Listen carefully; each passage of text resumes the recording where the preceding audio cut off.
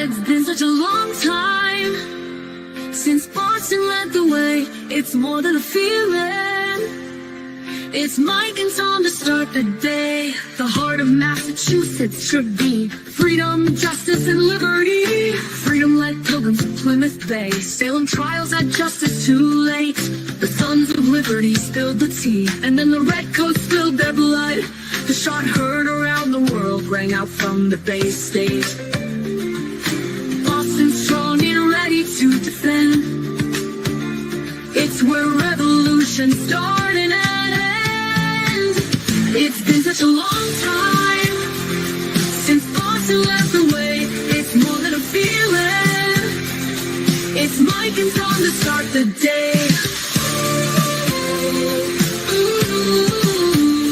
Quincy Market, Freedom Trail, Charles River, Boston Harbor, Bunker Hill, Griffin's Wharf, Fenway Park, Omar Charge. It's been such a long time since Boston led the way. It's more than a feeling.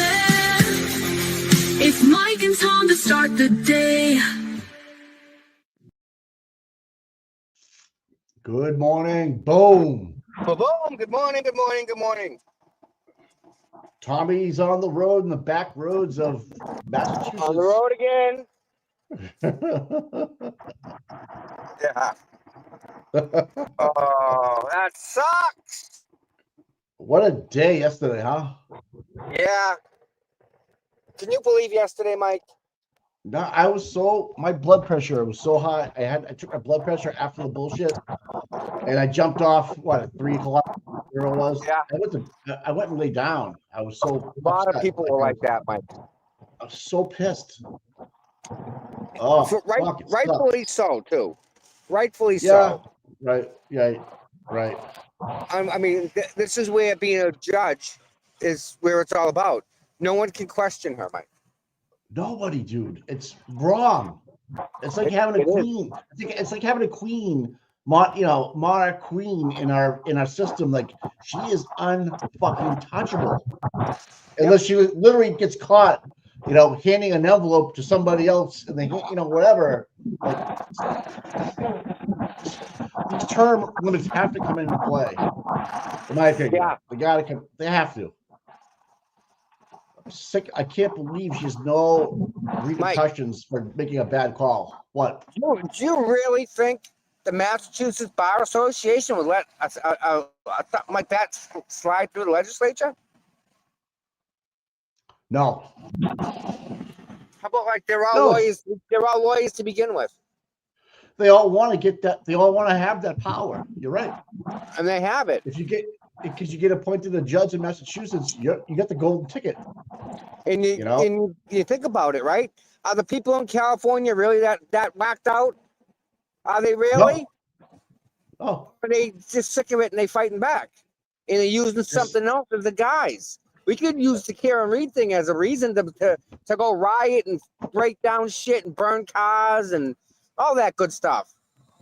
It's fucking crazy, dude. I can't get over that we have a queen monarch just sitting up there making decisions with no accountability. None. Yeah, impunity. Right? Nothing. Yep. Like, what? No. No. You always want to change to get better. And she is sitting back on her ass, doesn't give a fuck, and doing whatever she wants to do at any cost to anybody. Freedom, the prosecution, whoever. And I am like, just it's protect the McCabe at all costs. Right. Courtroom, bringing you every minute of her new trial live. I find it so hard to believe that there's no oversight bar at 4, whatever. On the NBC and Boston News. I don't know. Just find it really hard, man. I'm upset. I was so upset. And then to watch Bob Alessi with his passionate argument about why it should be thrown mistrial was unbelievable dramatics in the courtroom. He's so good. He's so good. He's so good. Yeah. Like when he put his gloves on and he's so articulate, talking to the judge, makes an awesome point. Hank Brennan turns 5 shades of red. Like, I didn't think the guy could even get that red. And simply says, I made a mistake, and that's how we're going to go with it. And the jury should be instructed as such. And he was reading off his phone. He walked up there with a pile of papers, put his phone down next to his pile of papers, and read up his phone. So he knew he fucked up. And who else knew he fucked up? It was Lally and McLaughlin. Yeah. So my point's this. Is like, but go ahead. How about every attorney that's out there? They all know that they screwed up. Yeah, and then I was watching a little bit of E this morning before I watched a little Auntie Deb this morning, and to watch Channel 10 with Lou O'Connell and the lawyers on there and say, oh, you know what, it's perfectly acceptable, for these things to happen, and like they're part of the problem. Street media is part of the fucking problem. So sick of it, so pissed off. And they put him on a fucking pedestal. They do. They get so many eyeballs for the common layperson. Like, if I was just starting to watch the trial, I wouldn't know what to fucking think. But thank God there's people like you and, Turtle and Brian and Mike and Bettero and everybody else out there. Melanie, just doing what they gotta do. James and GFK, just get it done, dude. We know what the deal is. It's like, fuck this shit. We know what's up. Kind of fighting the system. Right. It sucks. It's hard. Yes, very hard. Especially when they have the guns and badges and will throw your ass in jail for fucking something stupid. Exactly. Right? Then you have Aiden fighting for his life. They're trying to put him in jail. He's going to go to court. All this nonsense. Over nothing. Bullshit. Over lying. Over lies. And again, there won't be any repercussions. There won't be anything said about this. And a year or two from now, when this Karen Reed gets acquitted, it just doesn't stop there. The fight still goes for change. Yeah. Mike Morrison needs to step down. He needs to move on. He's got this big pension, whatever he's got going on. It kind of starts at the top, right? Yeah. Imagine if Hank Brennan gets appointed to be a judge. Imagine that. How about if he gets appointed district attorney in Norfolk County? Yeah, no. See, he's got to run for that will never ever happen. I don't think. Yeah, they all need jail cells, but in reality, guys, you really think it's gonna happen? But here's the problem. Point where, what? If Hank Brennan ran for district attorney, he'd win. He might. He would. Because the people that actually walk up to that ballot booth and push the button for whatever candidate they want, they're the reason we have what we have. Obviously, there are more of them than there are of us. That's a problem. I know. And that's ignorance. Well, on our part, we should have seen this coming. Not on our part, no. On the public not knowing what mainstream media is feeding them and how much of a hold this county has on these people with their eyeballs and their ears and what they're what they're seeing and listening to is such like horseshit. Do we know the honest to God truth about California? Do we know everything that's going on? I bet you the YouTubers do. But here we are watching mainstream. They're shooting each other, so let's not talk to them. I know. Shit. Did you see that? Yeah. Did you see that? That was fucked up. Insane, man. Insane. But yeah. Someone said they only had they don't have a lot of followers either. Like those two YouTubers. Like they weren't like hundreds of thousands of followers. They were just like that's fucked up. Like California. We're only looking at what the news is showing us, saying, "Oh my God, look how bad it is," and we're believing the shit. We're just talking about them lying to us, and yet all we know is what they tell us. So why wouldn't California do the same thing, right? Exactly. Right. So, yeah, I mean, here's the playbook. Here's the playbook. Every state gets a playbook, and we're gonna all right, and then that's it. That's what you're gonna do about it. Yeah, so RVA, the dude that had 3,000 followers and the dude that shot him had 10,000 followers, Tom. That's it. Wow. All right, well, I can understand that being a small little channel. It's all personal. You know what I mean? I guess he's still on the run. Dude's dead. Oh yeah, he shot him with a gun. That's what usually happens. Thanks for the clarification. But yeah, I mean, like a channel is like a kid. It people take it that personal. Right. Oh, I get so heated yesterday with Hank Brennan with this fucking bullshit. And then him staring down Karen. Do you see that where he walks by Karen and stares her down? No. Oh, yeah, there's a clip out there where after Hank Brennan apologizes, Karen's turned around in her seat, staring at Hank Brennan as he walks back to his chair, and they just both lock eyes. Like Hank is a fucking rat fuck. Yeah. Rat fuck, dude. Crazy, dude. If I was to see this with my own two eyes and really invested into this, I wouldn't know what to think. This is fucked up. A year ago, Yeah. we were all thinking that, this is good. This is all right. We're good with that. All of a sudden, look at us now. Freaking Yeah. Ronnie and this distractor. Oh, that's a distractor. You know what, Ronnie? You're really dumb. And you can keep calling it whatever you want. I'm going to call it, you're just a fucking idiot, dude. You're dumb. Yeah. And then, of course, Distractor. You're some dumb. some of the channels start exploiting them. Like, all right, get out here and say that again, Ronnie. Get out here and say that again. We like that. That's good. Well, I'd love to talk to Ronnie.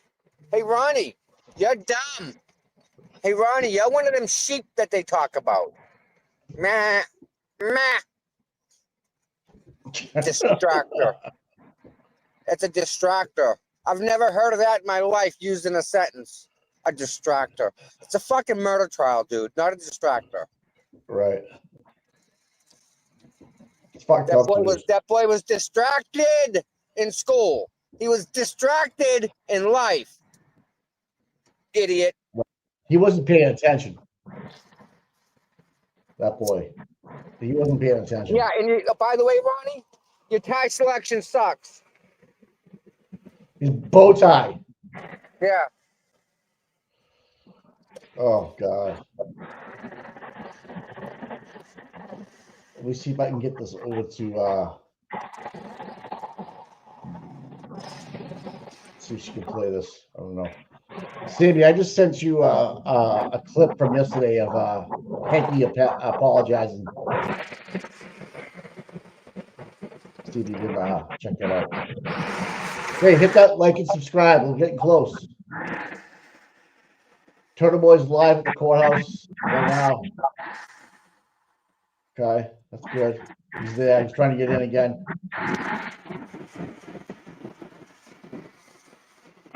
Stuff going on. A lot of people covering the case. I love it.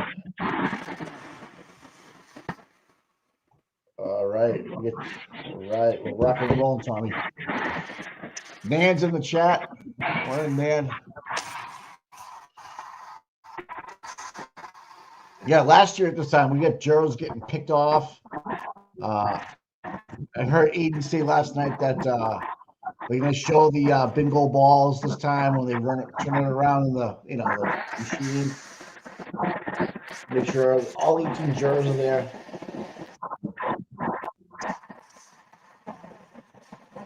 Oh. Hold on, I'm gonna try and send stuff. Okay, buddy. But Mike, hold on. We should pull over if you have to. All right, we need to know how many sidebars today. Yeah, I'm thinking 9 again. Tom, people want to hear you do the sheep sound again.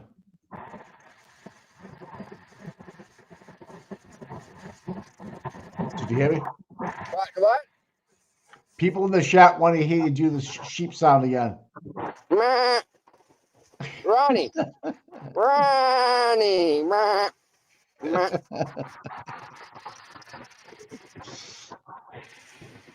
Yeah. Ronnie, what a guy. Distractor. Distractor.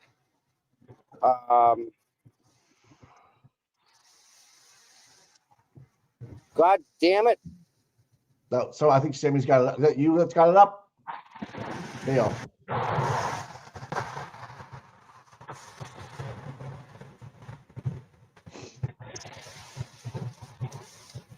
I think I got it. Hold on. Yeah, dude. Wow.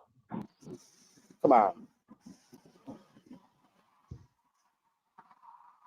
No volume.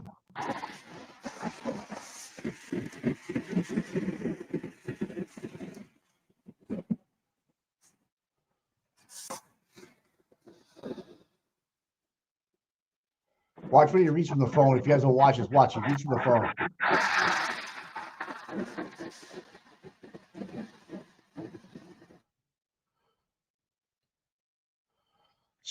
There's just no volume till I'm on the feed. That's all.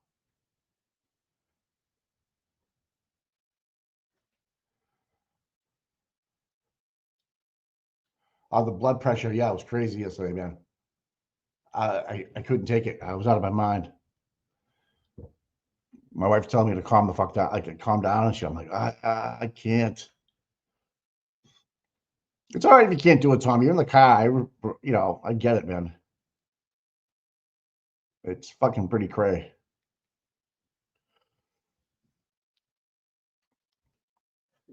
And who's the girl that fell down with the dog chain with the dog leash yesterday? Holy shit. Mike, it wasn't an apology, Jojo. Oh, you there? Yeah. I was muted. Did you see that lady who took a digger? Poor lady. Yeah. What happened? Like the dog got wrapped around her. Yeah. I watched the whole thing happen. I couldn't stop it. It was just I figured you were right there. Yeah. Yeah. She saw Crash Daddy, and she had made Yeah. a sign. I love you, Crash Daddy, or I love you, Dr. Right. Wolf, something. And she saw him, and she's freaked out, like, oh my God, like there he is. And she turned around to go run to him, and she went over the leash, and she thought she stepped over the other one, but when she went to use her foot, it just wasn't in front of her, and gravity takes over at that point. Physics. Jesus Christ. I saw the Yeah. fall. I was like, holy fuck. Yep.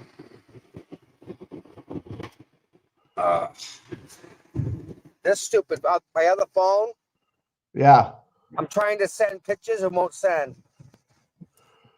For whatever reason, it won't send. That's all right, buddy. They're pretty good pictures too.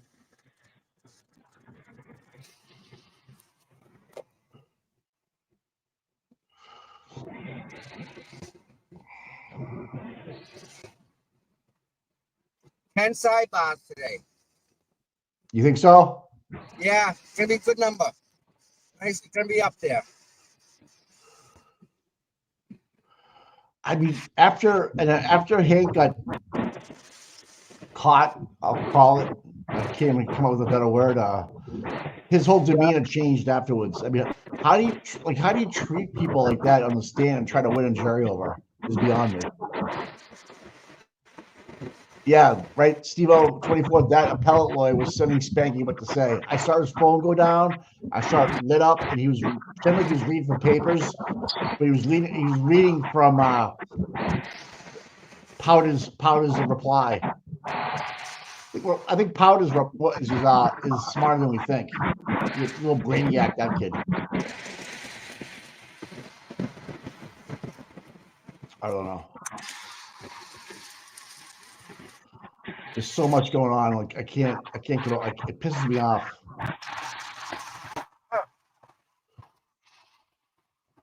Oh, the Marines will be deployed to LA. Wow. Really? They did Yep. do that? Holy shit. Now, where the Marines are located in LA, it's like the worst base. It's in the shit down there in LA. Oh yeah, it sucks with the living and shit. It sucks. They are gonna go hog wild, dude. I'm telling you, they will take. This is no bullshit. This is serious shit. This is what they voted for, Mike. This is what they voted for. Right. This is it. They got what they wanted. Right? Wow. Same with us. Yeah. Yeah. We're a product of what we voted into office. Gavin Newsom. Yeah. Yep. Nancy Pelosi. Oh, fuck. Jesus Christ, dude. Don't get me Head of the Democratic Party.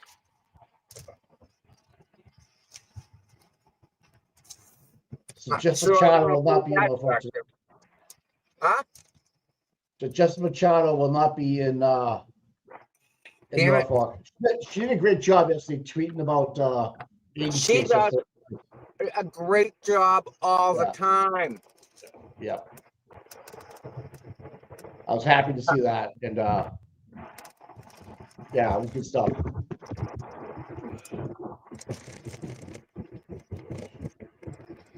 What did you do last night? Anything? Did you just chill out? I made dinner and I crashed. Oh boy, I crashed. Oh, dude, I was so I don't know what it was. I get so sick. Like I was just like nerves. Oh, it hurt, dude. Yeah. Oh man. Absolutely. Mike, you're not alone, buddy. A lot of people were like that yesterday. Yeah. A lot of people. My wife's trying to calm me down. I'm like, it wasn't yelling at me, but she could tell that I was just worked up and I had to try. And then when you start talking about it and explaining it to her, your voice goes higher and higher. Yeah, and higher. it comes back. Yep. I'm just like, this is not helping. This is not helping. Let's talk about it. No, not that. I'm just gonna go upstairs and lay down for a little while and back down. I went upstairs and you know what I did? I went upstairs and I put a show on, right? And I listened to that. That didn't help. I'm like getting even more worked up.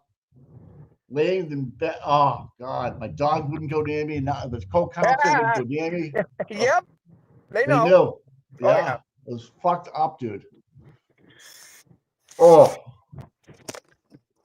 And then my wife's going, what are you gonna do when this is all over? I'm like, I really don't know. We thought about it, but we haven't really talked about it. Yep. So there's always stuff. We'll figure something out. We will.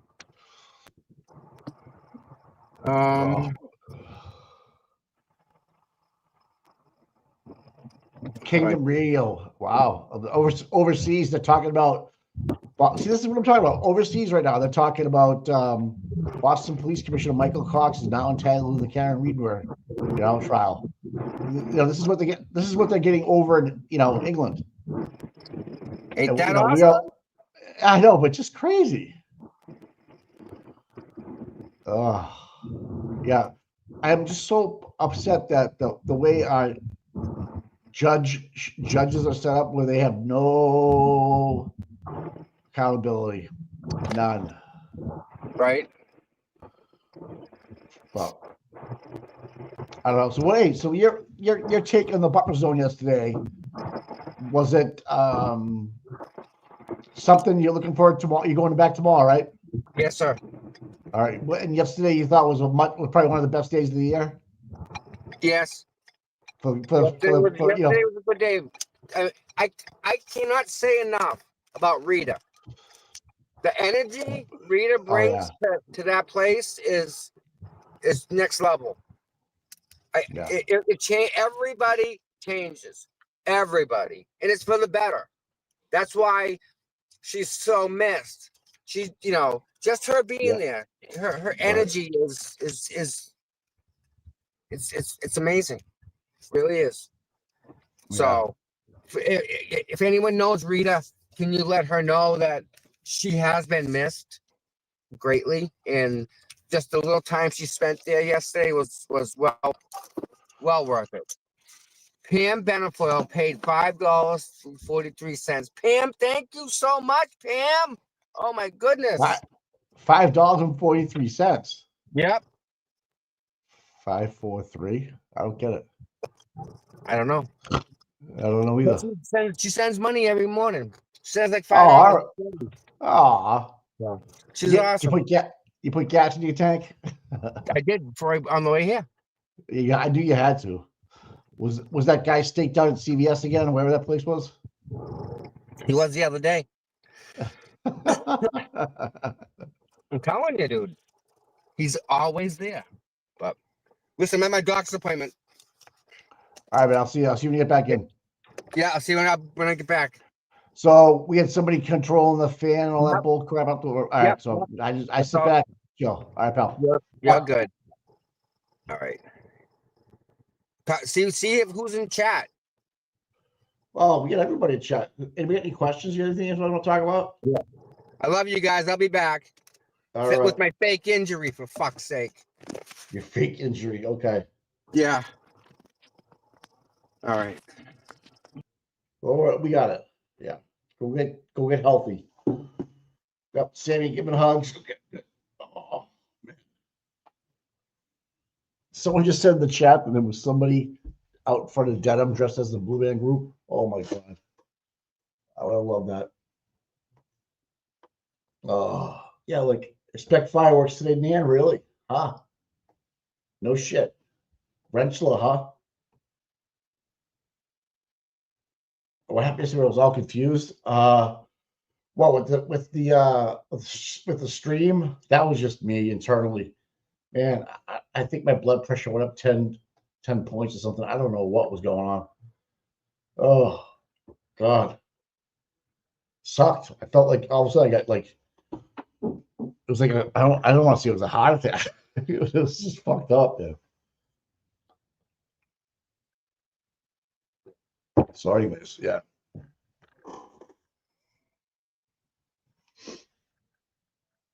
Aiden asked them to say resistance to syphilis. What's going on? So yeah, is this shit still going on with this whole thing? I have no idea. I don't pay attention. So,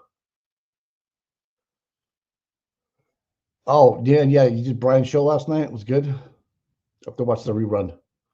Brian, man, he puts in a lot of fucking time, man. Holy shit, dude. You guys are fucking workaholic, man. Gotta watch out for your blood pressure, kid. What did I do now, Barry? What did I do? Be nice, Mikey. I am trying, man. I didn't bring it up. Someone else brought it up to me in the chat. Sorry.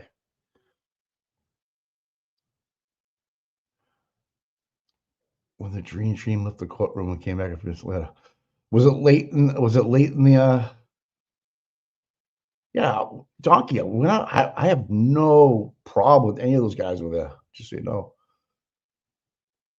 Oh, okay. Nan's coming to Mass next week. All right. And she's home from the St. Louis ball game. Oh, okay. I didn't know. Yeah, I'm cool with those guys, man. I have no problem with those guys. Just do your thing, man.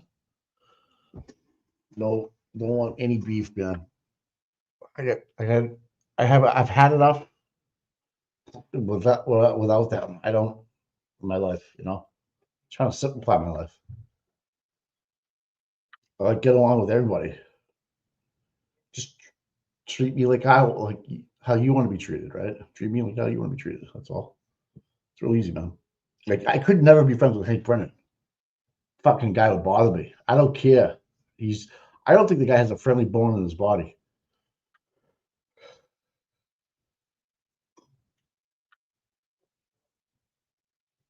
Okay. All right. Cool. Thanks, Barry. Yeah, you know, we should all be the same team. Yeah. Imagine if the jury sent Bev a note saying you need to step down. I don't know.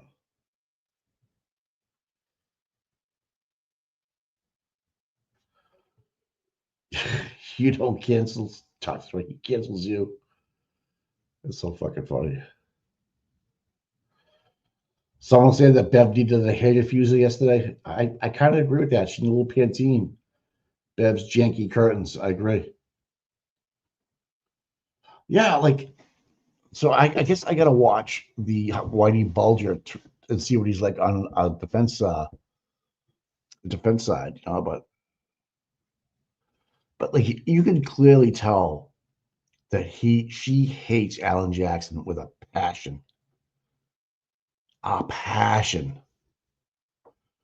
and you just like, what the fuck?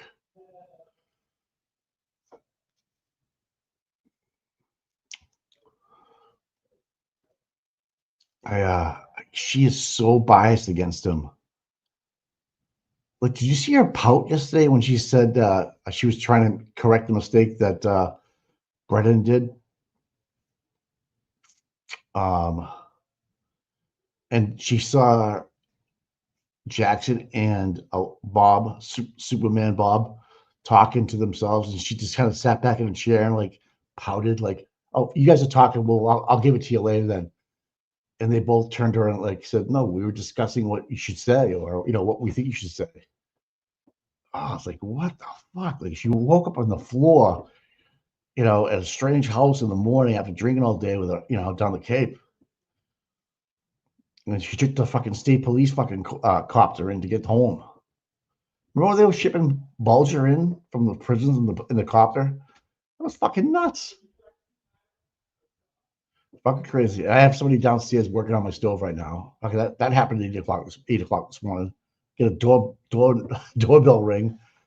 My wife had set up with the Yale people to come down and get the stove. I'm like, what? 8 o'clock in the morning. Someone's ringing my bell. I'm like, what? I'm thinking it's Kent and PE. That's all fucked up I got going on. She's like, is she like the worst judge? I mean, can I base my Supreme Court judges just like this? Because I think federal is a whole other level. Shelby, good morning. And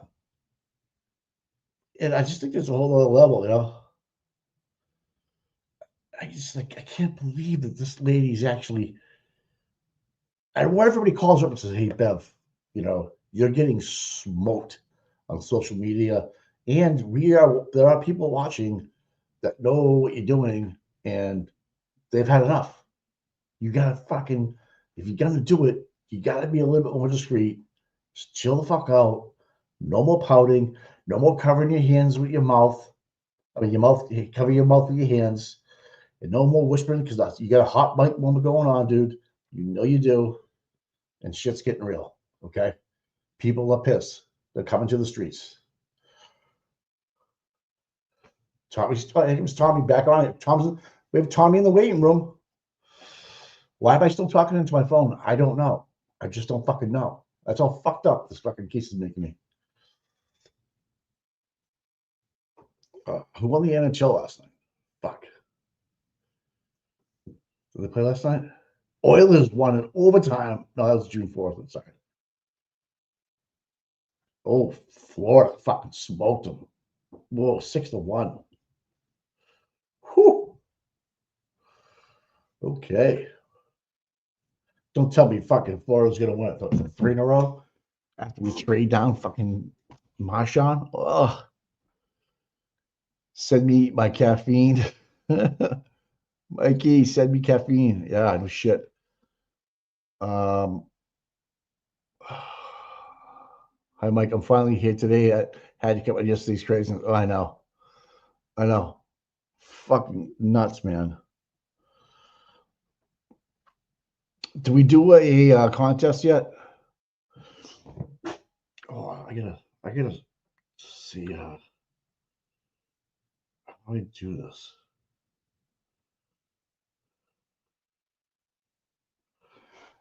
Oh yeah.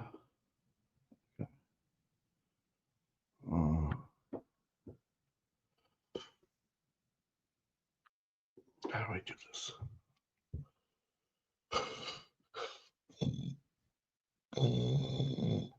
Oh, sorry. Okay. I'm gonna put you in my contacts. That's what I'm gonna do. Tommy just liked this on this. He's in the he's in the waiting room, waiting to go in. All right. Okay.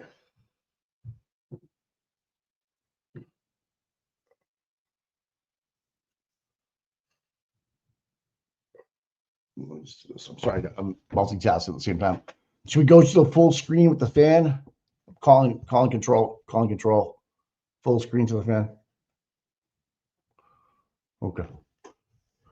Yeah, what if I'm Marshall? I can't get over how much like he made the he's won serious games for those guys. Fucking nuts.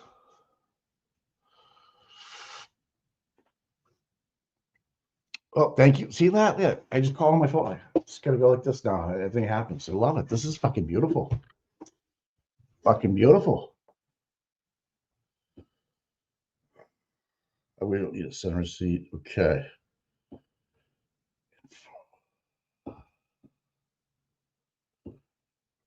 Okay. It's okay.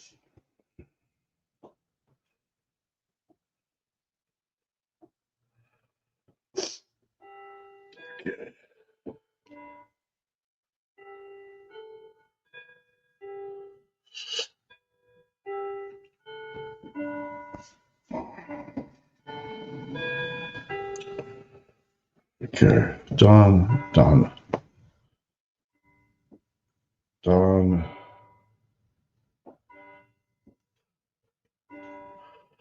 So we can't have pictures of that. Okay.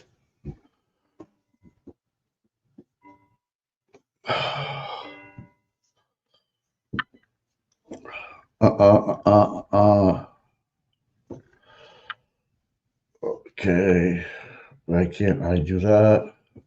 Come on, court, start. La da da da da.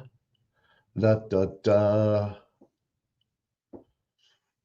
Okay. Get to that. Address book. Open address book.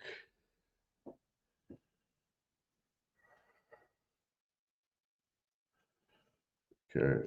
I don't want to do wallet. Oh, no. Okay.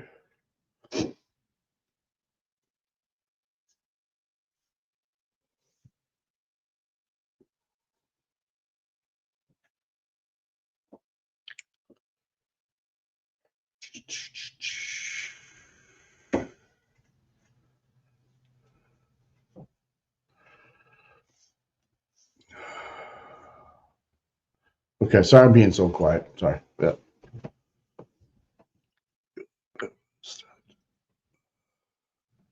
Yeah, Gail, yeah. I don't know what's going on, man.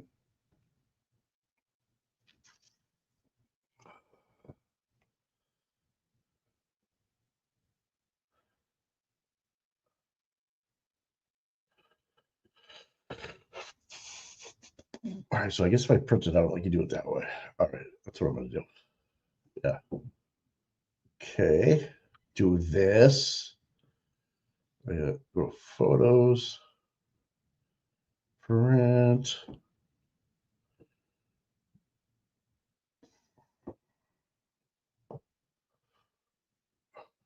Connect to printer. Okay, cool. Things are working. Some caffeine might be coming. Hold on, people. Hold on.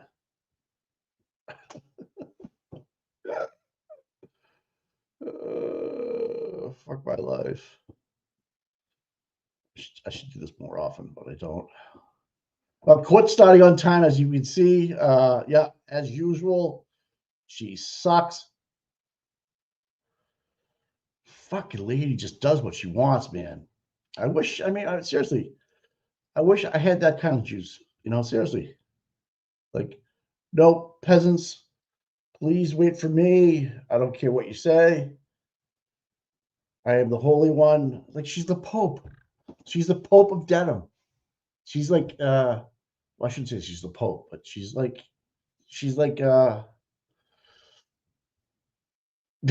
oh, Danielle, you suck. Oh, I'm talking into my phone on this clip that she just did, and I'm literally, it's not. I feel like I'm accomplishing something, but there's nobody at the other end of the phone. I'm such an idiot. And why have all days, weeks? This is the week where I feel shitty. Should I go for a third cup of coffee today? Oh God, I think that's why I'm stressed out. Look, the pimp of denim, yeah. Like, I even know what town. I even know what town she lives in. Not that it's a big deal, but she lives in the South Shore. But still, like, what the fuck? How do you get this way? Are you taught this, or is it that just the way you live your life? And Howie Carr, if you're not reading Howie Carr's articles in the Herald about the hackerandas, so this guy Brady that was caught at the jail, he's like the biggest hack going. He's married to somebody. She's got a brother that's a judge in Stoughton. It's fucked up how these people all breed each other into the hack of Massachusetts and get the kiss every month, for 100,000. It's so fucked up. Yeah, corruption is by it, right? It's like now, I'm not trying to think now, Hank, if he's hired as a special prosecutor, does he start putting points to his retirement? Like, no, I'm good for now. I think Tom won't be out in there too long, Shelby. If anything, you can come on. You hack. I'm just waiting for Bev to start. This is fucking fucked up. And the whole other thing is too, why, if everything's planned by the defense, right? Why did they call the guy with the measurements of the yard? I understand Whiffen's 84 feet, steps where we're running, so how it puts John in the house. I get all the westerly direction. I get all that. But what's the real, like, why did he put him on the stand? When they could have done it in summation, Alan Jackson says, well, we have even within their own witness states this. We got him going in a westerly directions. Oh, comma. The Canton PD is like on their third or fourth generational employment. Honest to God, I am not kidding you. Like, if you look at Kelleher, Lenahan,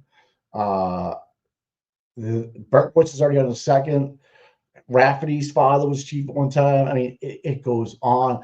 Not only that, the fire department guys, both of them, and the houses are passed down.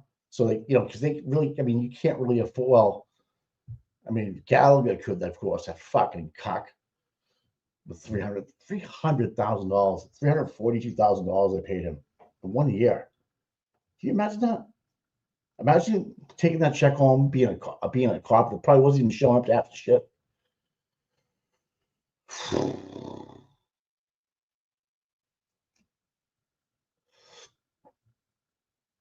Guys, I'm already getting worked up. Here we are watching the fan. It's fucking quarter past 9. I'm gonna take care of your time, jury. It's what I care about. She does not give a fuck about the jury. She cares about her schedule. Did you hear her say, I'm almost forgetting giving you last Thursday off? I'm like, what? 30-minute delay today. That's about part of my contract, Doc. I think they must be doing a sidebar all day. No, they would show it. Fuck. Yeah, I don't smoke anymore. I'm really considering going back to it though. I haven't got high in a long time. I miss it though, I'll tell you. Especially I know a lot about it. A big advocate for cannabis, just so you know. But I stopped. I don't know why. I just stopped. I think I just needed a break. It's been a couple of years. Yeah, I think everybody should it's one of those days, right, where it's kind of shitty out here, RVA, where you could just hit the bomb or take an edible and just lay back on the couch and watch this trial. It's probably the right thing to do today. I won't, Yeah. But like all the federal judges, are they this bad too? Like your your outcome is already predetermined before you even get into court, so to speak. If you don't have money, these people that don't have money, they can't have a representation that's as good as Karen's. That's fucked up. So it all comes back to the money.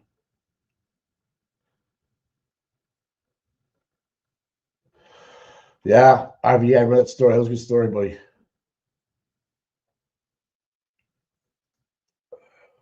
Yeah, I used to do that shit. I used to get up in the morning, have coffee, get fucking all situated all day. But I was smoking like an ounce a week. But there's probably a lot of you out there that still do that. I grew my own. You are unmuted. I had the whole thing going on. I grew. I made strains. I did everything. Here we go. All right. All right. So I received a couple of motions a little while ago. Good morning, everybody. I'm sorry. Yeah, fuck you guys. And there are some things we need to talk about from yesterday. Yes, there is. Is here.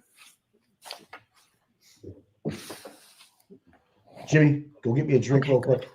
All right. So the order I'd like to do is, Mr. Jackson, yesterday you were going to take a look at any photographs you intend to put in with Dr. LaPosada. Yes, those have been presented to the council. All right. Can I just, are you all in agreement or are you just looking at them now, Mr. Brennan? I haven't heard specifically from Mr.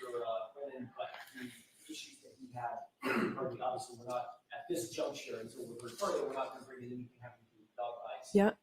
Claws, dogs in tissue, any of that information, but we are going to bring in exactly what we did yesterday. If there's an issue with, for instance, the ecchymosis, we've got a clean copy of the photograph without any of the narrative next to it, which is explanatory. The only one I think that does have narrative is the one with the Lewis machine, which Mr. Brennan indicated yesterday did not have. All right. Position would probably.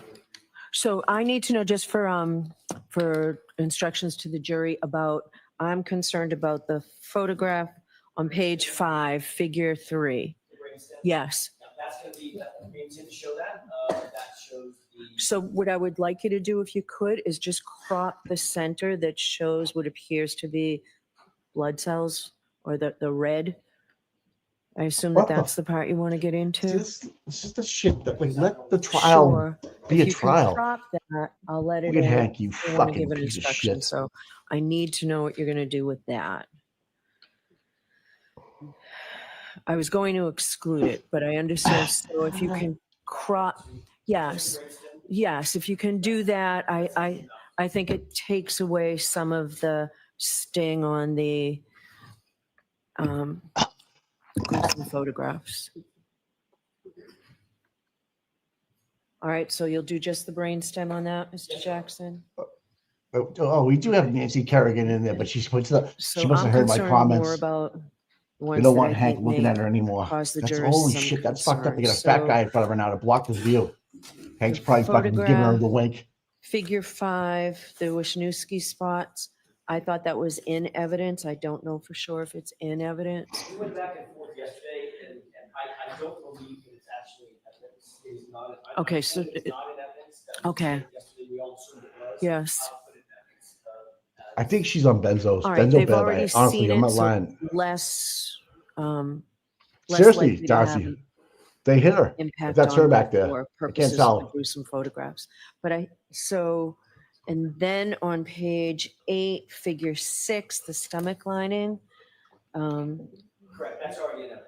Okay, that's what I thought, Tori, you told me yesterday, the number, right? So those are in. So are you using them again? I'm going to use them again comparatively, and probably side by side. Okay. All right, I don't have a problem with that. Does the Commonwealth? I don't. Okay. All right. See, Those are the ones Brennan's I got was some new concerned suits. about Huh? for You purposes must got of a an check in the instruction. mail, paid for If some new there's suits. objections to hearsay or something, I'll give Mr. Brennan an opportunity to take a look at whatever he's got. Understood. Okay. So another All right, sidebar, you're saying? So With that, that's helpful. Thank you. So there is a new motion this morning Hank Brennan suggesting again. that the Commonwealth open the door with their questioning of Dr. Russell to allow Dr. Laposada to talk about bite wounds. So I've read that. Correct. I'd like to be heard on that, briefly. Okay, sure. Thank you. All right, come on, AJ, bring it home, buddy. I'd like to start, if I may, by marking two documents. Mickey haircuts in the house. Dr. Laposada's entire report, and the second Oh, is great. her entire CD. Okay. Yeah, those are the ones I needed from yesterday. So, yes.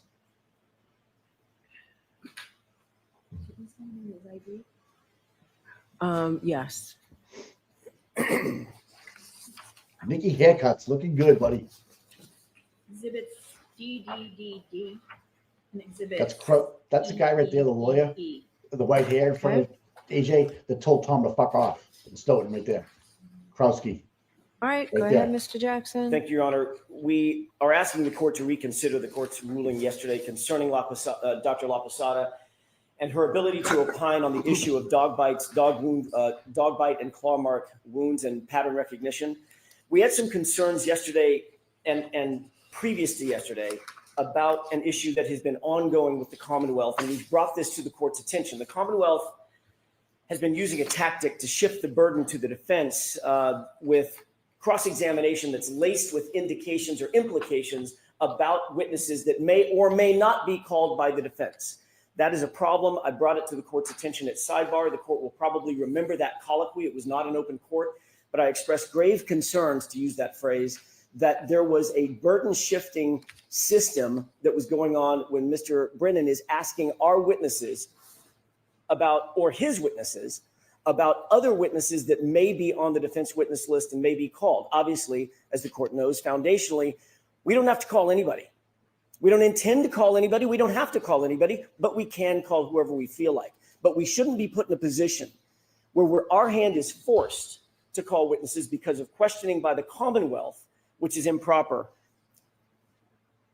After I brought it to the court's attention, Mr. Brennan has continued along that same line. The Commonwealth has continued along that same line, and I want to bring something to the court's attention specifically. Last night, we pulled the tape. Dr. Russell was cross-examined by Mr. Brennan on the issue specifically of Dr. Laposada and her opinions regarding dog bites. He asked questions over and over and over again. The colloquy probably lasted more than 5, 6, 7 minutes with Dr. Russell, specifically on the issue of whether or not she had seen Dr. Laposada's reports, whether she was aware of Dr. Laposada's opinions, implying that Dr. Laposada had opinions about the dog bites. She was asked if she was familiar with Dr. Laposada's credentials. Dr. Russell said, yes, she was familiar with Dr. Laposada by name, that she thought she had impeccable credentials, and she very much wished she could have seen her reports as it relates to dog bites. It was an intellectual curiosity by Dr. Russell that was evoked and elicited by Mr. Brennan on cross-examination of Dr. Russell. She was then asked the seminal question: did the defense, Dr. Russell, give you any reports by Dr. Laposada related to dog bites? What page is that on? And the transcript? Yes. Oh, my motion's back at the desk. Oh, I see it. Does the court have it? Yes. Okay.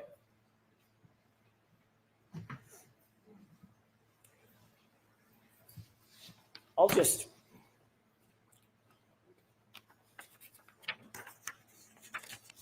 read it. Question by Mr. Brennan to Dr. Russell.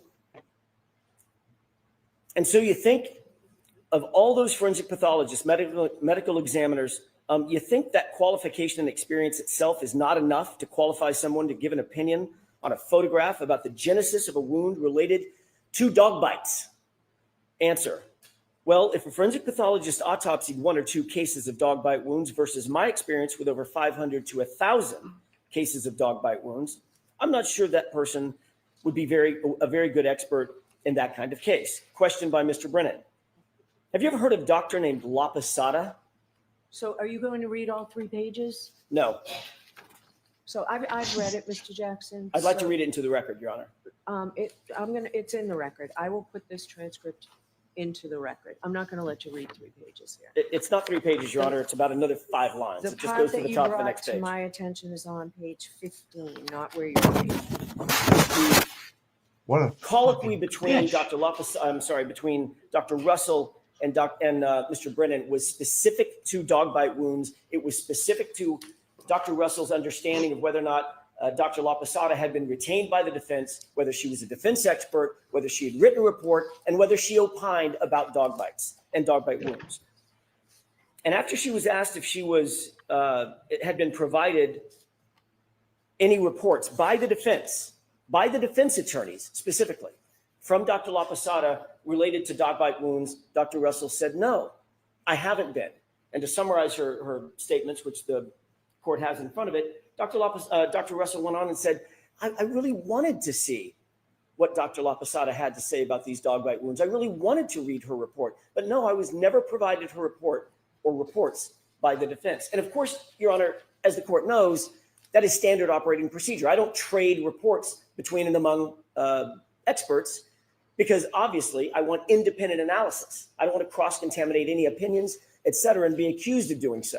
So of course we didn't provide a report from Dr. La Posada to Dr. Russell. But Dr. Russell's intellectual curiosity was then extracted from the witness stand and the jurors heard all of that. So then days later, not weeks, not months, 3 days later, after eliciting testimony from Dr. Russell about Dr. La Posada having a report, being hired by the defense on the issue of dog bites and not providing that report to Dr. Russell, the Commonwealth then moves to exclude the very testimony that he was eliciting from Dr. Russell, leaving the jurors with a very, very deep and irremediable misimpression. They used it tactically as a sword and a shield, and that's burden shifting. That leaves the jury with the impression that Dr. La Posada was consulted by the defense, number one, that she wrote a report, number two, that the report was about dog bites, number three, that she didn't provide that report to other experts, number four, and the reason she didn't, obviously, is because her opinion, Dr. La Posada's opinion, would be harmful to the defense. That's the only reasonable interpretation of those facts. And the Commonwealth has taken advantage of that. The Commonwealth's questioning of Dr. Russell about Dr. La Posada and her report and her opinions about dog bite wounds specifically was deliberate, and it left the jury with an open question. We know they consulted her. We know it was about dog bites. This is how the jurors are thinking about it now. We know they consulted her. We know it was about dog bites. They hid the report from Dr. Russell because they didn't want her to know about it. Ergo, must be harmful to defense. Now we've got Dr. La Posada on the stand. Her credentials are peerless, absolutely peerless. They've got possibly the most qualified medical examiner in the country, certainly on the Eastern Seaboard, right in front of them, about 6 feet away, and the defense is not going to ask a single question about her opinions concerning dog bites when she reviewed the entire autopsy. How is the jury going to conceive that? How is that going to land with them? The answer is they're going to think, they have no choice but to think, the only reasonable explanation is if Dr. La Posada's opinion helped the defense, they would ask her. If they don't ask her, it's because whatever Dr. La Posada says about that right arm and those wounds, it's got to be harmful to the defense. They would absolutely ask the question. So the Commonwealth got to have it both ways. They got to ask Dr. Russell about Dr. La Posada and imply that Dr. La Posada had opinions about dog bite wounds. And then they have it the other way, which is let's ask the court if she will exclude Dr. La Posada from testifying about the very issue that they brought up in front of Dr. Russell. That cannot stand. That ensures, it reasonably ensures that the jury will misrepresent or misunderstand the import of why we're not asking Dr. La Posada about her expert opinion, especially as it specifically pertains to dog bite wounds. I want to talk for just a second, and that has, by the way, that has constitutional implications. Ms. Reed is entitled to a fair trial, not a fair trial that the Commonwealth designs, not a fair trial that the Commonwealth curates, but a fair trial. Regarding Dr. La Posada's credentials, we went back through, specific to the court's questions yesterday, her resume. There are no fewer than 13 classes, 13, that she has taught specific to wound pattern recognition that have included dog bite recognition. On page 7, she was the course director for medical legal death investigation. That was in 2013. She taught about dog bite recognition in that case, or in that course. She was a thesis advisor for Master of Science Graduate Medical School, Boston University School of Medicine, taught about dog bites. Staying with page 7, forensic pathology course director in pathology, course 205, taught about dog bites. This doesn't get in. This is crazy. Training division of trauma and surgical critical care, teaching on the issue of wound recognition, animal bites, and specific to dog bites. Pediatric forensic pathology, Texas Homicide Symposium. She was a presenter in 1989. She taught about the issue of dog bites as it relates to pediatrics, children, dog bites in children. Forensic aspects of physical child abuse as related to being left with dogs that can injure a child, dog bites, dog bite recognition. These are all classes taught by Dr. La Posada on the issue of dog bites to other medical professionals. The one that stands out, however, and I'm not going to go through the other 9 or 10 or 11. The one that stands out is 2015 and 2016, 2 courses. The name of the course, Emergency Room Forensics, Evidence and Patterned Injuries, New England chapter of the International Association of Forensic Nurses, taught in Norwood, Massachusetts, both times, specific to dog bites and the issue of dog bites as seen by emergency room physicians, how they should handle them, what they should do with them, how they should view them, what to look for in terms of pattern recognition. She's eminently qualified. I will leave the court with one thought. The court indicated when qualifying Dr. Russell, one of the preeminent things that the court mentioned in qualifying Dr. Russell is that Dr. Russell utilized a methodology that the court sanctioned and quoted and said the methodology that she used of wound pattern recognition, dealing with differential diagnosis, utilizing and interpreting dog bites by the method of exactly what Dr. Russell did. Differential diagnosis is something that the court said was exactly why the court sanctioned Dr. Russell and blessed Dr. Russell as a qualified expert. And that's exactly what Dr. La Posada testified yesterday she utilized and utilizes in coming to her opinions and conclusions.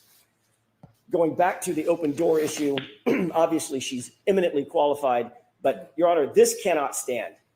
The Commonwealth cannot have it both ways. They cannot walk up and say and leave the impression with the jurors that Dr. La Posada opined about the dog wounds, but we're not able to hear it. We, the jurors, are not able to hear it because obviously that is something that is her opinion, whatever it might be, is harmful to the defense. When in truth and in fact, it's exactly the opposite. Dr. La Posada's opinion has never wavered. Those injuries on John O'Keefe's arm are from a dog, period, full stop. Anything less than presenting that to the jury at this point would be to perpetrate an intentional fraud on this jury. Ms. Reed is entitled to more. She's entitled to better. She's entitled to the evidence. All right, thank you. Mr. Brennan?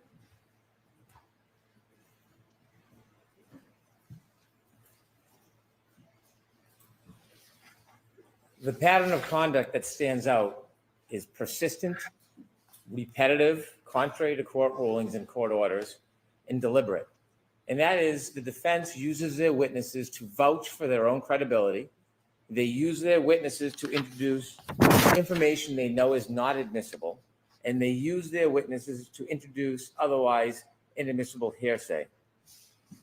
Dr. Russell took the stand, and she was led into answers where she was vouching for her own credibility. Dr. Russell promoted herself not only as an expert, but through the defense's questions as virtually the only expert in America who has the expertise to give this type of opinion. It is the defendant's tactics that open these doors that they then want closed. The defense had Dr. Russell all but assure the jury that she uniquely was in the position to give any type of opinion regarding dog bites. Inevitably, when I asked Dr. Russell, and I began asking her about her credentials, whether she thought that she was exclusive, and I mentioned Dr. La Posada, she denied ever reading anything about Dr. La Posada. I did not specify whether she read an opinion about a dog bite. I asked if she had heard about Dr. La Posada. She denied it. And then she told us that she knew about Dr. Sheridan. Unsolicited, then added that Dr. Sheridan, involved in a previous proceeding, believed that the bites were consistent with dog bites. I don't know how she became aware of Dr. Sheridan's testimony, and since the defense doesn't speak to her about these things, she must have watched it on her own. But inevitably, she introduced inadmissible hearsay and inadmissible opinions. And so the sum zero here is that Dr. Russell has denied that she saw anything relative to Dr. La Posada, ensured that she was exclusively qualified, and introduced an improper opinion.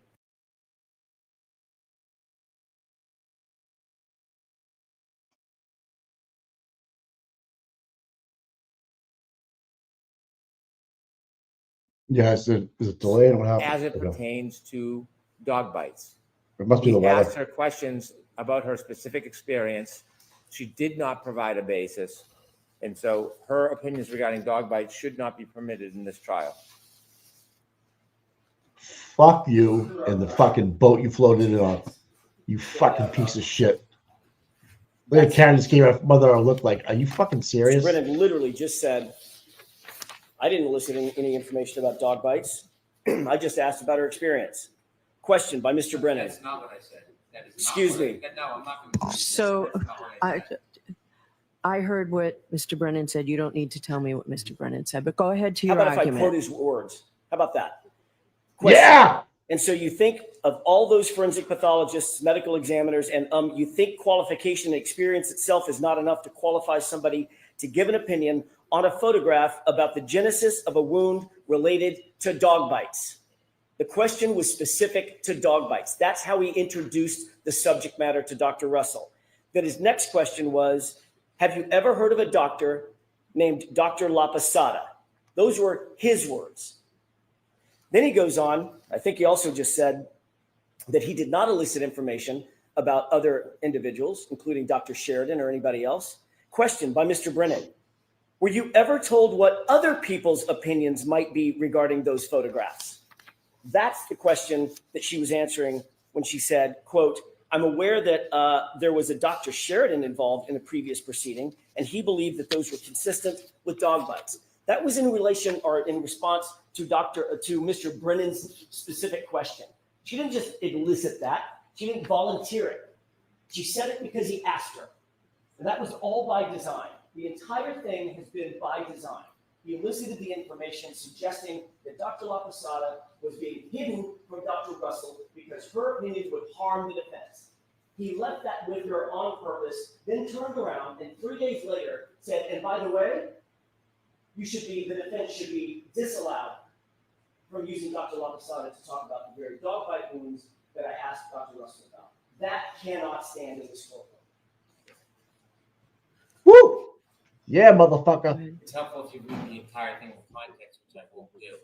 We always have a right to object to an inadmissible opinion. So the suggestion that somehow an ambush here is not only misplaced, it's strategic by the defense to try to create a narrative. It's improper. All right. I'll be out in 10 minutes on this and we'll get started right away with Dr. Lapasada. All right, the court, please. Oh no.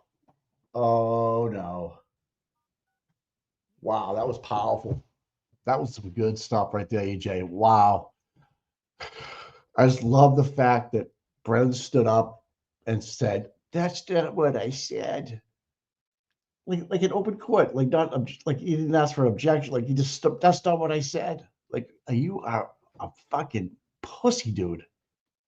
You are the biggest. I truly hate that man. I really do. I would never want to be friends with him. High school, middle school, college, never would ever want to hang out with that guy. Ever. No wonder the Commonwealth picked up. Oh, he's so unlikable. And this is forever, dude. You know, people going to Google your name and see a video. This is what's going to come up. I don't think he realizes that. Or maybe he does. I don't know. And I'm sick of Powder. Powder's killing me over here on the left-hand corner when they're up there talking on directs and crosses and stuff. He just sits there, looks straight ahead. He never once looks at the podium. He just looks straight ahead, like he can almost text on his phone without even looking down. That's how good he is. He just looks straight ahead. He doesn't move. Doesn't move. Like, does he have like some kind of colored fucking contact lenses on where he's reading his own fucking texts or something like that? Like, what is he sending wave thoughts? He's an appellate lawyer for the ADA or for the DA. Yeah, Powder, he looks, you know, you put it like Nikki Haircuts is right next to him and he's tan, he's a good looking dude, you know what I mean? Got it all going on, and you get fucking Powder sitting next to him. Looks like the goddamn the white sand of fucking you can see the white sand from fucking St. Lucia or St. Thomas or St. You know, this guy's a fucking ass clown. Yeah, Powder's like 5 years behind in his fucking puberty cycle too, by the way. You know, like seriously, enough. And all right, I don't even want to go there with the negative vibes. Is she gonna allow it or is she gonna deny it? Let's see a poll. You just put allowed or denied. Oh, please don't. Please be nice.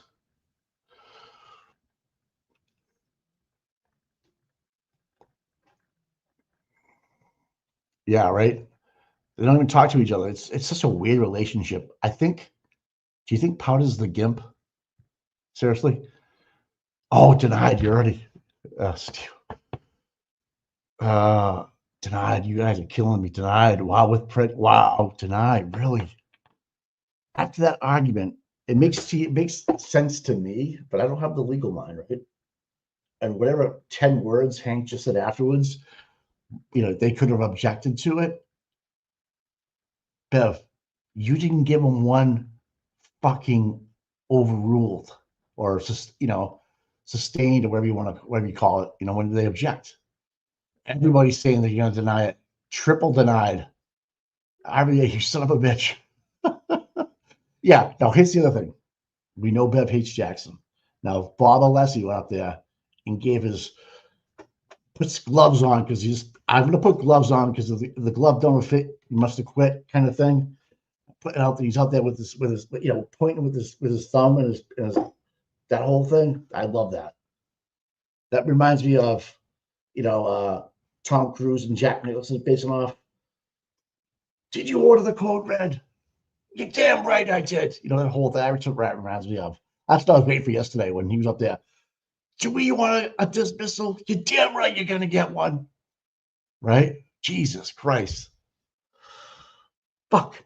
See, I gotta go take my blood pressure. I really do. I'm fucking going to lose it. I don't think I could be a lawyer because I'd be so invested in this that I'd die young. Yeah, well, Aiden, Hank Brennan just interrupted Alan Jackson making an oral argument. I have never seen that before. Nothing was done by the judge. He knows he can get away with anything with her. You're so right, Aiden, buddy.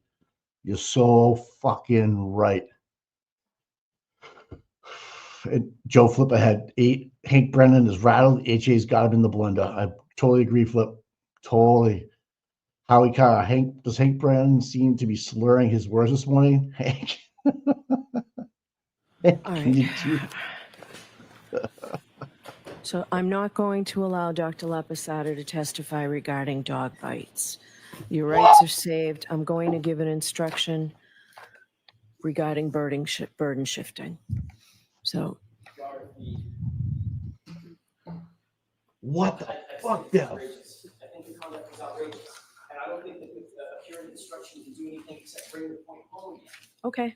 But if the court is not willing to allow her to testify to her full opinion to immediately be assigned to the service, can she at least testify that she reviewed the arm, looked at the arm, and it's consistent with an animal? Can we at least split the baby? I will do that. I'll allow that. Yes. Over the Commonwealth's objection. Then I look to have the cross-examiner, because if you want to allow a consistent opinion with a dog, Deny it. No, Mr. Jackson said animal. I'll leave it at animal if that's what I can get. I'll take what I can get. In her experience, Mr. Jackson, you have to lay a foundation. In her experience, seeing animal bites, this is Why are they consistent with so what she has seen hung in up an on animal bite. saving the Alberts? I'll come to Sidebar before I display anything. That will include. Sit the fuck down, Brennan. What an animal jaw looks like. No, it will not. Why is that? That's my ruling, Mr. Jackson. So no visuals. No visuals, just that one sentence that's What the consistent with fuck? what she has seen. It's an animal bite. A brief foundation, because I'm letting that statement in as long as she has said, as long as she testifies that she has seen animal bites over the years. That's it, Mr. Brennan. That's what I'm doing. So you don't want an instruction, Mr. Jackson? Okay. All right. So there are two other quick matters, but the jury's been here, and I don't think we'll get past the break without this anyway. I may have left it in the... I left it in my office anyway. So let's just bring the jurors in and move forward with this. All right, Paul, Okay, I'm sorry. Bev. Okay, Bev. Bev, you are fucking horrible. You're a horrible human being. You should not be sitting there. This is a sham trial against Karen Reed. You know it. We all know it. You are flushing your fucking credibility down the toilet. Down the toilet. You completely are handicapped. I mean, the defense is gonna win anyways. But what they've done to this defendant, Karen Reed, her family, her supporters, her lawyers, this is how you get corruption done through Auntie Bev. Because that's what I said. That's it, bitch. Like, what world are we in right now? Are we in North fucking Korea? Seriously. Like, is the secret police going to show up like they did for Aiden's house and take him away? Legit, right? This is insane. Maura Healey, what are you doing? Beverly Canone is going to cost you a re-election. Not only that, yeah, this is like, let's round up everybody that disagrees with me, because I'm going to stay in power for the next 1,000 years, right? Where's Winston Churchill? Right? Where's Winston with the V for victory? That stands for, people. Victory. Winston Churchill, that's peace, and that's victory. Winston Churchill, where is Winston Churchill? We'll fight him in the rivers. We'll fight him at land. We'll fight him in the sea. We'll fight him in the air. This is what we're going to do? Then we'll do it. But this is bullshit. I thought we already fought these fights, Freedom of speech. Where's Trump? What's this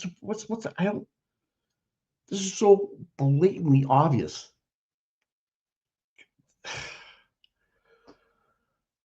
Oh God. Oh my God. I'm so upset. I don't know. Yep. Olivia, Dr. Laposada literally teaches dog bite, wound, pattern recognition classes. She teaches the fucking class. In fact, she's taught no less than 13 dog bite, wound, pattern recognition classes. And I think that makes her an expert. Andrea Burkhardt, thank you. Right? But still, I got to do something, man. Beach Bum, I'm telling you. Man, thank God. Where's my dogs? Where's my co-counsel? Jesus Christ, man. Get my therapy dog up here. It's so infuriating. Like, I just see it happen in front. It's like watching, like, seriously, I would be like, if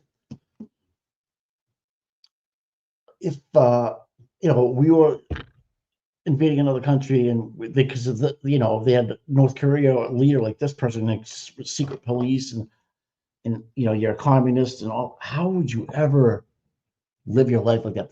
But I get that's all you know, so you don't know what the difference is. But how? This is not freedom. This is not a justice system that is equal. But anyway, that finger is on that scale of Lady Justice right now and is pressing down on it. And that's Bev Cano. She has got her finger on that scale and she is pressing down on one side of that scale. She is not playing with a level court.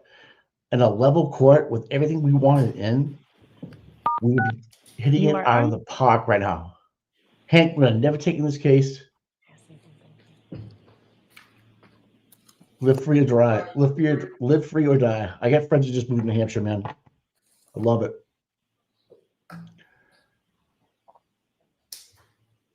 But like, how can someone that's in a authoritative power that has some kind of say in the state look at this, read the court reports, or watch this and understand what we are voters are all watching? Oh, yeah, the prosecution is supposed to find justice too. You're right, Miss Lynn. They're the ones that are supposed to bring without a reasonable doubt. Beverly Kennedy, Justice of the Norfolk Superior Court, by the County of Norfolk. Draw near, give your attendance, and you shall be heard. By the state of the Commonwealth of Massachusetts, court is now open. You may be seated. Good morning, juries. I do have to ask you those 3 questions again. Morning, jurors. Thank you for your patience this morning. I know we brought you in late. Maybe should have brought you in a little bit later, but we've been working in an effort to sort of streamline things for you. So I do have those questions I have to ask you. Is everyone able to follow my instructions and refrain from discussing this case with anyone since we left yesterday? Everyone said yes or nodded affirmatively. Were you also able to follow the instructions and refrain from doing any independent research or investigation into this case? Everyone said yes or nodded affirmatively. Did anyone happen to see, hear, or read anything about this case since we left yesterday? Everyone said no. All right, can we have Dr. Laposada back, please? Look at her. She completely changes her voice and her demeanor. She is under that robe, honey. Under that robe, it's disgusting. You should be ashamed. It's pedophile. It's scary. It's scary.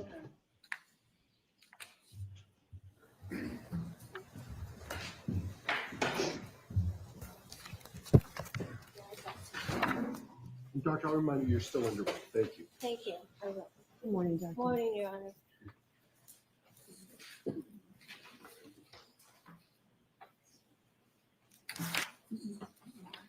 Oh, she got a bottle of water today. God bless that soul.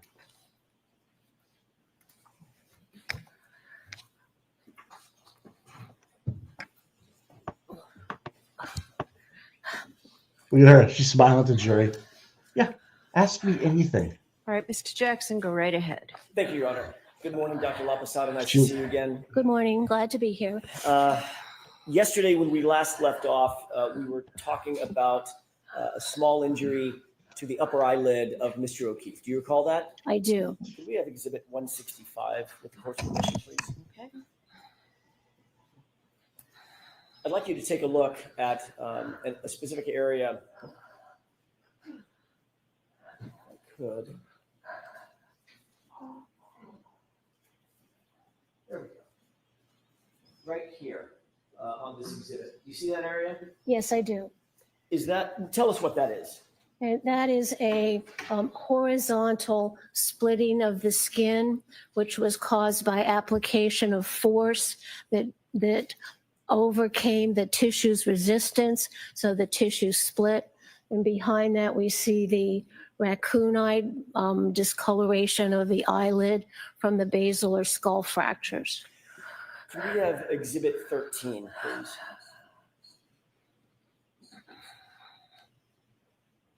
I want to draw your attention to this area of the vehicle. First of all, do you recognize this photograph? Yes, I do. How do you recognize that photograph? I recognize it from looking at it in my materials reviewed, that it's the rear of Miss Reed's SUV. Taking a look at the area that I'm highlighting, right about there. Yes. Could we zoom in on that area? Do you see that overhang over the window? Yes, I do. If I use the word spoiler, would you understand what I'm talking about? Yes, yes, I do.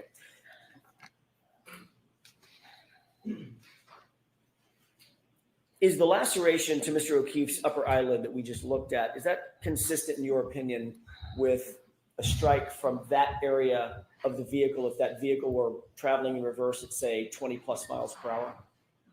No, that rounded thick area would not cause that skin defect in his upper eyelid.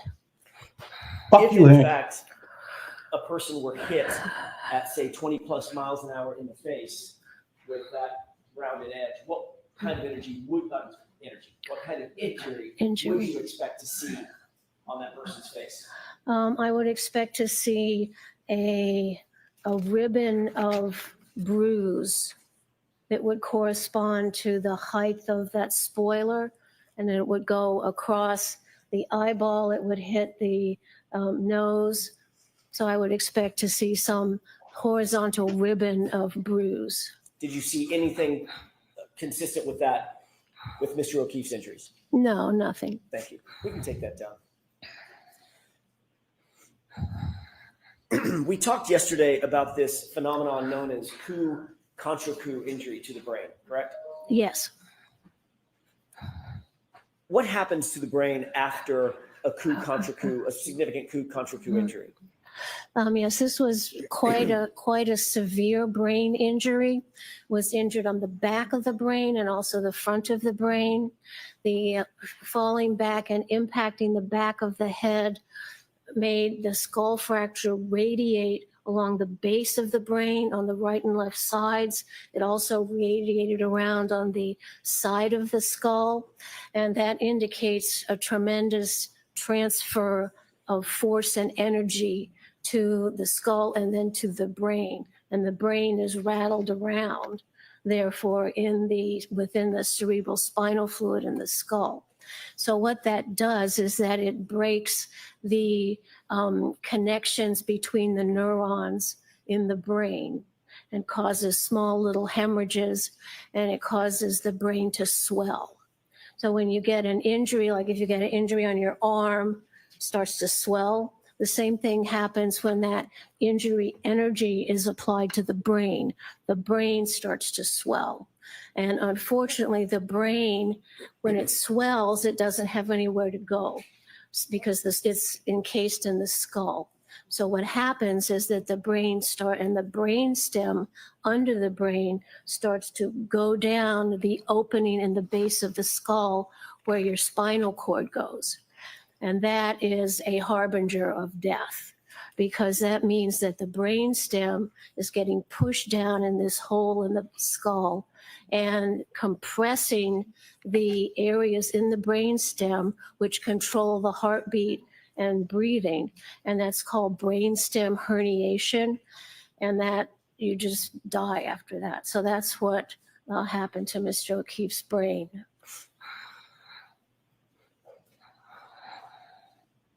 I have a document that I'd like to approach with.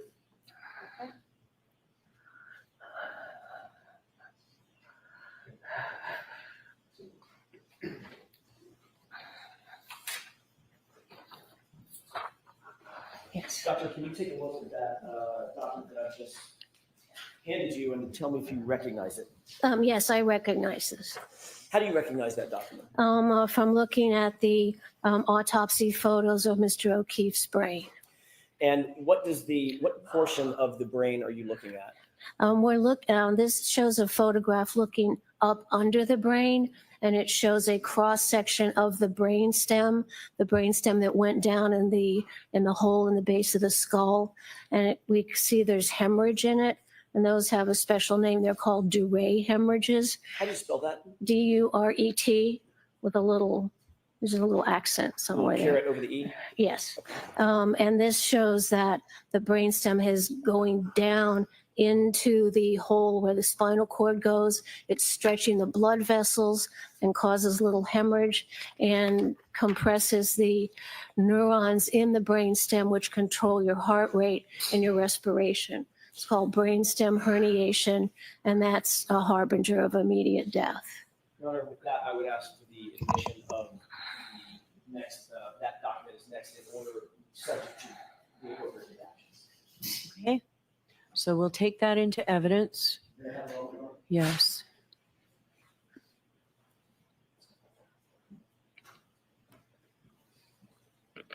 Your Honor, with the court's permission, with the redaction, may I present the? Not yet. 1 minute. Jurors, I told you before that there were photographs that have been introduced into evidence that aren't pleasant. And you may find that these photographs are graphic. And I'm instructing you again that your verdict must not in any way be influenced by the fact that these photographs, you'll see some more today, I believe, that have already been introduced into evidence. So your verdict must not in any way be influenced by the fact that these photographs may be unpleasant or graphic. The defendant's entitled to a verdict based solely on the evidence and not one based on pity or sympathy for the deceased, which might be occasioned by the photographs. Importantly, consider the photographs only as they may draw your attention to a clinical medical status or to the nature of Mr. O'Keefe's injuries themselves. So again, these will be presented to you in the deliberation room in an envelope. But today you'll see some on the screen, and I just wanted you to know that before you see it. So now you can display it. Your Honor, may I approach very briefly? Yes.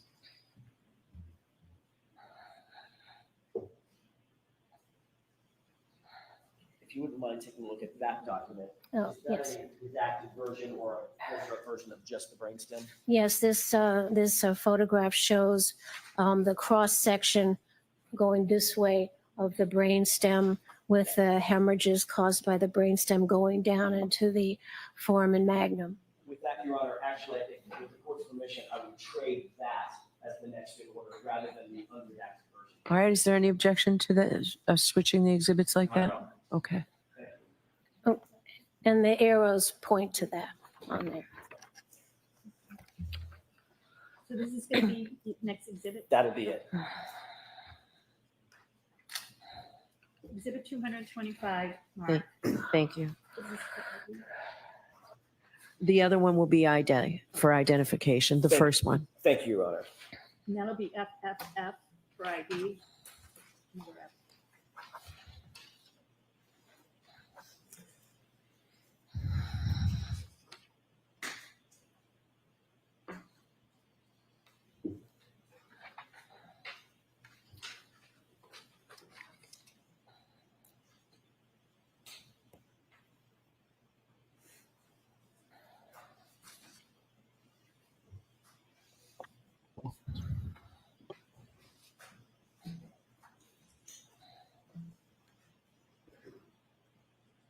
Yeah, so Bevan's going to allow La Posada to talk about animal bites, not dog bites. What the fuck? But I think, Okay, you can display. again, we can all get through that. Well, do you see what's displayed on the screen above your head? Yes, What is that? excuse me, that's a cross section across the brainstem of Mr. O'Keefe. And it shows where the blue arrows I've put in there show the red areas, which are areas of bleeding, which is the sign of brainstem herniation. All the background is white material, and that's part of the appearance of neurons in the brain. So that shows that the brainstem, because of the brain swelling, pushed it down into the hole in the base of the skull where the spinal cord goes, and it pulls on the blood vessels, causing the blood vessels to break and the blood vessels to bleed. And that shows you that the brainstem has been compressed and damaged, causing death. May I approach? Yes. I'm holding Ooh, causing death. laser pointer. Oh, thank Could you. use the display to your right, so the viewers can better see it. Could you point Ooh. to the areas with that laser pointer of the bleeding that you indicated causes the swelling? Okay, so, okay. Oh, this Is is that so going big. on the- It Oh, is. sure. It's Okay, probably thank hard you. for you to see. Oh, that's okay. Oh, So this goodness. sort of roundish thing is the brainstem, and the arrows are pointing to the red areas. So there's a blood vessel that's broken there because it's been torn and pulled, with surrounding blood going into the neuronal tissue here and over here and over here. And also some of this is also bleeding, with the blood looking brown because the brain was placed in formaldehyde. So all this brown area, the red area, should not be there. Is this type of herniation life-threatening? It causes death. Yes, it is life-threatening. How quickly, we can take that down. How quickly, doctor, would you expect that this could cause, let's first talk about incapacitation. Yes. How quickly would someone be incapacitated after they suffer a coup contra coup injury of this magnitude with the concomitant injuries that you see in the brainstem? Well, there would be two parts to what that injury would cause the body to do. First, there would be immediate unconsciousness because of the transfer of all the energy to the brain and the massive skull fractures. So that, excuse me, so that would disrupt the normal function of the brain and produce immediate unconsciousness. Then the brain would start to swell, and within 15, 20 minutes or so, then that brainstem starts to go down the opening in the bottom of the skull, and then the blood vessels are broken, the brainstem gets compressed, and the centers in that brainstem, which control the heart and the respiration, then stop. So you go unconscious, brain swells, then you die. Turning to the actual, your review of the actual brain, in this instance, Mr. O'Keefe's injuries specifically, did you reach any conclusion or opinion to a reasonable degree of medical certainty about his incapacitation, the length of time it would take for him to become first incapacitated and ultimately to be rendered dead? He would be immediately incapacitated with a decreased level of consciousness. Once he received that impact on the back of the head, he would not be able to make any purposeful movements.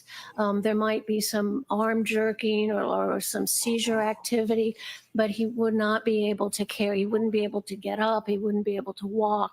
He wouldn't be able to do any purposeful activity. He would be severely concussed, unconscious, not able to walk, not able to carry out purposeful activity. And then as the brain continues swelling and that brain stem gets compressed, then the heartbeat is disrupted, the breathing is disrupted, and then those heart and breathing stop. And within 15 or 20 minutes, then he could be dead. Is that opinion to a reasonable degree of medical certainty? Yes, it is. You testified concerning wound pattern recognition pretty extensively during the course of your giving your qualifications. What is a patterned injury? A patterned injury is very basic to the training in forensic pathology and medicine, because it helps us understand some change on the body, some pattern injury that corresponds to the object that made it. So we can look at an injury and say, we can figure out what made that. Sometimes you can, sometimes you can't. But a pattern injury is very important for a forensic pathologist to recognize, because it's going to really help the police investigation. Because I could say, oh, this looks like it's a wound from scissors. This looks like it's a wound from a screwdriver stab. So by identifying the pattern that object makes on the body, I can help the death investigation by helping the police say, look for some screwdriver, look for some hammer. So looking at that, identifying a pattern injury is really important it's basic to the forensic pathologist's knowledge base, and then also very important to the investigation of the crime or incident. I'd like you to look at another photograph, an exhibit that's already been put into evidence. 160, please, with the court's permission. Yes, jurors, this may be one of the photographs as well. Right. Or there'll be a series. Dr. Like you Posada, give a I wanna fuck, draw your though. attention to the center of this photograph. Yes. First of all, do you recognize what's depicted here? Yes, I do. How do you recognize? I recognize it from reviewing the autopsy photographs of Mr. O'Keefe. You reviewed it, informing your opinions and conclusions? Yes. Can you describe what's depicted in this photograph? What are we looking at? Yes. So we're looking at the back of Mr. O'Keefe's head and an injury caused by the angular acceleration going down and hitting his head in the back. And then this is also a patterned injury.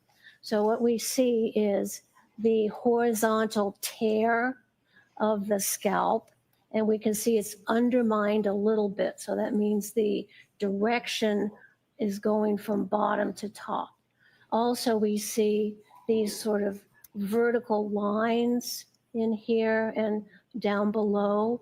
So what that tells me is that the back of his head hit something that had a fine granular pattern to it to cause those individual little marks, and then also something that had a linear or ridged pattern that he went back on that broke the scalp there. So we have two parts really to this pattern injury. We have the horizontal tear of the scalp made by impact with some sort of ridged surface. And then we have these vertical scraping of the skin above and also below. They're obscured a little bit by the ruler there, which says that whatever he hit had some little like granularity to it with each little sort of granule making You can have those that vertical marks, and then the ridged pattern having the major point of impact. What is the significance of the pattern when you say ridged pattern? And there's two things we're looking at: the laceration or the abrasion versus the defect above and below that laceration. Yeah. So what this injury tells me, and what I would tell the investigators, is that Mr. O'Keefe went back onto some object that had some sort of ridge to it to make that horizontal tear in the skin, but that ridge also it wasn't smooth. It had some little grainy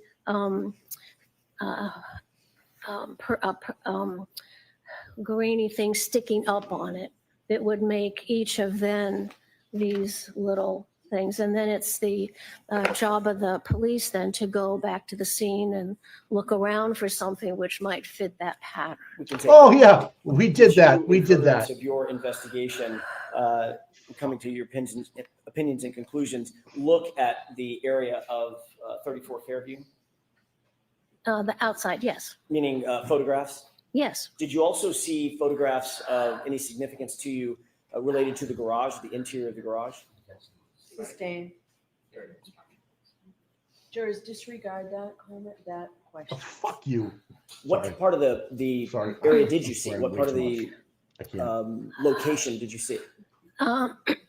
Excuse me. I saw all the scene photographs taken by the police, which showed the front yard in the area where Mr. O'Keefe was found.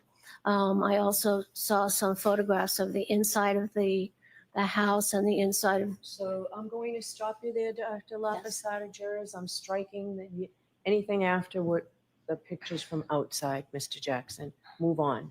Let's stay with the outside of the home. Did Yes. you see Way to go, the Jackson. Way to go, front buddy. lawn area? Yes, I did. How did you? What did you note about the front lawn We're area? just staring him down. Well, I was looking at the area where Bev, you Mr. look O'Keefe's body was banged up. found, because we know once he came back and slammed his head, he's not going to get up and move around. So, yes, I'm going to strike the second part of that. Just answer the question specifically. Okay, I'll try, So, Your yeah, Honor. Thank you. So, yeah, it's the Um, back Why of were the you head. interested in the outside area where his body was found? Because then I could identify an object possibly there that would have caused the injury on the back of his head. Did you see any such object in any of the photos that you reviewed? No, there was nothing. There was a flat grass surface. Would the flat grass, let's assume that the grass was very cold and very hard, the dirt was very cold and very hard. Would falling backward onto that dirt, hard or not, would that cause the patterned injury that you see, that we just saw in Exhibit 160? No, Why do you say that? because if you fall back on a flat surface, you get many times the tear you get in the scalp can be more like a star, because you've just hit one part and then the tears go in kind of a star pattern. And also because you would not have those discrete vertical scraping of the skin. You would tend to, if you fell back on grass, you would tend to see, you might see grass in the wound, or you would tend to see an irregular kind of crisscross pattern of the flattened grass. And that's not what we have here on Mr. O'Keefe. Do you have any training or experience in diagnosing hypothermia in individuals? Oh, yes. Have you conducted autopsies of individuals who've suffered from or died from hypothermia? Yes, many. How many? 100 or more. And then I've supervised my assistants who've also diagnosed the same death from decrease in body temperature. Have you ever engaged in any death investigation, aside from the actual autopsies, death investigations in which the cause of death was deemed to be hypothermia? Yes, How many times would you say you've undertaken that type of investigation? at least 100. Have you ever reviewed any peer-reviewed medical literature associated with or discussing hypothermia and something known as Wisniewski spots? Yes, that's in the medical literature and also in our forensic textbooks. Did you review the medical examiner's file, Dr. Scortibello's file, as it related to, in connection with this case, you reviewed the entire file, correct? I did. Did you conduct a differential diagnosis as it relates to the potential for hypothermia? Yes, I did. Describe, before we get into your findings or your conclusions and opinions, what is inferential thinking? Inferential thinking is another name for making a differential diagnosis. In other words, seeing a finding and then saying, how many ways can I get that finding? And then go and investigate each one of those ways and either rule them in or rule them out as being responsible to causing that finding. Did you note whether or not the medical examiner, Dr. Scortibello, mentioned hypothermia as a potential cause of death in this case? She did put that on the death certificate, Along with something else? along with the blunt force head injury. Do you agree with or concur with the blunt force head injury Yes, as a cause of death? yes, Mr. O'Keefe died from the blunt force head injury. Do you concur with the diagnosis of hypothermia? No, the body did not have any hypothermia. Yes. What led you to that conclusion? Well, when you have we know that normal body temperature is around 98, and we know that then at the hospital that Mr. O'Keefe's rectal temperature was around Boom. 80. So we know that his temperature went down. So there are two ways the body temperature can get down. It can get down while you're alive, or a dead body also cools when it's in a cold environment. So those are the two things you have to look at. Boom. Boom. Let me take a look. Nice dramatic pause, AJ. Did you guys hear that? No fucking hypothermia causes death. Do you recognize what's depicted in that photograph? Yes, I do. What is that? This is a photograph I took from our forensic medical literature, and it shows the lining of the stomach. So the stomach is opened up, and we look at the lining of the stomach, and it shows a characteristic pattern of small ulcerations throughout the stomach, which are called medically Wisniewski's ulcers. And that allows a forensic pathologist to diagnose death from being exposed to a cold environment or death due to hypothermia. And they're caused by, as the body gets colder and colder when it's alive, the small blood vessels in the lining of the stomach, they start to break, and then they're in the acidic environment of the stomach, and you get tiny little ulcers, which then look like small dots. And that is how at postmortem examination or autopsy, it's one of the findings I look for to see if a person died from hypothermia. Doctor, what is gastric mucosa as it relates to the stomach lining? The gastric mucosa, when you open up the stomach and you look at the inside, the first cells lining that inside is called the mucosa. Is that what we're looking at in this photograph or no? Yes, we're looking at the mucosa with ulcerations, which are little craters that form in it due to hypothermia. Is that exemplar of what Wisniewski spots looks like as it relates to hypothermia from a book that is, or literature that is peer reviewed? Oh, yes. Is it widely accepted in the medical field? Yes, it is. And is it referenced by forensic pathologists and used in teaching? Yes.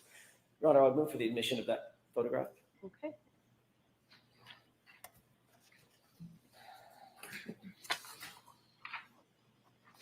Game over. What are the O'Keefes thinking? That's right. What is going through their head right now?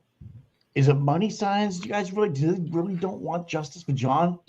Is that really what we're thinking? Because I can't get there. I can't get there. Permission to His brother and his son, I just can't get there. I know there's diabolical people out there, but this is this fucked up. a fair representation of what you were just looking at? Yes. Describe what we're looking at. Okay, so this, I took this photograph from our forensic medical literature, and this was from a person who died due to exposure to a cold environment. And this is the stomach has been opened, and we're looking at the inside of the stomach. And the normal appearance is kind of pinky white. That's how it should look like. And what's abnormal here is all these black dots, which are the Wisniewski's ulcers, which are diagnostic of death due to exposure to the cold. So these areas are little tiny craters, and they fill up with blood. And we see that in over 90% of the cases of people who die from exposure to the cold. Doctor, did you also look at Mr. O'Keefe's stomach lining? Yes, I did. If we could have, with court's permission, Exhibit 164 put up as well. Okay.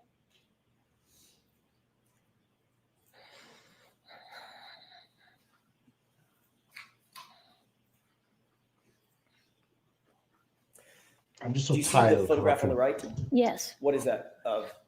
This is the Mr. O'Keefe's stomach, which has been opened up when we're looking at the inside. We see that the mucosa is a little bit red, and there's a little bit of increased blood flow here.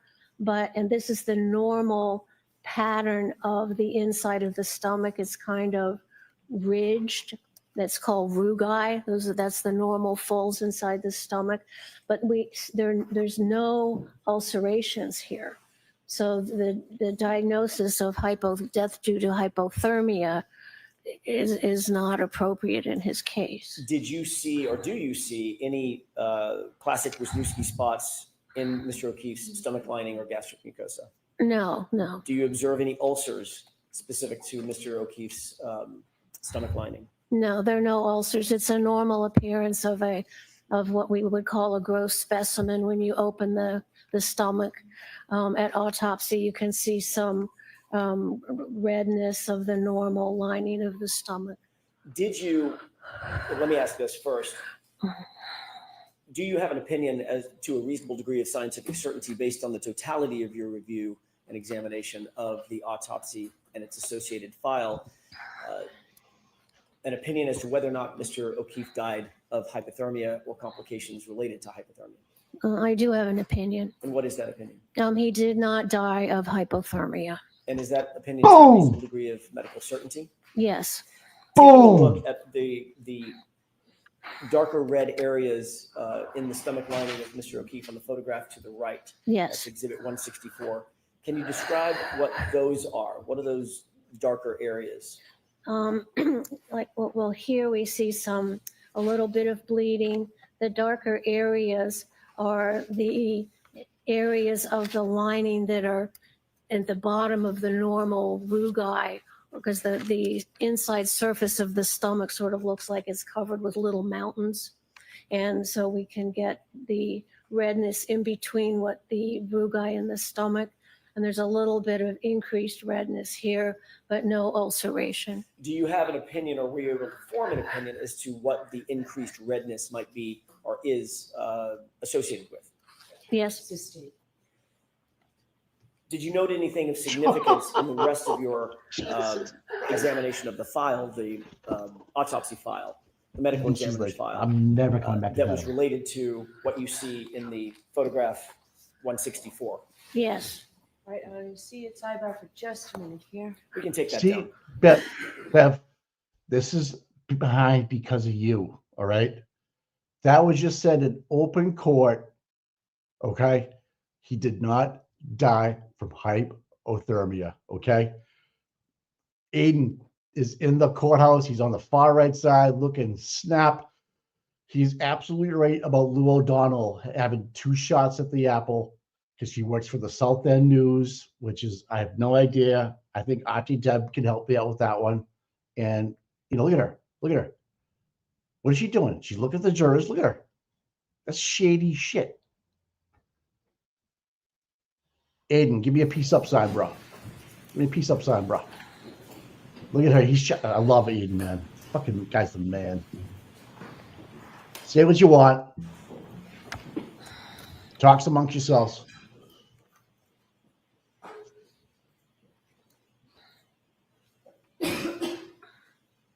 May I continue? Yes. Thank you. With regard to the, it's my word, not yours, doctor, so forgive me, the defects, the redder marks that you're mentioning on the rugae or in and around the rugae on the gastric mucosa. Did you note that there was a machine that was used for life-saving measures as it related to Mr. O'Keefe? Oh, yes, it caused some damage to the body. Okay, let's talk about that for just a quick second. What is that machine called?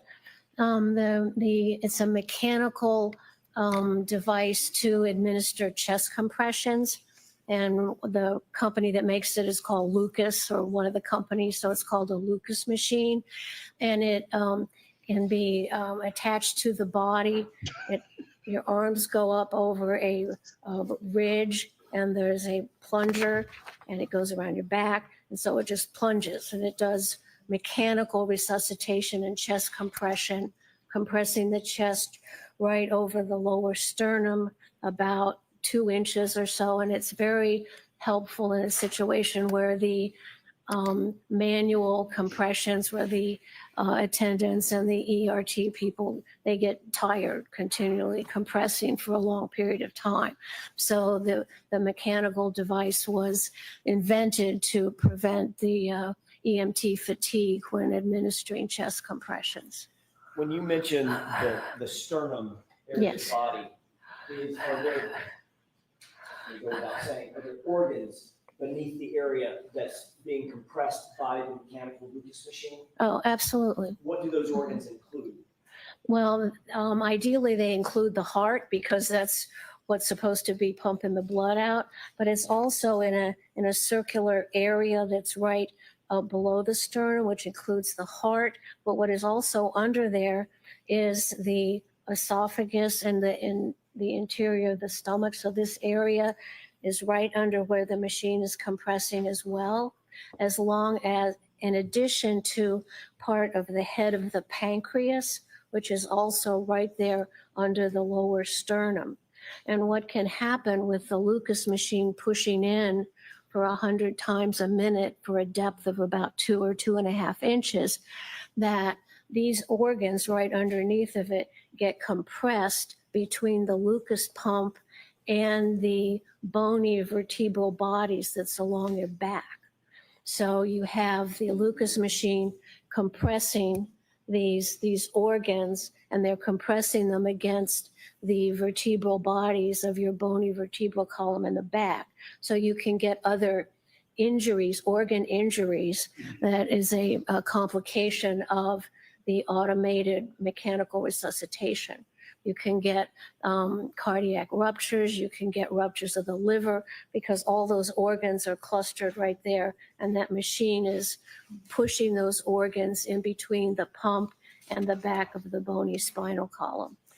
Doctor, in your review of the medical records, was there any indication that an automated chest compression machine, a Lucas machine, was used on Mr. O'Keefe? Yes. May we can take this down? Yes.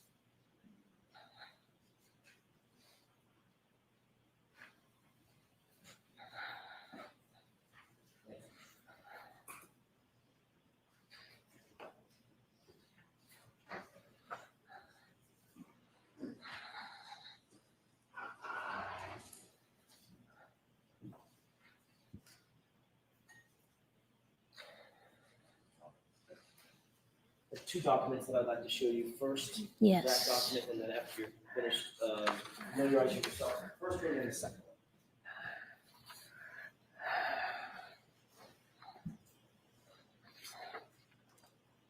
Yes. Taking the first document that addresses the Lucas machine, Yes. how do you recognize that photo or those series of photos and graphs? These are illustrations I put in my report, and one shows a generic patient with the Lucas machine in place around him to do the chest compressions. Then I have a photograph of the actual apparatus of the Lucas machine itself. Then I show what's recognized as medical complications and injury from that machine. It shows, I have an example of a CAT scan of a section through the body horizontally, right where the plunger goes into the chest. And it shows in another patient hemorrhage around the pancreas and around the top of the stomach.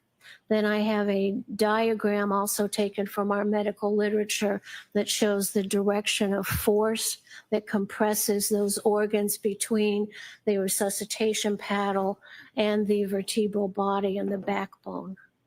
Doctor, are those photographs and graphs taken from peer-reviewed literature in the medical field that's normally relied on by other medical professionals? Yes. Your Honor, I'd move for the admission of that first document. Right, subject to redaction. I don't think so. I think that that one is not objected to. Okay. All right, so would you hand that to? Sure, thank you. Exhibit 227.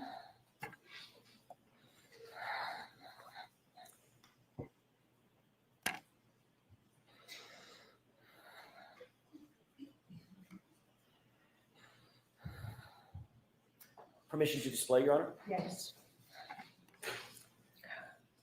Doctor, I know that's a little bit small and far away. We'll enlarge it as you need. Okay. It's not an eye test. Can you tell me what we're looking at? Yeah, let's take the top half of the document.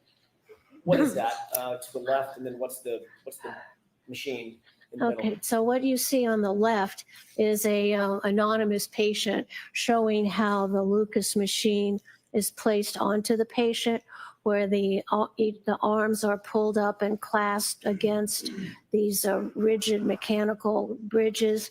And then here is the engine, which puts the pump, and that's the pump which just goes up and down to do the chest compressions. And so that's how it's affixed to a patient. To be clear, doctor, that is not Mr. O'Keefe. That is No, this is could be a model. an unknown Okay. person. Okay. And then what are we looking at in terms of the actual machine? To the Yeah, right? this shows the actual machine before it's put on a patient. You can see how it encircles the patient, and then there is this circular pump, which is the compressor pump. If we can look at what is that a picture of, the highlighted portion? That's the circular part that actually is projected down onto the body. That makes contact with the chest? Correct, and it has a spring in there that the engine above it gives a certain number of compressions per minute. And you said on average, the compressions per minute would be about what? They should be around 100. Okay. If we could go to the bottom half of the page of the graphics on the bottom. What are we looking at in this photograph? And we're looking at, on the left side, we're looking at a CAT scan, which scans a person who's had some injury from the Lucas compression machine. And it's a cross section. So the arrow here is pointing to the head of the pancreas and the area of the esophagus. And then the machine would compress down onto that. And the important part is that, I don't know if that's working on there, the little thing that looks like at the very bottom, that's circular and then has a little, looks like a little steer head. That's the vertebral column, and that's bone. And so the pump is pushing in that area where the arrow is pushing those organs against the bony vertebral column. Excuse me. And that's on an actual patient that had that. Then on the right, it shows the schematic of the blue arrows indicating the force coming down. Then we see the organs, and the red arrows show how the pancreas can get hemorrhage, and also some of the esophagus that goes into the top part of the stomach. And we see that's, I can't really see where that, I think it stopped. Oh. May I approach you? Yes.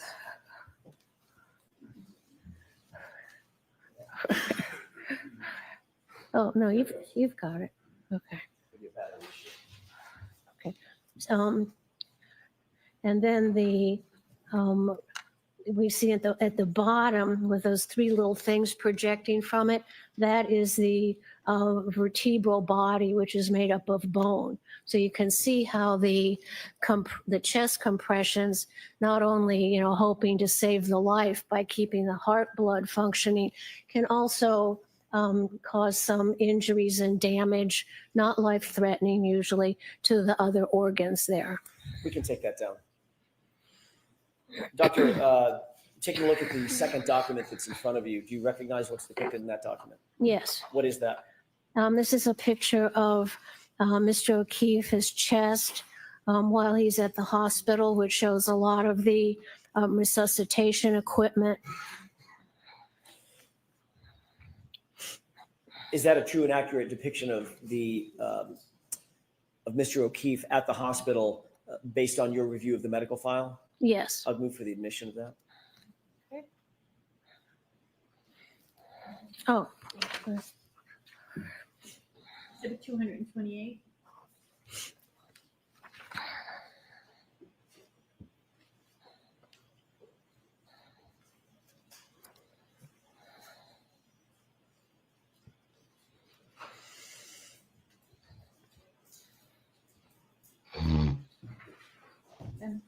Permission to display briefly. Okay. Taking a look at the photographs to the left and to the right, do you see any indication on Mr. O'Keefe's She loves body the pointer. that is suggestive that the Lucas machine, where the Lucas machine was situated? Yes, as I pointed out here with the blue arrows, that big circular mark there is the mark on the skin where the compression pump compressed the chest of Mr. O'Keefe, and it caused some rib fractures, and it also caused those reddening of the stomach and some hemorrhage in the pancreas. We can take that down. Doctor, based on your review of the medical records, did you calculate the approximate number of compressions that Mr. O'Keefe would have been subject to based on that Lucas machine? Yes. What is that calculation? His body was found around 6 a.m, and he got to the hospital around 6:37, I think. So if they put the Lucas machine on him when they got him into the ambulance, and it's compressing at 100 times a minute, and that is from the time of the body being discovered to the time at the hospital, that's around 37 minutes. So if you multiply 37 minutes times 100 compressions a minute, that's around over 30,000 compressions that would have been done to Mr. O'Keefe's body in the course of his resuscitation efforts. Doctor, do you have an opinion as to what caused the hemorrhaging that we saw on Mr. O'Keefe's stomach lining? Yes. What is that opinion? It was from the blunt compression of the Lucas machine. Is that opinion to a reasonable degree of scientific certainty? Yes.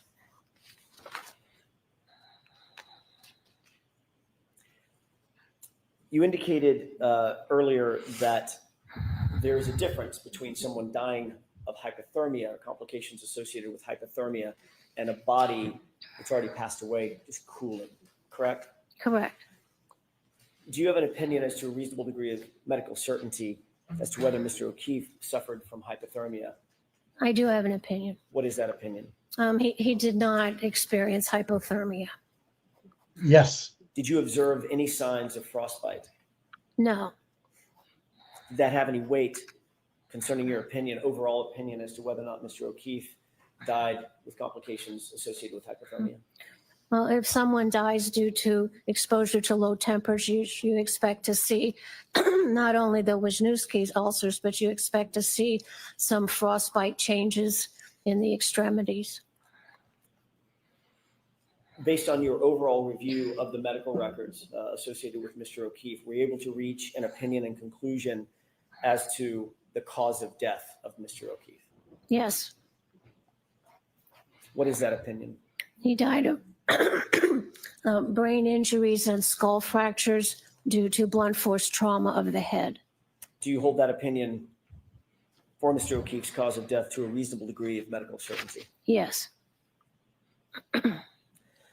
I want to shift gears for a minute, Dr. La Posada, and talk about patterned injuries elsewhere on Mr. O'Keefe's body. You've obviously talked about your training and experience as it relates to recognition of patterned wounds, correct? Correct.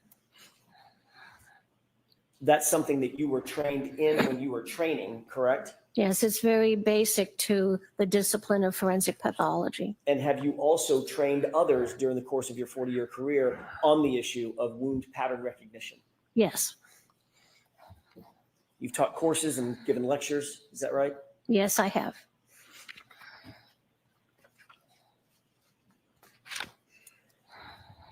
I'd like to show you Exhibit 167 with the court's permission. Okay.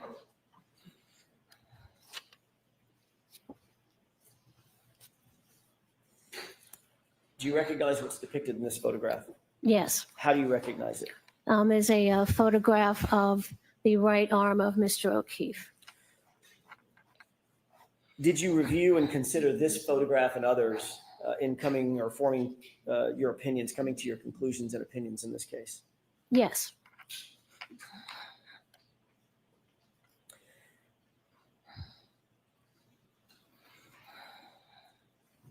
In order to come to your ultimate opinion and conclusion, or opinions and conclusions in this case, is it important to take all of the injuries that a decedent may have suffered into account rather than one or two piecemeal?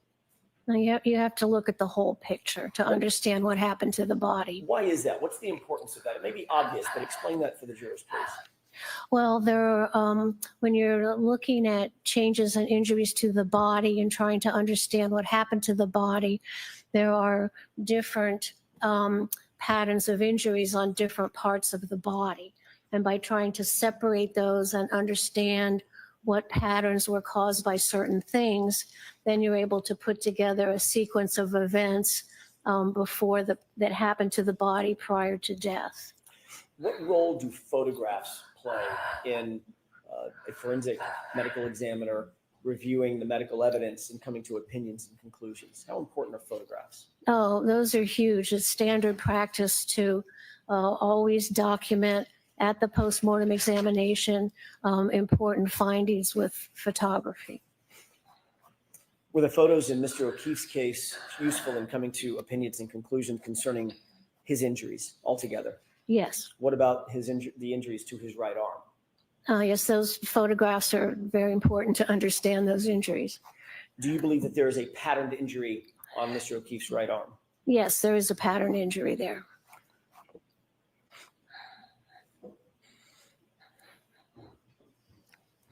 Have you ever seen in your experience, either being taught or teaching, patterned injuries as they relate to animal wounds generally? Oh, absolutely. Very common. Do animal wounds include both claws and teeth, dentin? Yes. So bite marks and claw marks might be two different types of patterned wounds that you may see in your evaluation, just Correct. in general? Correct, because when an animal approaches the body, there may be damage from the claws and also from the mouth. Do you expect to see punctate wounds as well as linear abrasions? Yes. Do you expect to see certain bite patterns as well? Yes.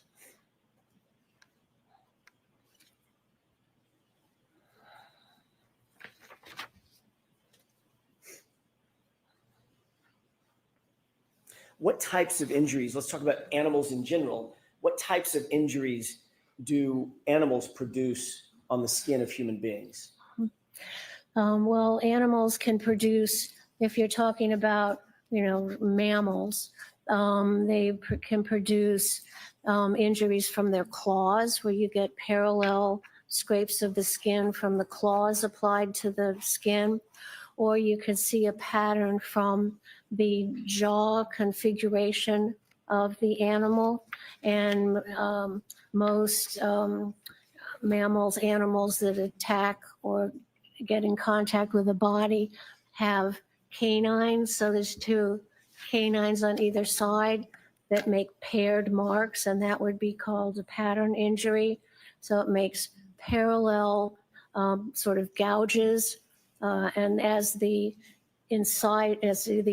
canines move in a horizontal pattern or a vertical pattern, the space between them can change.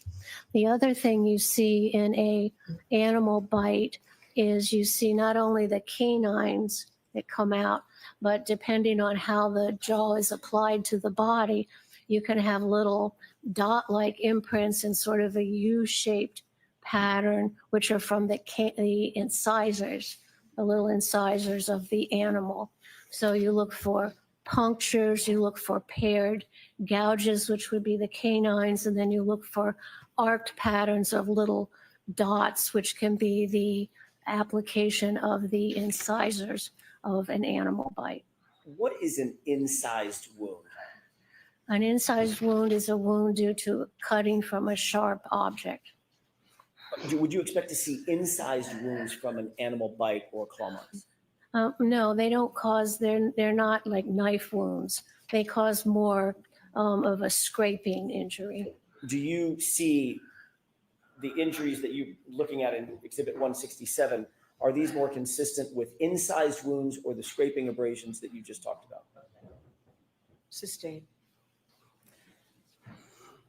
Were you able to determine from your review of the medical records whether the injuries that you see on Mr. O'Keefe's right arm were pre-mortem or post-mortem? They were, oh yes, I can determine that. They were inflicted prior to death. do you have an opinion as to whether or not the wounds that you see, the patterned injury that you see on Mr. O'Keefe's right arm is consistent with an animal bite or claw marks? Yes, it is, very much. Thank you. We can take that down.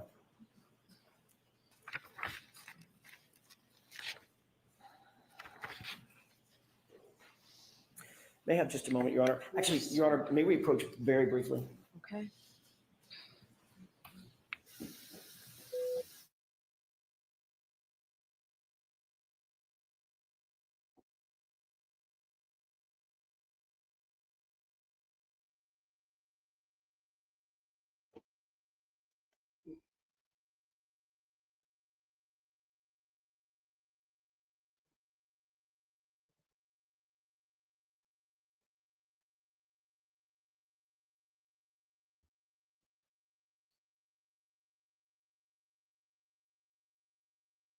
This is fucking awesome. So I just looked at that Lucas machine. If you follow me on Twitter, products 840, at products 840, I got pictures of it up there. And I put the autopsy pictures up there too. So yeah, this is fucked up.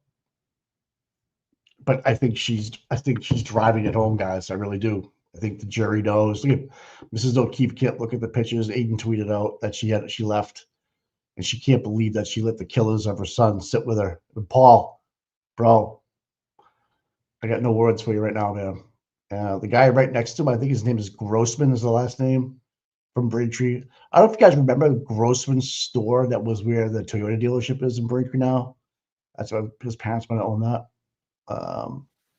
Then we get Nancy Kerrigan, road rash up in the top right corner again, and Get in My Belly is next to her.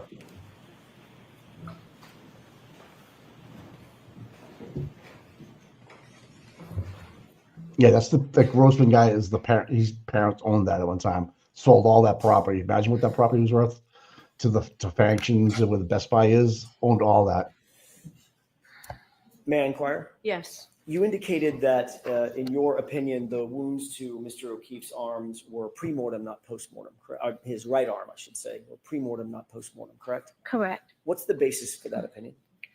Well, a Tara forensic Kerrigan, pathologist has to be able to differentiate changes that happen to the body while the person is alive versus things that happen after the person is dead. For instance, there is something called post-mortem predation, where if the body is out in the woods and dead, then wolves and such can come and make, quote, injuries to the body. But we're able to tell from our training and experience that those were made after death. The usual way we tell is that when it's made during life, the blood vessels that are damaged, the heart's pumping blood through. So you can see a reddish color and maybe some blood around it.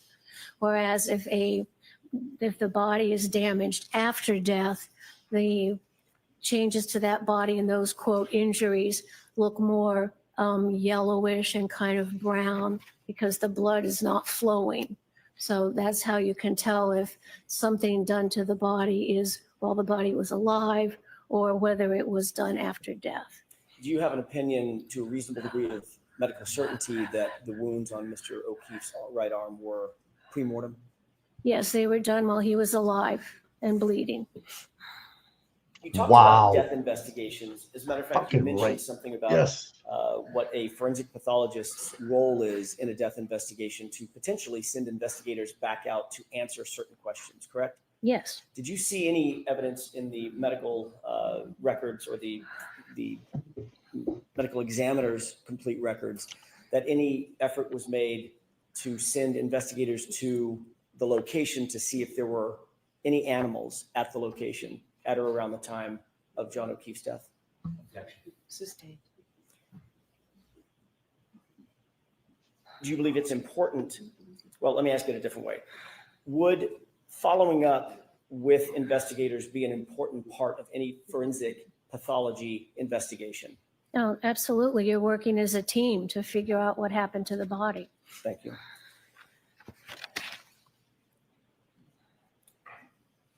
We talked Yep, about the hilltop. the theme and theory of differential diagnosis, correct? Yes. How does engaging in the process of differential diagnoses avoid bias in an investigation? By after you have your findings and you sit back and think, well, how many ways could I get this finding? And so bias sometimes means, oh, I think it's this, and then you just stop. So that's a sort of a bias where you make a decision too quickly and you don't then stop to consider what other things could cause this same finding. So you have to consider not only what immediately comes to mind, but then you think, how else could we get this pattern of injuries? Did you engage in a differential diagnosis as it relates to this case? Yes. Did you consider whether the injuries could have been caused by a motor vehicle accident? I did consider that. Did you consider whether Mr. O'Keefe's right arm injuries specifically could have been caused by being hit by a motor vehicle? Yes, I did think about that. Were you able to rule that out? Absolutely. Not. So the objection sustained, Whoa!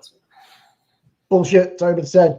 Tell me about, well, let me ask it this way. Did you come to an opinion or conclusion as to whether or not Mr. O'Keefe's injuries as a whole were produced by a motor vehicle pedestrian incident? Sustained. You indicated that you've done thousands of autopsies yourself, correct? Yes, You've supervised many times more that. correct. How many of those autopsies that you've performed or supervised have involved motor vehicle incidents? No, hundreds. How many of those hundreds have involved motor vehicle pedestrian incidents? Almost as many. Have you performed autopsies specifically on individuals known to be hit by vehicles? Yes, Have you performed autopsies on individuals believed to be hit by vehicles? yes, Have you engaged in differential diagnosis and inferential thinking in terms of developing an opinion or conclusion to a medical certainty about whether or not the injuries that you see on a decedent are consistent or inconsistent with a motor vehicle pedestrian incident? yes, that's part of what we figure out as a forensic pathologist. Did you do that in this case? Yes, I. Sustained. What are some of the injuries that you would expect generally to exist if a pedestrian is hit by a motor vehicle at speed, not 1-2 miles an hour, let's say 20 plus miles an hour? Yes, one of the things you see is a pedestrian is, standing upright and is impacted by this blunt object of a automobile or a van or a SUV. And what you see first most is the tissue is crushed where the projections of the vehicle impact the tissue. And when you crush the tissue, that gives you a bruise. So that's the first part of the pattern of impact. It crushes the tissue. It gives you a bruise because it breaks the blood vessels underneath the skin. And then depending on how much more force is applied, the skin can break. So I'm going to strike that. Next question, Mr. Jackson. In addition to bruising, what else might you expect to find in an individual who's been struck by a vehicle at speed? So let's come over to Sidebar. Wow. Wow. Hanky's nervous. You hear that, Hank? That was your whole case just blowing up in front of your face. Yep. Tara Kerrigan. You got no shot. Fat guy, little suit. No shot, dude. And listen, you only get one lunch today, fat guy in little suit. Okay? Stop it. Okay? Just that's enough, dude. You're about to burst out of that suit you haven't worn I don't know how long, dude. You should have taken a measurement before you put that thing on. Jesus Christ. And what pin does he have in his lapel? Right? And no one look at the camera. Please do not. Tara Carrigan, do not. And Lou O'Donnell, we know what you did. You double dipped on the getting into the courthouse, and your bias is fucked. Just like you're gay. You're gay as fuck. You know it. I don't care. I said it.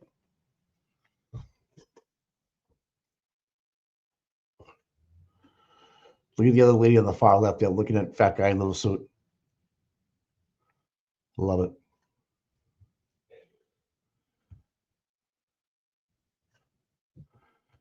Oh, God. Yep. Chris Farley right there. Fat guy in little suit. Fat guy in a little suit. Fat guy in a little suit. Fat guy in a little suit. Oh, Hank, give me a hug.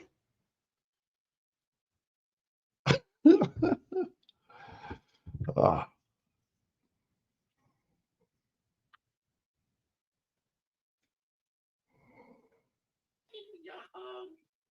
I heard Lou O'Donnell.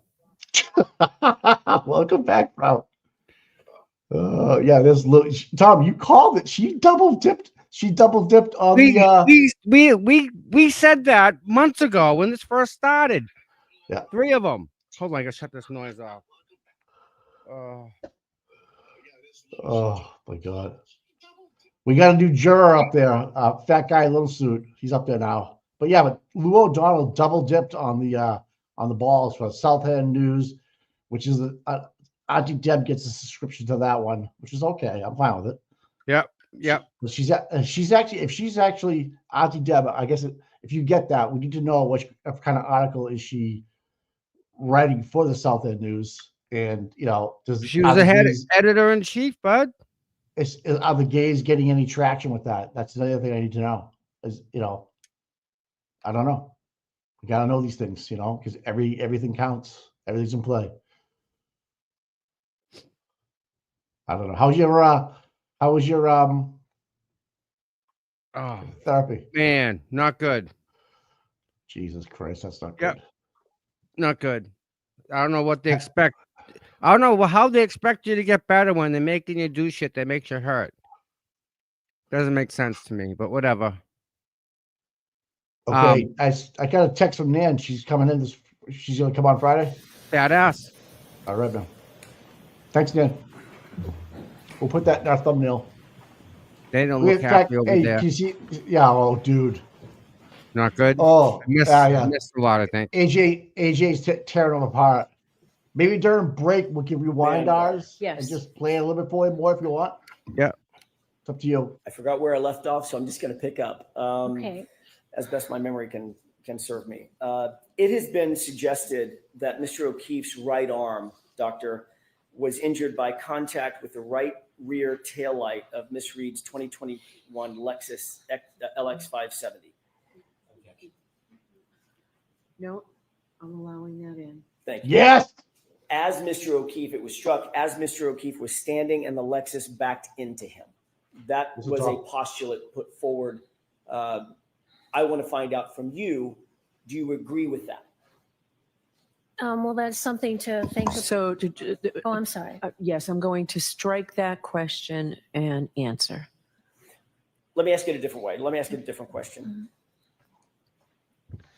Wow. Do Mr. O'Keefe's pattern injuries on his right arm, do they correspond to injuries that could have been produced by irregular fractured plastic pieces impacting his arm? No, not at all.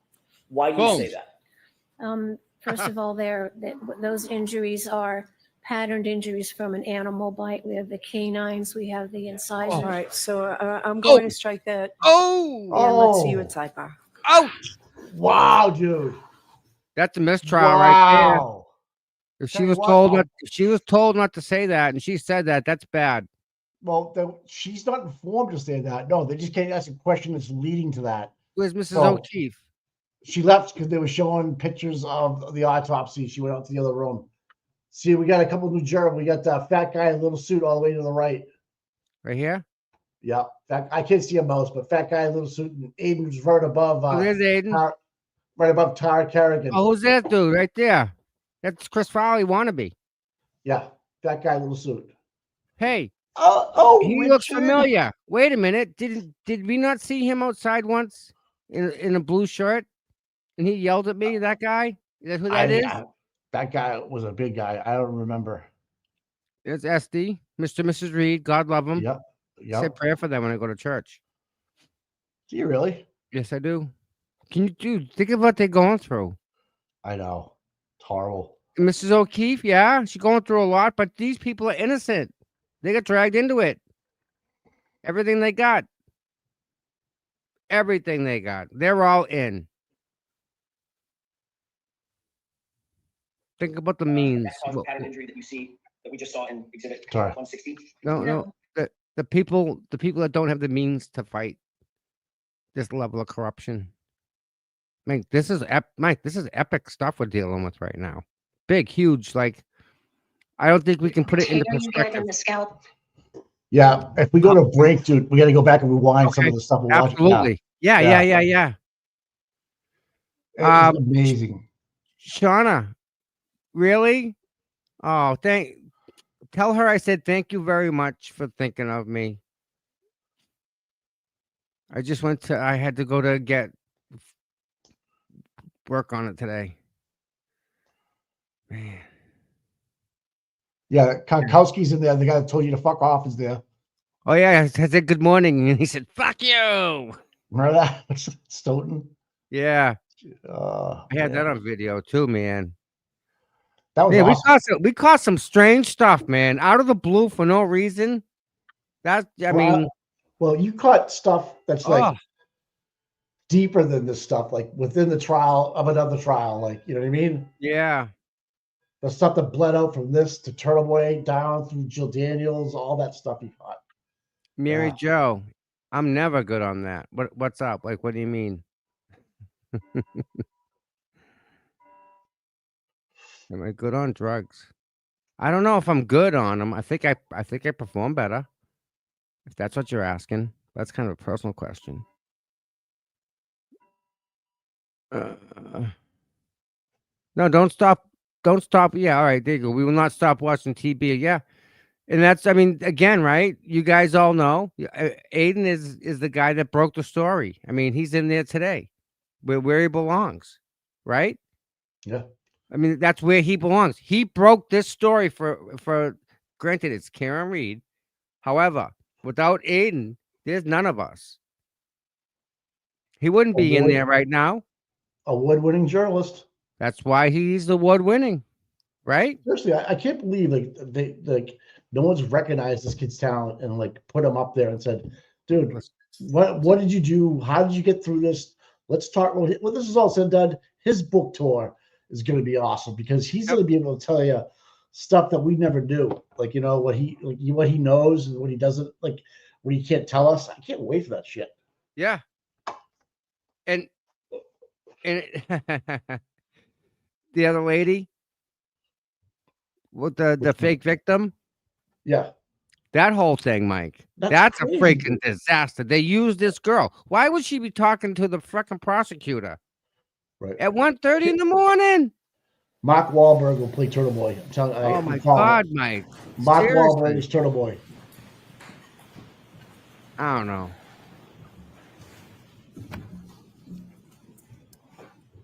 May I, Your Honor? Yes. In your report, Doctor, you indicated that Mr. O'Keefe's pattern injuries on his right arm do not correspond to injuries that could have been produced by irregular fractured plastic pieces impacting his arm.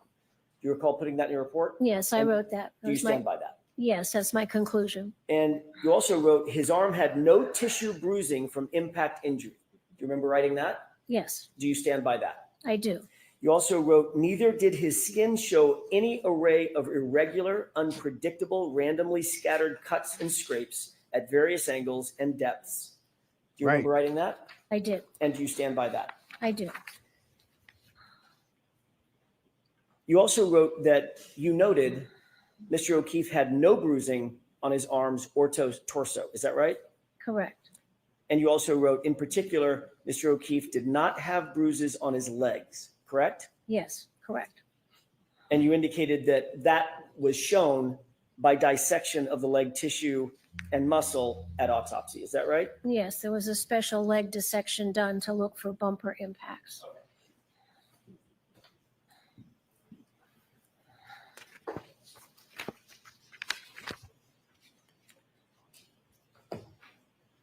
All right, Marvin. I You won't. reviewed the entirety of the medical records associated with the autopsy, Yes, including photographs, taken to the hospital, yes, okay, and autopsy photographs, yes, and other data and documentation, correct? yes.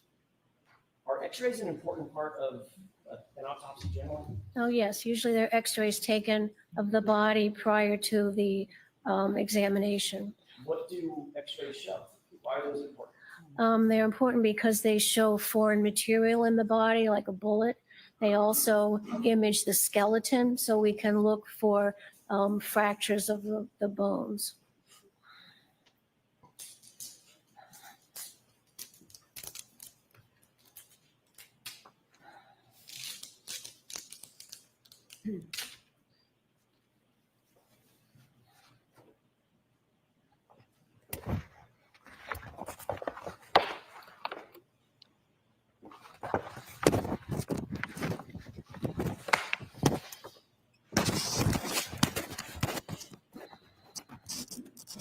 Hey, Mike, You. where's your fucking distractor? What's going on? Where's the distractor in all this? Look at architectural plans, 3D scans of the freaking everything. Giddy up. X-rays. Nice. Good boy, AJ. She I don't thought like he was- sharks. I thought him and Powder were going at May I it. approach? Okay. That's what it sounded like. A little rustling back there. But I thought AJ had him in the headlock, just pounding on him. Jesus Christ. Sidebar. Okay, well, sidebar. Sidebar. Nope, bad. Can't deal. What are we at? Honestly, what are we fuck. at? I What number? lost count. That many? 6. Oh yeah. It's funny. I think Jackson played him today. I think Jackson said, "I'll fight you. I'm going to fight you to make you like you think you're winning on some of these objections Yeah. about not letting stuff in." But Jackson had a plan the whole time about the X-rays right now, and then when she ever let the word animal in, not dog, that was huge. You know what I mean? She Yeah. actually changed her mind because she said no at first. I'm not going to let that in about the Okay. bites, where they came from. Yeah. And AJ suggested, well, I could use animal, meaning like something after the fact might have come up and bit John while he was laying on the ground. So she left that in, but the way AJ worded his question to La Postada was awesome. You know, he used the word animal instead of dog and just substituted it in and out. And Hank agreed to it. Hank just ate his shorts on that one. It was Nice. good. Yeah, it was good. How do I do this? Forward. Yeah.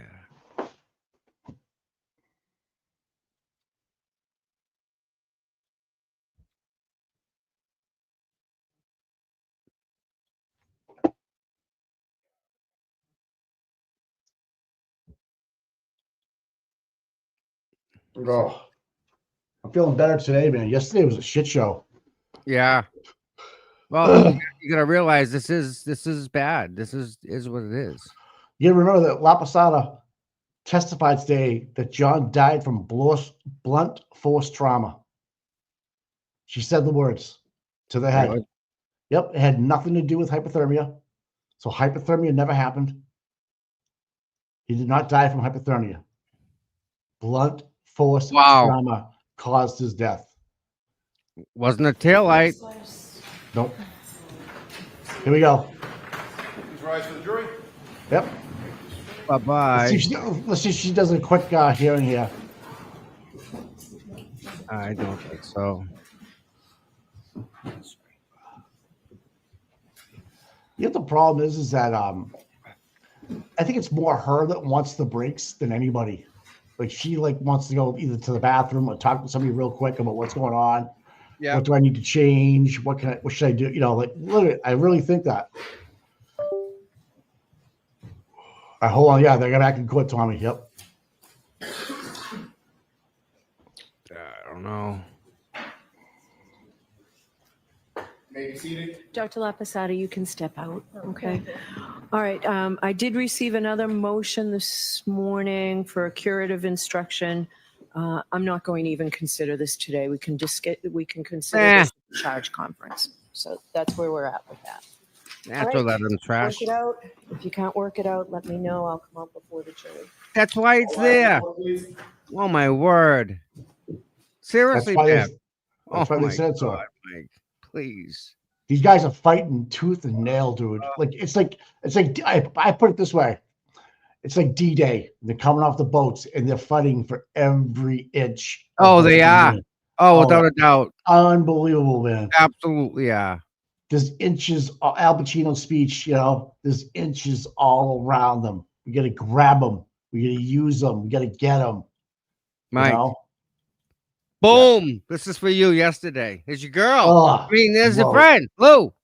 Gross, dude. Oh. Whoa. Gross. As I was in there. Is that who you talked about yesterday? Like, I would like. Yeah, she walking by him going, oh. I'll get a picture for Mike. She's so two-faced. She ain't right.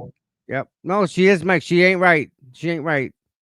No, listen, wasn't it you and I who made a comment about her putting her name in more than once, getting on that thing? You did. And I remember sending that to Aiden 2 months ago. Yeah. Now look at, he finds out that she's doing it and she's double dipping, right? She has never missed a day. She's in that specific seat every single day. Why? She's on TV at Canton Confidential thing, right? And she spits bullshit out. Aiden played a clip. She does. Aiden was playing a clip of the Canton Confidential thing, and it was like such bullshit. I was like, "What are you talking? That didn't happen."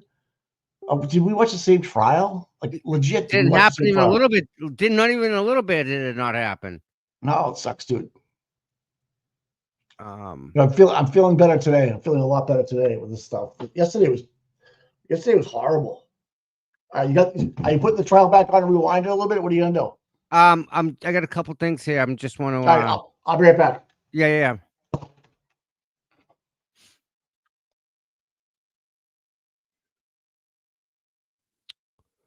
What are we gonna do here?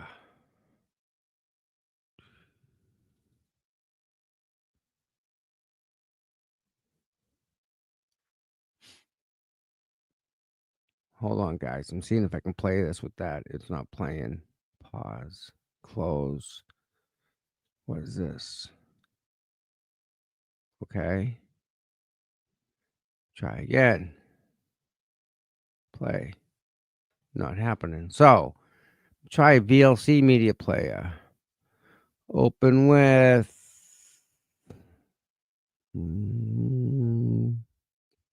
Play with media player. I want to open with.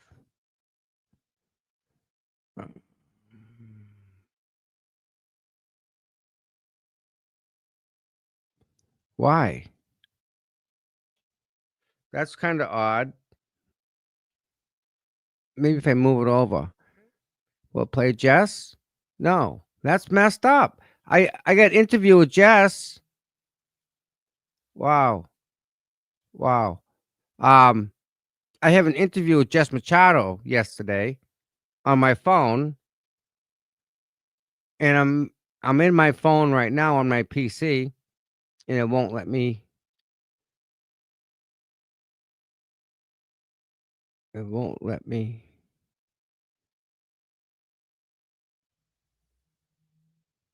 Copy here. It won't let me play them.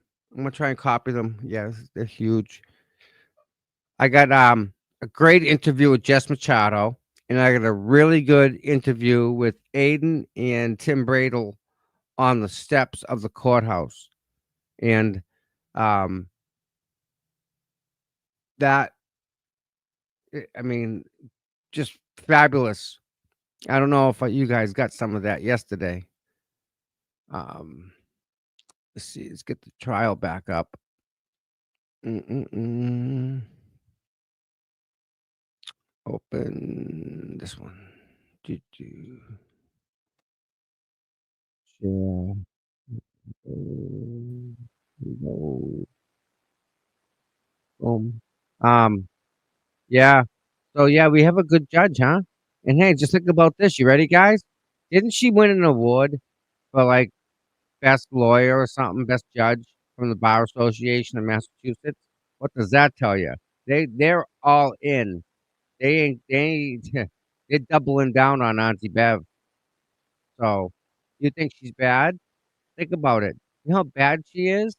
How bad she's so bad. She won an award for it. She's that good of a judge. Oh, by the way,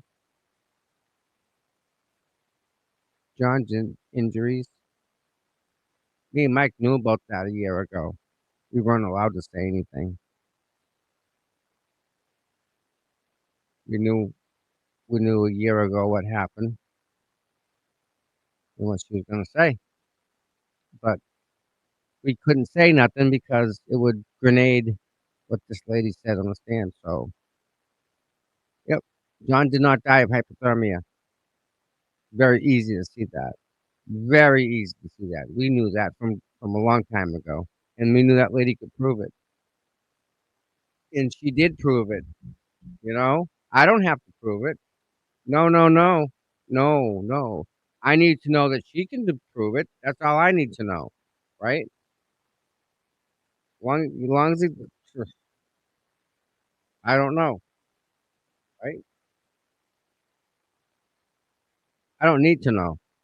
And that's kind of one of the things with owning a business. You know, you don't need to be the smartest person in the room. You need to know who the smartest person in the room is. Then you need to hire that motherfucker.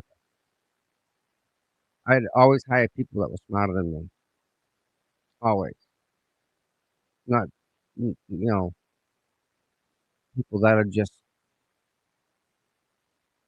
so that was different. And then when I went and I worked for someone, I would use the same mentality. I'd try and be one of those smart people. Try and help out. Yeah, Nan's gonna be here Friday. I got a test Friday. I'm not sure if I'm gonna be able to make it the whole day thing. So yeah, Mike and Nan. Mike and Nan. Friday. I mean, she's welcome on any time. Brian. If Brian's not busy, he'll usually pop on and say, "Send me a link." I mean, it all comes down to being busy. Everyone's doing stuff. But yeah, who doesn't have a crush on Nan? She's kick ass. Nan's that girl, the one you want. Like, you're gonna pick girls. That's the one I'm picking right there. This weekend, maybe, maybe. I gotta hang cameras up in my friend's business this weekend. Started it.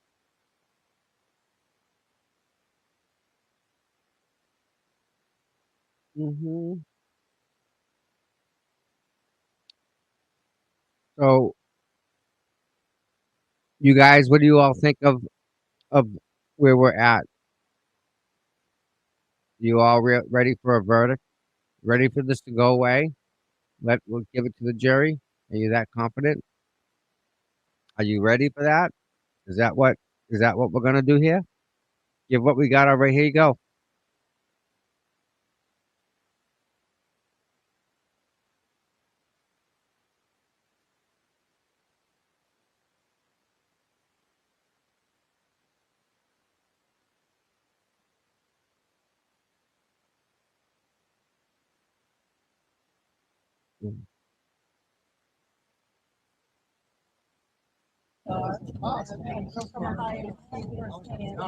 Boom. fixed it, bitches. All right.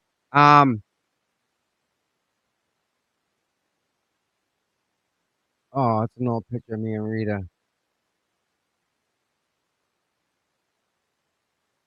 That's badass. Let me show you guys this real quick.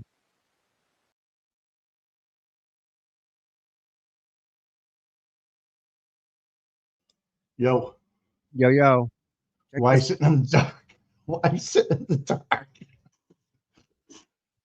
that a good Oh, picture? yeah, that really is, dude. Right? Hold on a second, bud. That's from a while ago, right? Isn't it?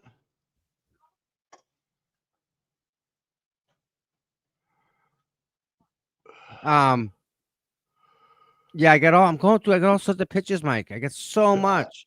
But You listen, having a moment? I got You- Aiden yesterday. Oh yeah, that's right. So let me see. I gotta share this. Can I get this over here? I literally, Mike, I walked in the door and came over to the computer. I literally didn't touch anything. I just dropped everything and came in. Check this out. This is 2 Yesterday, right? minutes. Yeah. All right. It's 2 minute thing. You ready? 2 minutes. Go ahead, buddy. Story of my life. Tell me about it. Hit play. It won't go. What the frig? Oh my god. What happened to it? Pause. When I share the screen, it went away. Present. Window. Media player. Share. Hide. Go.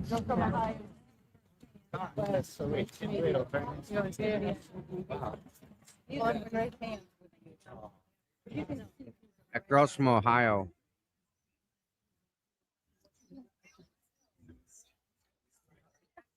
I don't know if it's with him. No, that's. Oh, he might be. These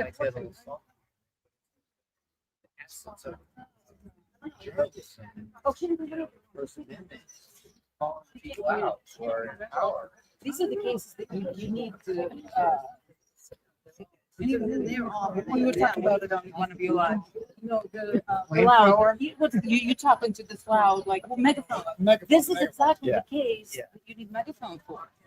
Without. Well, he's the guy that stands up for votes, you know? He puts himself out there, you know? He risks getting a bloody nose once a week at least. Where I'm from, I was never following true crime until Richard Allen trial. And it was just such a horrible justice. And I just didn't think that things like this exist in real life. But every case, Richard Allen had a turtle boy. Maybe that's his next stop. To me, he represents. Once I'm not going to talk. You know what I mean? You playing why I asked. Yeah. Playing you when the computer went off. We'll have plenty of this. Thank you. But it's like don't look on your faces. There's a young, 19-year-old. Oh my God. I saw right like Soviet Union, and I knew my father was here, and like for me, That's a stressful job. Yeah. And people showing up. Really? Bringing it back to Milton County, one prosecution. Yeah. When One he case at a said, time. I got so excellent job. He didn't. Yeah. I want to just enough. You didn't go down. I love it. All right. I'll see you later. Good luck. Good luck. Good luck, doctor. So I got that. You want a little Jess Machado? I got a little Jess Machado. Where's Jess? Yeah, let's hear it. Jess is great. On Wednesday, and supposedly that's it. Wednesday at 11. Where is it?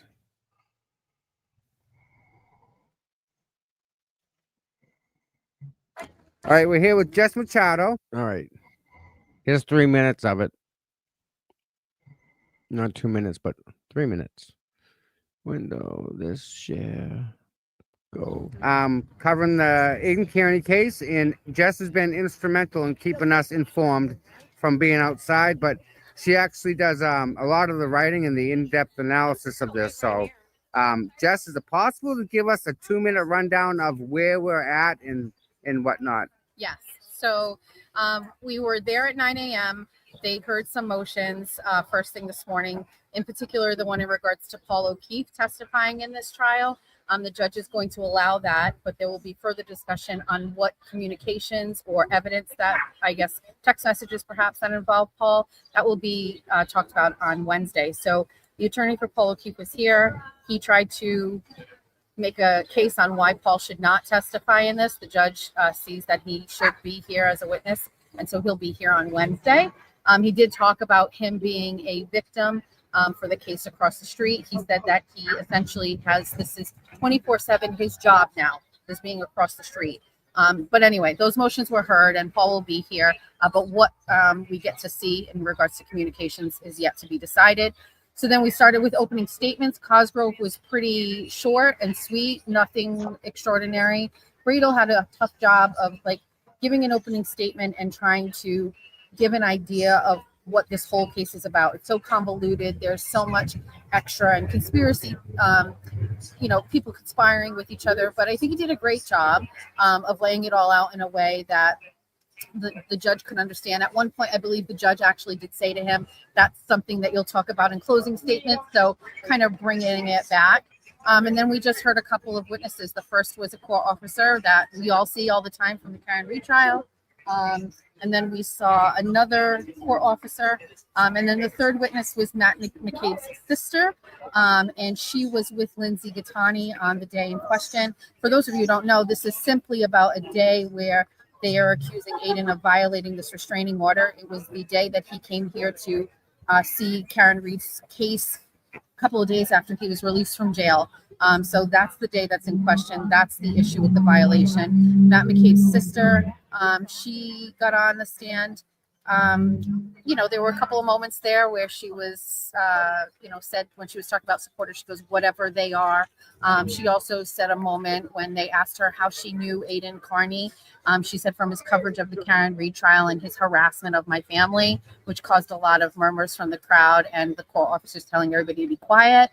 And then we just started to navigate through a video that she had. So she claims that she took a video on the day in question when they were leaving court. She testified that the reason she did that was because of all of the people that were outside. We saw the video in court. Lots of people here that day. I was here that day, so I remember it very clearly. There were a lot of people. There were a lot of people here. You could see video of people on the steps at the registry across the street, people on the street. No buffer zone in place at that time, so it was pretty crazy. And you can actually hear her talking as they were leaving about, the people that were outside. You could definitely hear people swearing and saying profanities and calling derogatory names and things towards the family as they were walking out. And then Cosgrove, I guess maybe we're spoiled with the Karen Reed trial where we have things down to the minute. Show us, minute 2 minutes and 36 seconds. Here, Cosgrove was having his associate watch it and then stop. And then he didn't see what he wanted and then stop again. And he kind of kept going to one point where the whole video played through. And So that was nice job. That was Good job, buddy. Good job, dude. That was she got right. That was a great interview, dude. Again, trying 2 phones. Bingo. See, that's what you get. Man, we're getting better and better and better every day. Yeah, we're getting there. I'm getting there. I want to go to LA. Who wants to send me to LA? Get a price tag together, bud. Let's put it on the ground. Yeah. What do you want to do? What do you want to go to the riots? Yeah. All right. If you start driving out there and just do live streams on the way out there, people will send you money. I will. Yeah, I live in gas tank to gas tank. That ain't no. Obviously, we'll give you enough. I'd rather see you fly. How much is a flight? Because we want you to sleep. We want you to sleep. So go check out JetBlue. Drive.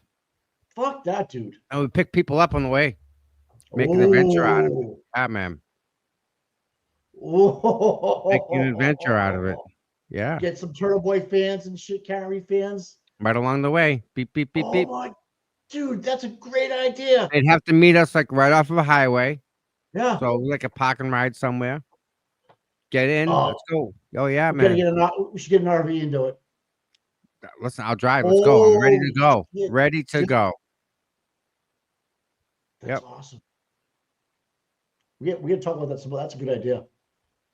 She crashed daddy all right. I'm not playing that. That's no. She took a digger pretty hard on the cement. I know, that poor girl. She I know. literally went like, see how there's no way Colin fell on his knuckles. That's all I get to say after watching that. Right. She let everything go. It's a natural reflex, and she fell on the palm of her hands. Yep. Right. Yep. She She was holding a phone that got Yeah. smashed. I went in front of her. There's no way Colin did like a knuckle push up with a No beer way. in his hand. No fucking Never way. happened. No. Nice try, but no. And yet again, Imagine all the people you'd meet on the way out there to LA. yeah. And all you have to do, you'll end up at Mr. Jackson's office in LA. Go to his law firm, meet him out there, right? For Fine. Congratulations. bring Good win. about something, bring about some sand or dirt from out here or something from Dedham. Yep. Like a little jar of it, and you can put it on his, kind of cool.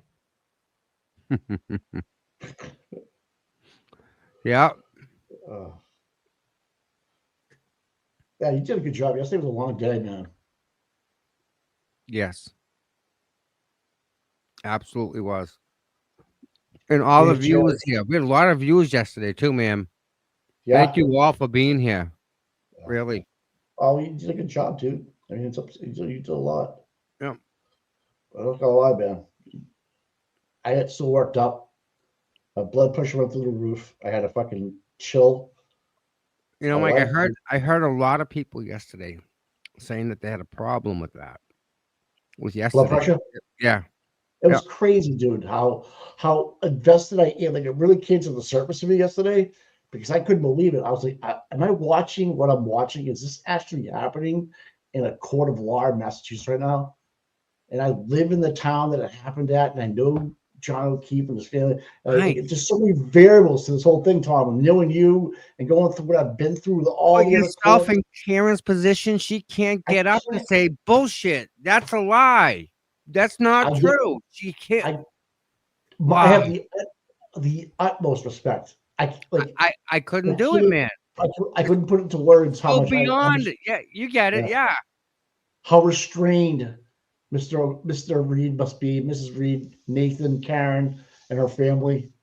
How much it must take just to sit there and bite the bullet for one more day. One more day.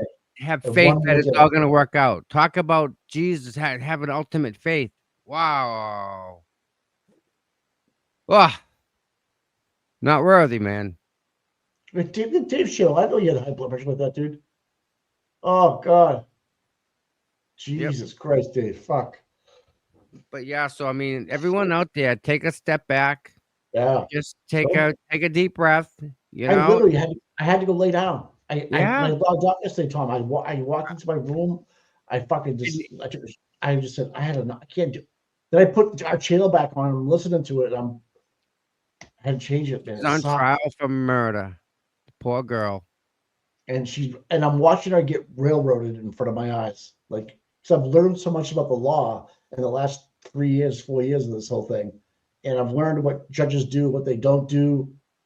And like, I can't believe we're actually watching this. I just can't believe it. And this time and age that we have a courtroom that can't function as a courtroom. Yeah. Did you see that Texas? Did you see that Texas hits you? No, but real quick, Nan is going to be on Uncivil Law at 5 o'clock. So that's kind of badass.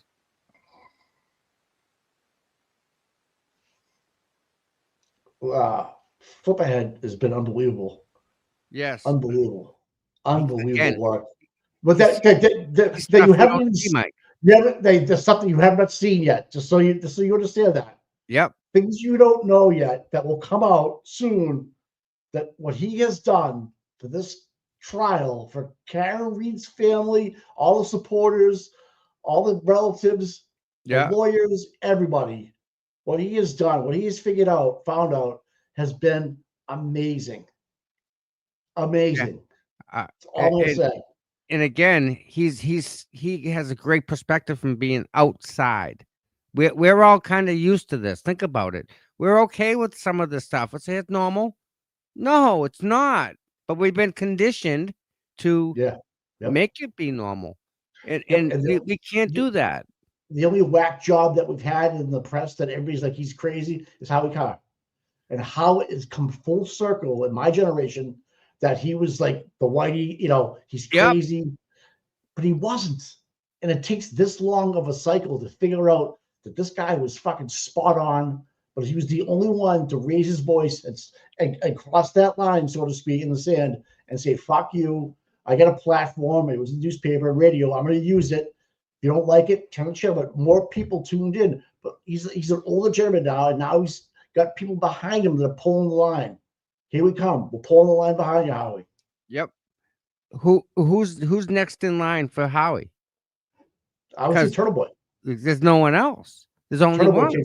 Turtle Boy gets that spot. After this is all said and done, right? You get Grace Curley, Turtle Boy up there. They're all gonna start. They're all gonna fade off into retirement, which like they should, rightfully so. It's kind of why they work so hard now, right? To retire, and the people who are gonna take the reins are people of our generation, or people that we know.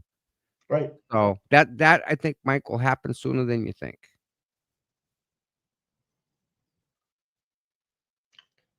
I think this is gonna. I think this whole trial has burned people out.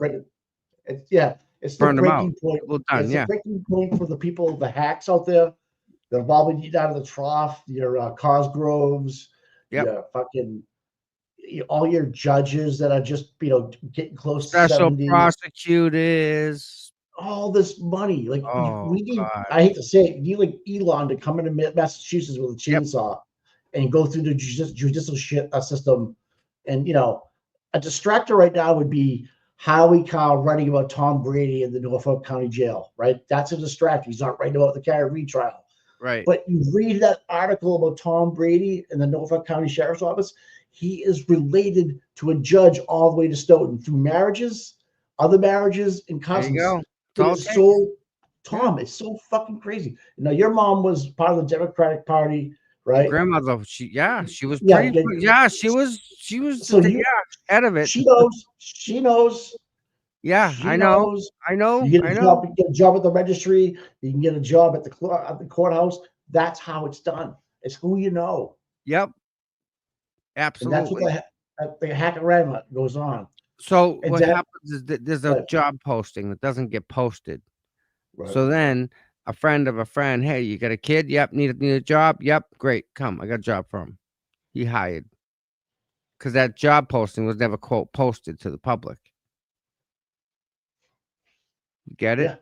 That's how that works. Right. It's crazy, dude. Yeah. Yeah, it is. I didn't see it with my own two eyes, and you would have told me about this and if we were sitting down having a beer somewhere, and you would say, listen, do you want to hear something great about what I know about this? If we talked about Tom Brady from the Norfolk County Sheriff's Office, and you told me this and who he was connected to, I really wouldn't give a. I'd be like, yeah, so what? Let them live their life. But now I know how they do it, and what they get away with, and how much they make. Yeah, it's about money. Simple. And it's for the rest of their lives. If they live to 90, that guy's getting a check with an increase in pay for inflation every year. Yep, every year. And we fucking pay for it. Yeah. And then this whole thing with the judges being a monarch queen in Norfolk County, that shit's going to end soon. Yeah, if you hold the judge accountable for their actions, every action has a reaction. That's right. You'll have a change in the methodology of thinking that they can get away with this open, blatant corruption that we're watching right now in front of our eyes. That's right. It's like real life shit. Like again, Yeah, you go back to it is. It affects Unmuted. it affects everybody too. you go back to a movie script. You go, hey, I got a movie script for you guys to look at. They would laugh you out of the Throw it fucking away. Yeah, and this They should affects do- so many yeah. people. They should have a trial about the Acarama government waste.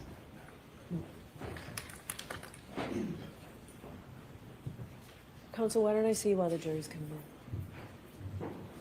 Sidebar. That's not a sidebar. She didn't say it technically. Jessica, she says, and we live in the state. Not only that, Jessica, we pay we pay for this. We give them money to do this to us. Mm-hmm. Aid.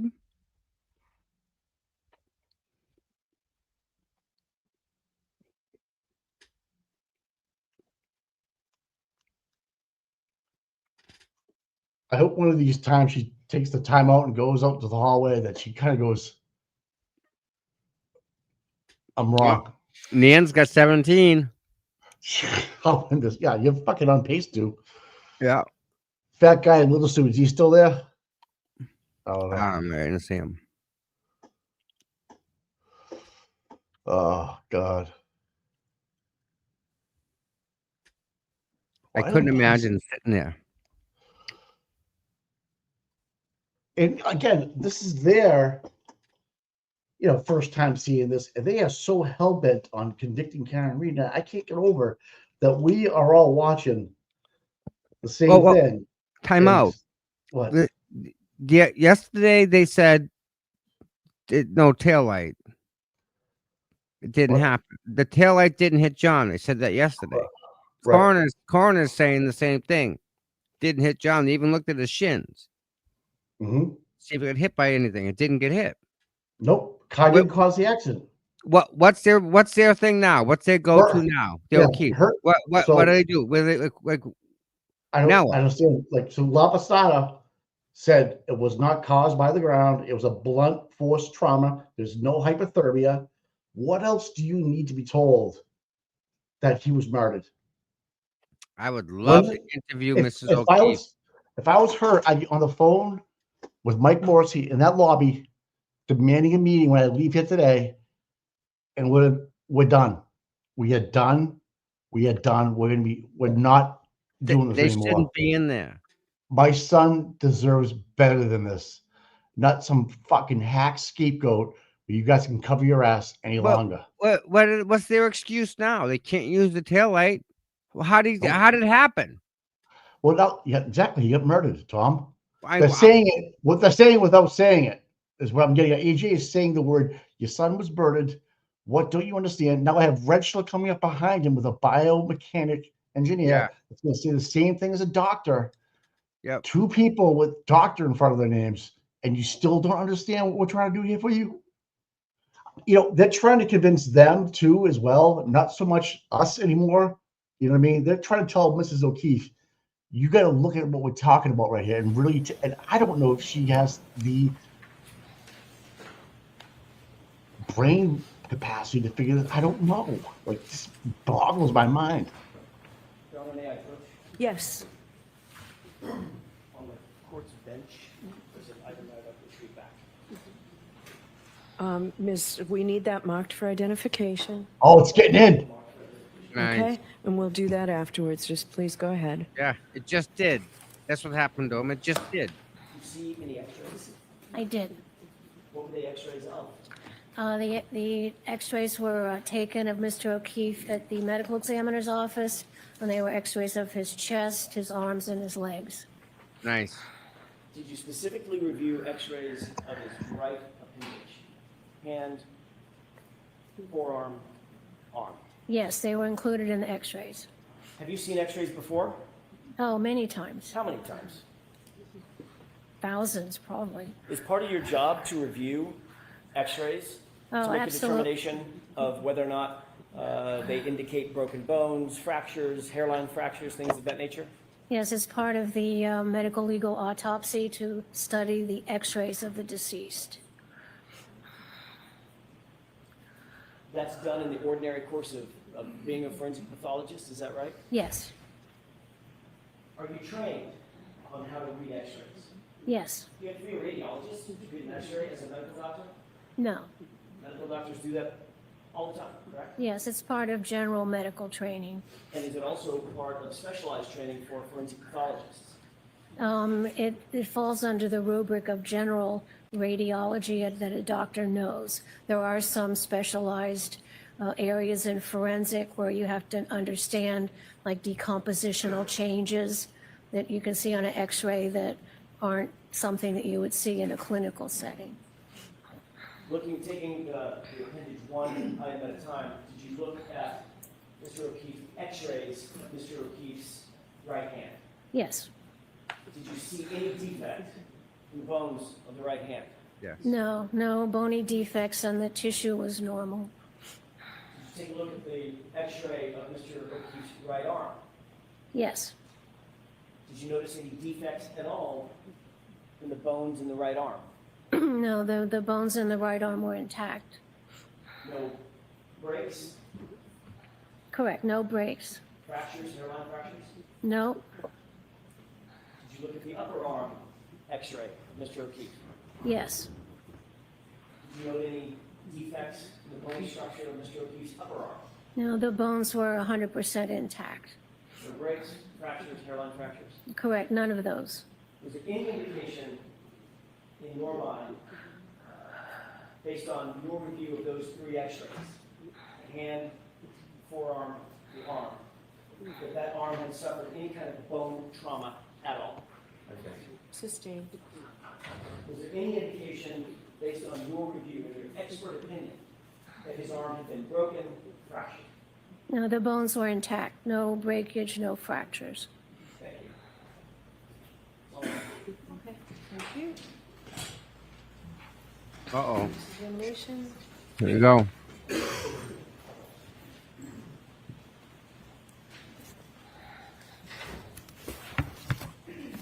Good afternoon, Dr. La Posada. 6 minutes till the afternoon. Good afternoon. That's okay. You wrote a report in this case, Doctor? Nice. Yes, I did. I love it. She just corrected him. Do you think that based on your analysis, was Mr. O'Keefe Someone's gotta thrust clip that. backwards? Is that what you determined looking at his head injury? That he was, I didn't understand you had your hand in front of your Sure, mouth. I'm sorry. Yeah, You talked about a head injury that Mr. O'Keefe had, that he Yes. suffered from, yes, that caused his death. yes. Was that caused by being thrust backwards? Yeah, the motion was upwards, down. Okay. And the way you just showed it could be a fall. Correct. Did you have an opinion looking at his wound that he was thrust backwards?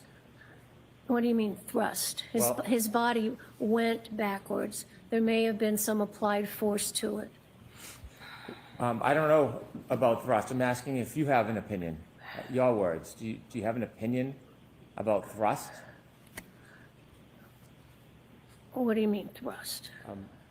Did the forensic pathology diagnosis mean Mr. O'Keefe's body was thrust backward? If you want to say thrust as indicating movement, that it went backwards, then you could say it was thrust. Okay, may I approach? Yes.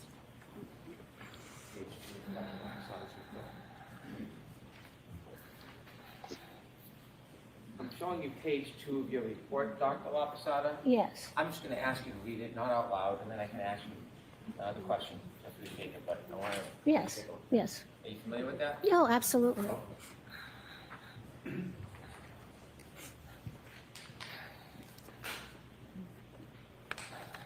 So, Dr. La Posada, what did you mean when you described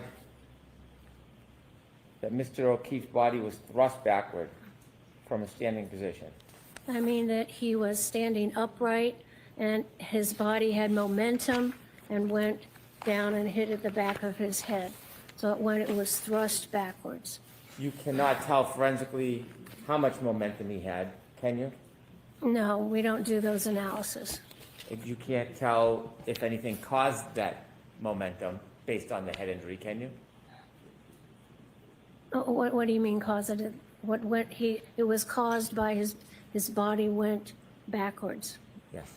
And so the amount of force causing him to go backwards, that's not something you can determine from the head wound, is it? No, I can't tell you the amount of force. It was significant because he had the massive skull fractures. Did you say it would be significant? Yes, significant force.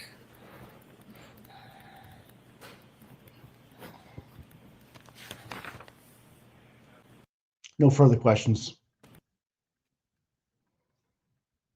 Huh. Weird. Modern medicine, there are a number of different machines that can help us see the brain, like a CAT scan, perhaps? Sure. MRIs?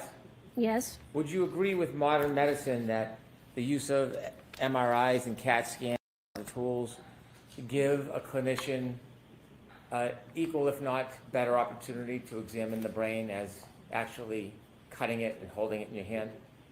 No, the actual gold standard is the pathology, to be able to have the brain in your hand, look at it with your naked eye.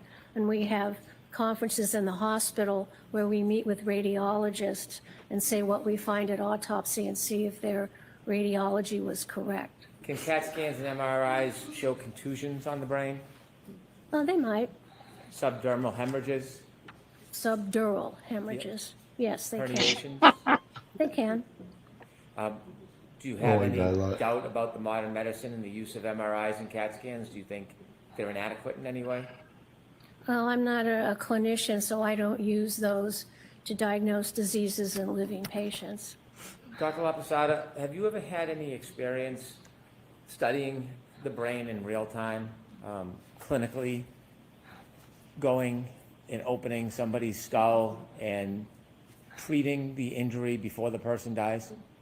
No, I'm not a neurosurgeon. You don't have any neurological expertise, do you? I'm not a neurologist. I'm not a neurosurgeon. I'm a forensic pathologist. Do you have any clinical experience at all where there's an acute head injury and you're making an effort to observe it and analyze the injury as it progresses in an attempt to save the person's life? I don't treat or diagnose living patients. I understand, but as far as your background, have you ever had any experience, clinical experience, showing the progress of an actual brain injury and trying to treat it? I understand the physiology of what happens to the brain when it is impacted by something, whether it be a bullet, a boulder, a fall. So I know what happens to the body to cause the changes from that trauma. I don't treat people for those injuries. In observing a brain that's in trauma and making determinations of how long it's viable or whether the person will expire, do you know the process that a neurosurgeon would go through in order to fight to preserve the person or save the person? Do you know the step-by-step process that they would undertake? To do what? To try to operate or save somebody from a head injury, from a brain injury.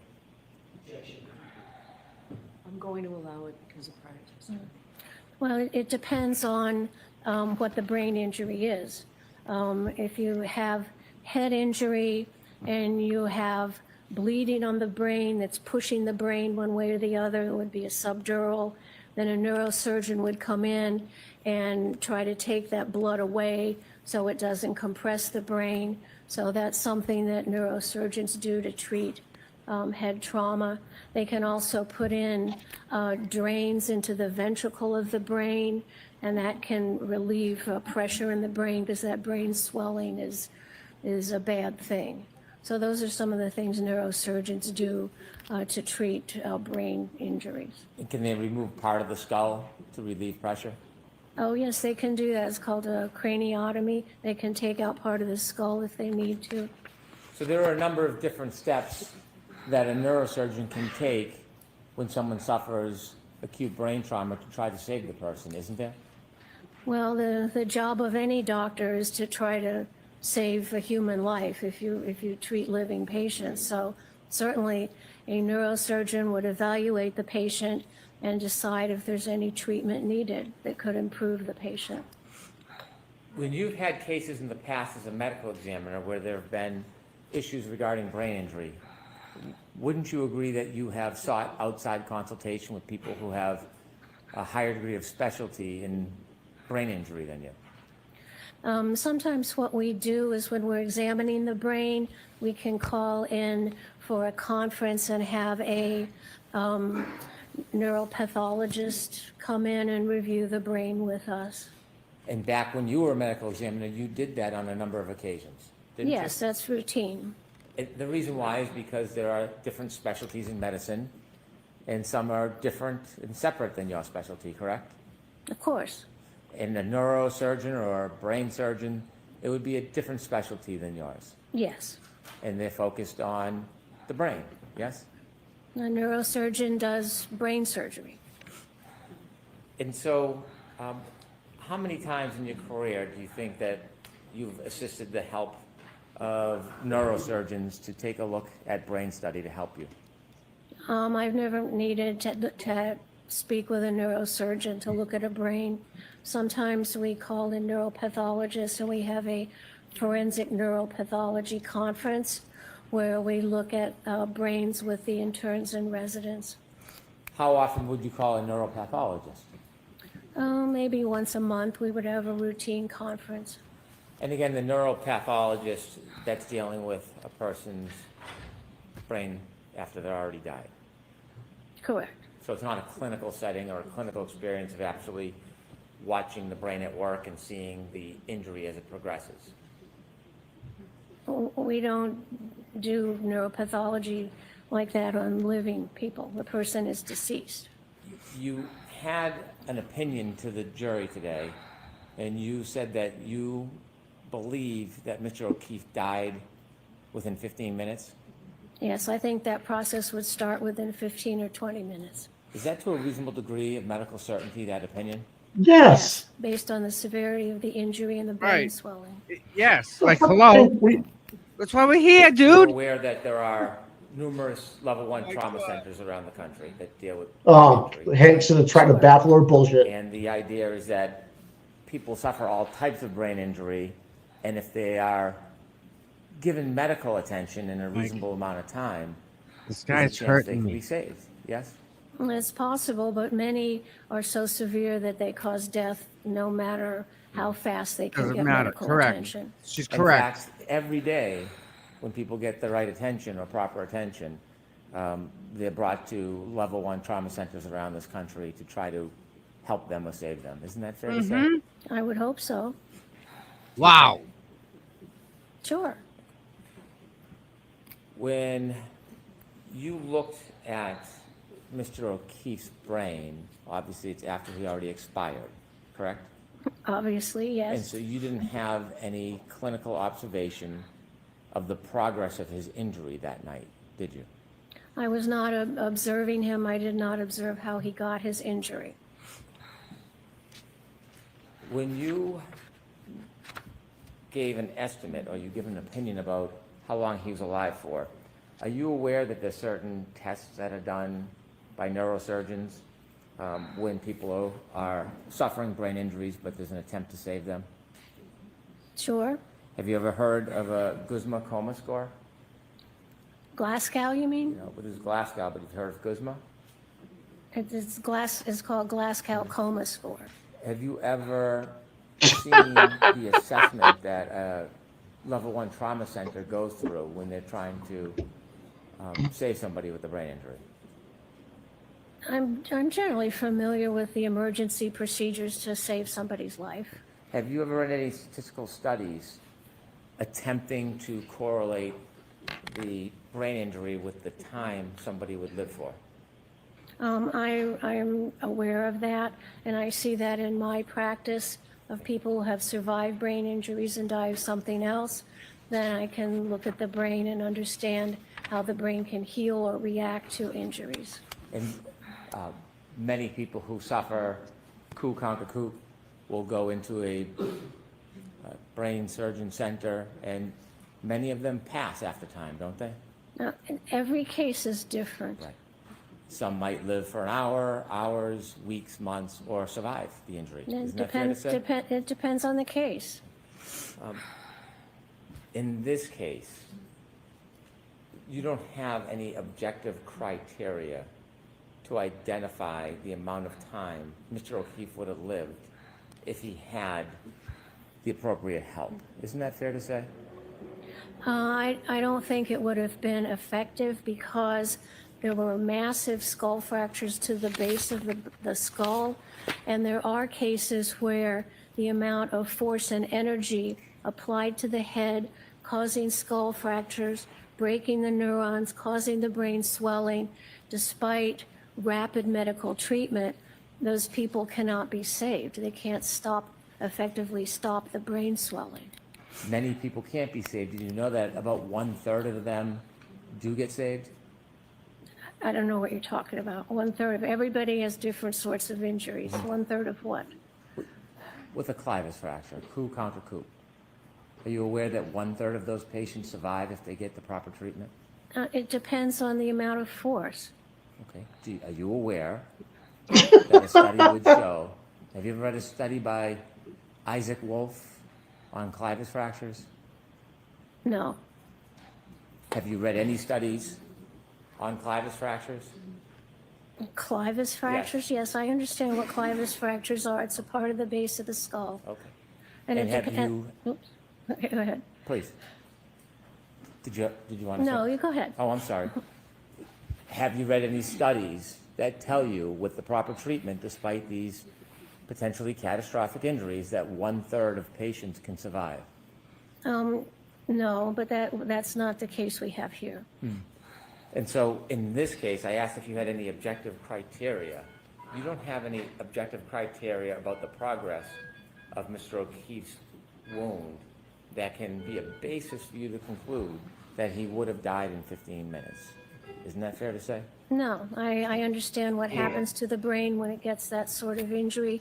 I understand the time course and the physiology. I've seen hundreds of individuals who've had brain injuries.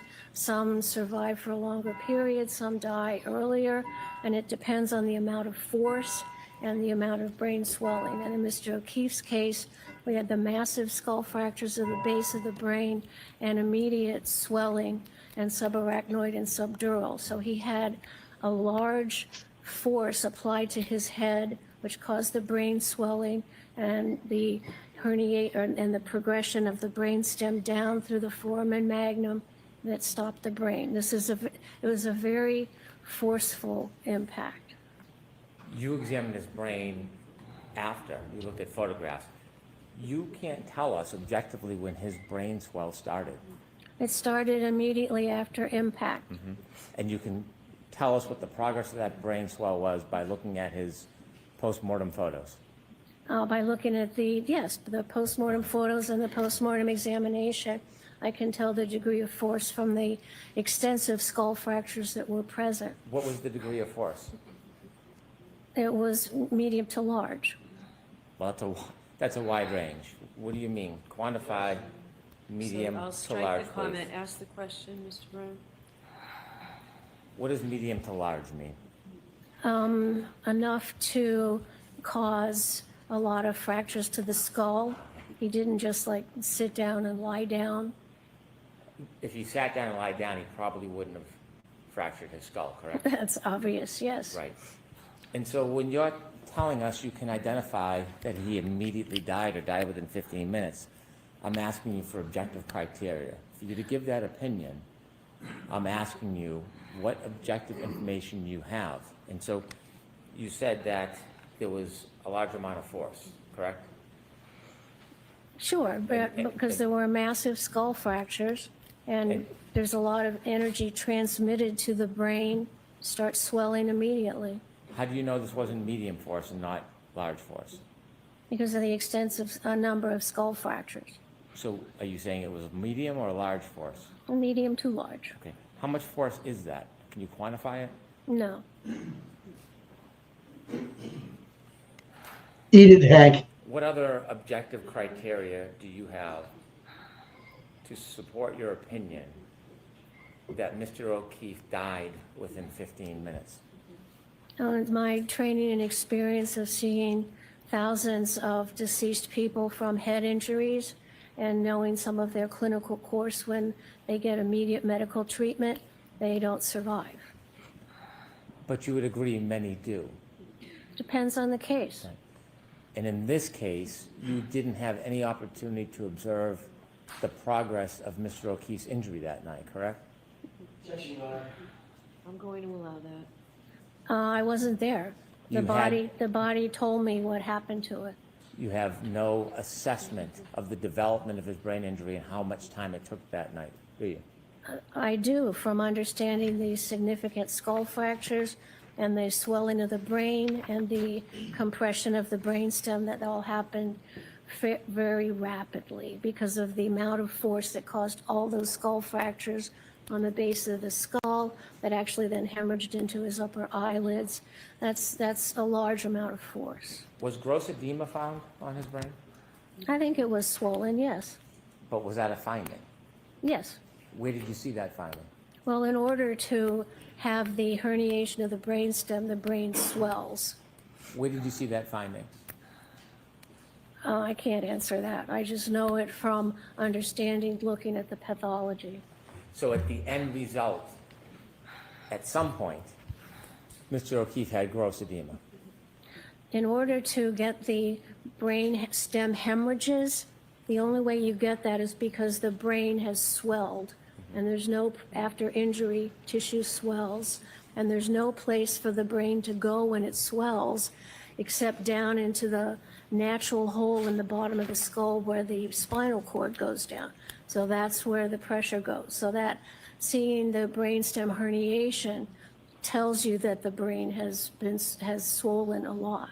Undoubtedly, but it doesn't tell you when it began to swell or the progress of that swell, does it? I don't know what you mean. You see inevitably because of the swelling, there's the suffocation, but when you see that, you don't know when the swelling began or how quickly it progressed. You can't tell that from an autopsy. Yes, you can, because of the severity of the skull I love it. fractures. I know there was a lot of force, and that force applied causes you to go unconscious, then your brain swells. If there was just like one skull fracture, then that's a little bit different. But this was massive skull fractures on the base of the skull. So there's a lot of force applied. So I know because there's a lot of force applied to cause the skull fractures, that the brain would swell rapidly. You would be unable to identify the rapidity of the swelling if you don't know the amount of force. Isn't that fair to say? Well, I do know the amount of force because of the amount of skull fractures. In what you know is, in your words, medium to large force. Yes. You've heard of periorbital ecchymosis, Yes. and that's sometimes called raccoon eyes. Well, periorbital ecchymosis just means bleeding and bruising around the eyes. And you saw the bruising around Mr. O'Keefe's eyes, didn't you, in the photographs? Well, it wasn't bruising caused by blunt force trauma to the eye. It was bleeding in the upper eyelid because the plates above the eye and the base of the skull were fractured by the skull, by the brain hitting it. So, and that's a result of basilar skull fractures and not the application of force directly to the eye. Would you agree it takes a few hours for the bleeding to accumulate in the person's eyes? No, as soon as you break the skull bones and the heart's pumping, the blood comes out of those injuries. So It starts to accumulate right away. It starts within minutes, you can see it. So you would disagree with the suggestion that it takes at least 1 to 2 hours for that bleeding to occur in the eyes. You disagree with that? I do disagree with that. It starts immediately. Do you have any studies that you've relied on or literature or support for that? I understand the physiology of what happens when you get those skull fractures and the density of the blood vessels. And if your heart is pumping, you pump the blood out those broken blood vessels into this small area above the eye. And Do you have any- it can happen within minutes. Do you have any studies or literature to support that? That's my training experience. I can't cite you a particular article at this time. I could certainly go look it up and bring it to you. Okay. Let me ask you questions about the wounds to the back of Mr. O'Keefe's head. Yes, You see a linear abrasion? yes, vertical lines, yes. Now, would you characterize this as a classic wound caused by falling backwards and landing on your head? What do you mean every wound is different? Every wound is different? Sure, every person's different, every way you get injured is different. And so if somebody falls backward on their head and suffers the basal fracture, the wound from your perspective can look different. It depends on the impacting surface. Wounds on the same surface, say 2 people fell on the same surface, could they have different wounds on the back of the head if they suffered the same injury? In theory, if they fell, if they rotated their body, if you could reproduce something exactly, then you would see the same wound patterns. This wound pattern is typical of falling backwards on a hard surface, isn't it? We know it's from falling backwards and striking something hard. Can the frozen ground be hard? A frozen ground can be hard, but it doesn't fit the pattern in this injury. We'll get to that, but Yes. it's hard enough to cause a basal fracture. It can cause a skull fracture. The frozen ground is different than a sheet of ice, right? It's not smooth and flat like a sheet of ice, is it? It could be, I guess. Okay. You mentioned there's some granular patterns in this wound. Yes. didn't Yes. you? The area in front of 34 Fairview, the frozen ground, do you know if there was any impediments in the lawn that was frozen? In the what? Oh, the lawn? Yeah, sorry. Yes, I saw the scene photographs of when the snow was removed, and it was like winter lawn grass. So it was some green, some brown that was pushed down, and like straw that was going different directions, which wouldn't give you that pattern. Did you see the exact area where Mr. O'Keefe last moved? I saw that general area, and there were a lot of photographs, Well, yes. You say general area. Can you tell us that you saw photographs of the spot Oh my God. Mr. O'Keefe was lying when he was found? Yes, that general area. Could you see the ground where his head was? Can you identify that? Yes, with the scene investigation, they shoveled the snow off of that area. And you had never had a chance to go out to that scene yourself, did you? No, I just looked at all the photographs. You cannot see what's under the grass and the dirt, can you? Well, dirt's under the grass. Well, do you know if there's any rocks or impediments or bumps? It was a smooth surface covered with grass. It was a smooth the front lawn was a It smooth was a surface? flat surface Flat. covered with grass. Okay, and do you know what was under the grass, whether there was any pebbles, rocks, debris I didn't see any. from the photo? Correct. But you don't have any firsthand knowledge that Shut up, exact Patty. area where he ended, what the turf was like, do you? I saw photographs of that lawn where they removed his body So from. you're relying solely on the photographs, is that fair to say? Correct. Yes. Do you know if Mr. O'Keefe was wearing anything that could cause abrasions when he landed to cause that scraping pattern in addition to the linear abrasion? He did have a baseball hat on, but that would not cause the pattern. The area of the abrasions, is that in the area of the level of where a baseball hat would be on the back of somebody's head? It could be. Could be. If somebody hits the ground and falls backwards, can they slide? If they're on an incline, What if they're thrust? well, if you fall backwards and you fall backwards on an incline, your body might move. Well, what if you fall backwards on flat ground? Does the body, can it move after it falls? Not really, maybe a little. If from the momentum of the impact, it might move slightly, but not really. So when a person falls backwards and lands, you don't think their head has any room for movement? Not significant. Well, not significantly, maybe just a quarter inch, half inch. No, it's possible. And did you see the scrapes around the wound of Mr. O'Keefe's head? Of course I saw them, yes. Okay. And they're all within, what, about an inch? What are you describing? What part? Are you describing the tearing, the laceration of the scalp, or the vertical abrasions? The vertical abrasions. There were maybe an inch, inch and a half. Inch and a half? Do you think that if someone fell backwards and landed on their head, they could move an inch and a half? Well, he landed on something that had a ridge on it to cause the laceration in the scalp, and then with a little bit of movement, those vertical scratches were caused by some kind of like pebbly-like surface. You mentioned that the orbital bones were broken and you had opined that it was caused by the brain. Do you agree that a brain is very soft, consistent with, for example, tofu? Oh, gross. What do you mean? It is soft. Is it that soft? Is that the texture of it? Well, it depends on what kind of tofu you have. Okay.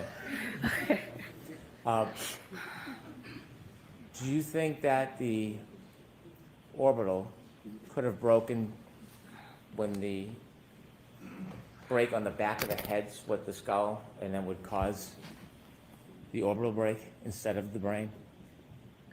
The orbital plate fractures, if you look at the base of the skull after you take the brain out, you can see the fractures go up from the back to the front into the orbital plate.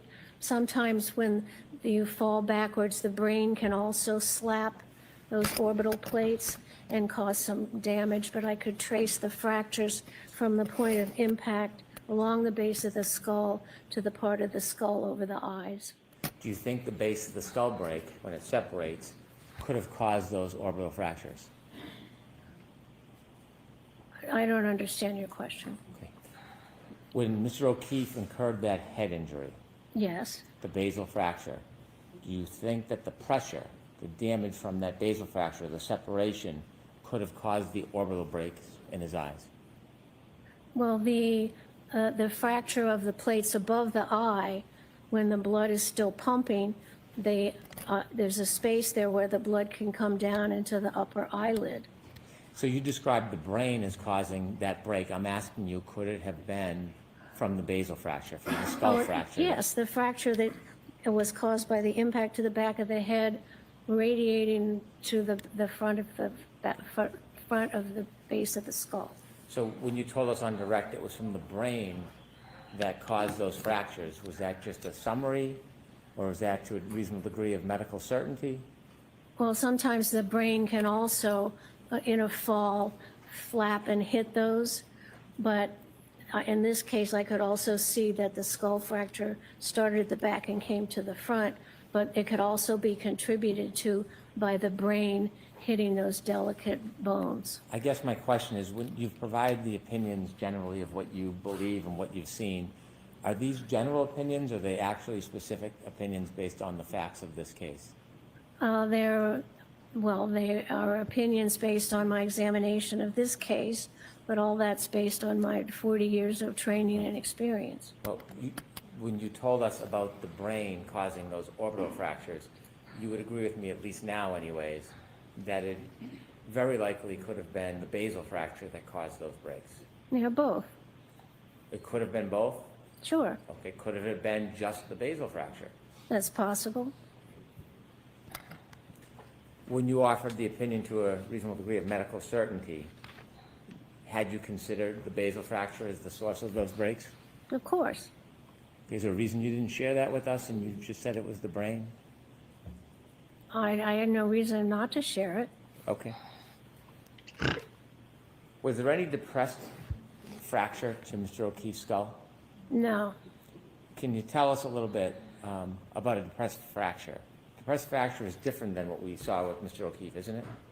A depressed fracture is when something fractures the skull and then pushes the skull and moves the skull inward. This just had a fracture, but it didn't move the skull inward.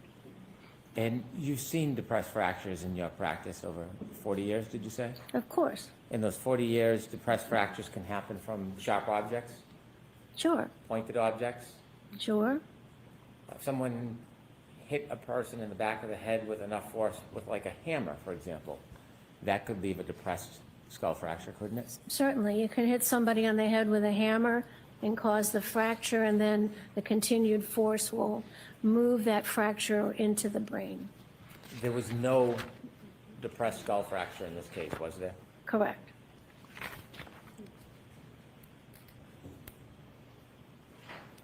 You gave some opinions today about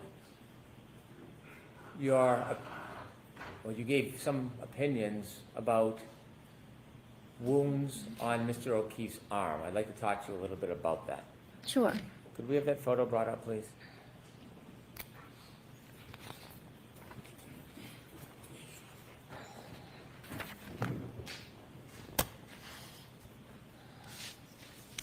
Do you see all of those superficial abrasions?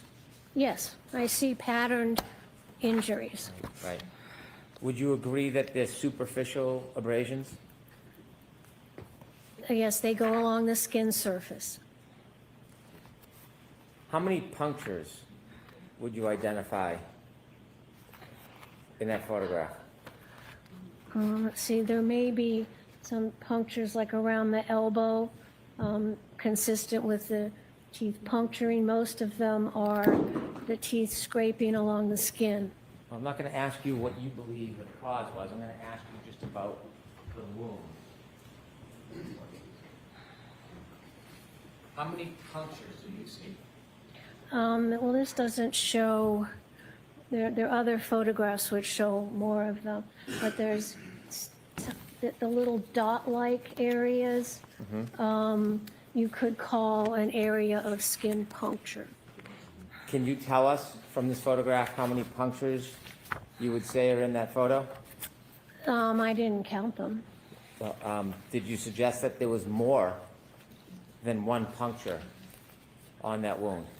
I think I see more than one, yes. Pardon me? I see more than one on there. Okay, could you give us a count of how many punctures you see?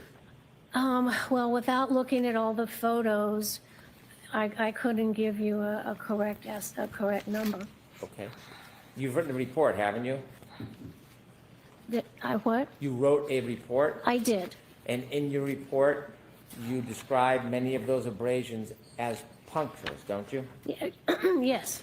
And a puncture isn't just a scratch. A puncture is a penetration of the skin, isn't it? Yeah, a point-like penetration. A puncture has a very specific medical meaning, doesn't it? Yes, it's a point-like penetration of the skin. And according to you, there are many punctures in that wound. Yes, I can see 1, 2, 3, 4, 6 or 7. Can medical professionals disagree on opinions about wounds and causes? I suppose they can. You also gave some opinions that you did not believe that Mr. O'Keefe's scratches were caused by having some impact with broken pieces of plastic or glass, correct? Correct. They weren't caused by that. Broken plastic or glass can cause a number of different angled wounds, can it? It causes an array of irregular, random injuries. It can have infinite different patterns, couldn't it? Could. There's nothing to hold a wound from a broken shard to be north or south or east and west. It all depends on how the force is impacted on the body, true? I'm not quite clear on your Okay, question. I'll try to do better. When you're talking about shards of broken glass or broken plastic, there is no set direction that they may cut somebody, is there? Well, it would depend on the case and how those occurred. It can happen in many different forms as far as depth, yes? Well, anything's possible. How about length? What about length? Wouldn't that change? Couldn't that change depending on how the injury occurred, the length of the wound? Sure. And in this case, you talked about your opinions of injury relative to a motor vehicle, didn't you? That was something I considered. That's something you considered. Did you know much about the details of the motor vehicle in this case? Yes. Okay. When you considered your differential diagnosis, did you consider whether there was any DNA on the vehicle? I didn't look at any of that. I'm sorry? I did not look at any DNA. Did you know if there was any hair on the vehicle? I don't know. Did you consider the scene itself where there may have been a debris field? Did you take a look at the debris field in this case? I know there were photographs of various pieces of plastic around the area where the body was found. And do you remember where those pieces were found? Somewhat, yes. Did you have an opportunity to consider other evidence like a shoe in the area near where Mr. O'Keefe was found? I know one shoe was on his foot at the hospital, the other was at the scene. Do you know if his hat stayed with him after he landed on the ground? The hat was in the area where his body was found. Did you take a look at his pants, the back of his pants? I looked at that, yes. Okay, what did you see when you saw the back of his pants?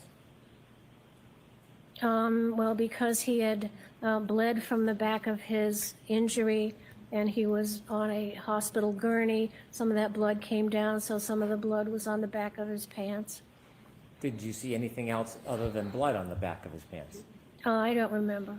I'm sorry? I don't remember if I saw anything else. Did you look, when you were doing your differential diagnosis, did you look at any evidence other than physical evidence? Did you look at any data evidence? I don't know what you mean, data. Like data you would find on a cell phone? No. Did you look at any of the data evidence from the defendant's Lexus? No, other than looking at the contours of the back to see if it had impacted Mr. O'Keefe. When you were doing differential diagnosis, did you look at any information that would tell you what the speed of that impact may have been or allegedly was? Well, it didn't hit him, so it doesn't matter. Okay. So you didn't care to know anything about the car or the data in the car because you had already formed your opinion? It did not hit him, so it was not relevant to my opinion. Oh! Is that a different By looking at the body, I could tell that there was no evidence of impact with a vehicle. Is that So a, whether the vehicle was going slow or fast is not relevant. Whoa! so you didn't try to get any information about the speed of the vehicle? It was totally irrelevant to you? Correct. Oh, And did you shit. also disregard? Didn't hit. Must Well, have let me quit. ask you, do you ever look at statements? Game, set, match, dude. I Now, look at Rex is gonna witness come in. statements if they're available to me. Were any of the defendants' statements made available to you? I did hear some of them. Did you consider the ones that you heard? Of course. Which ones did you hear? I really can't answer that. I don't know what you'd have to give me an example.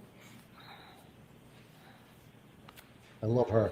You said that when Mr. O'Keefe was first incurred his injury, you think that he was unconscious?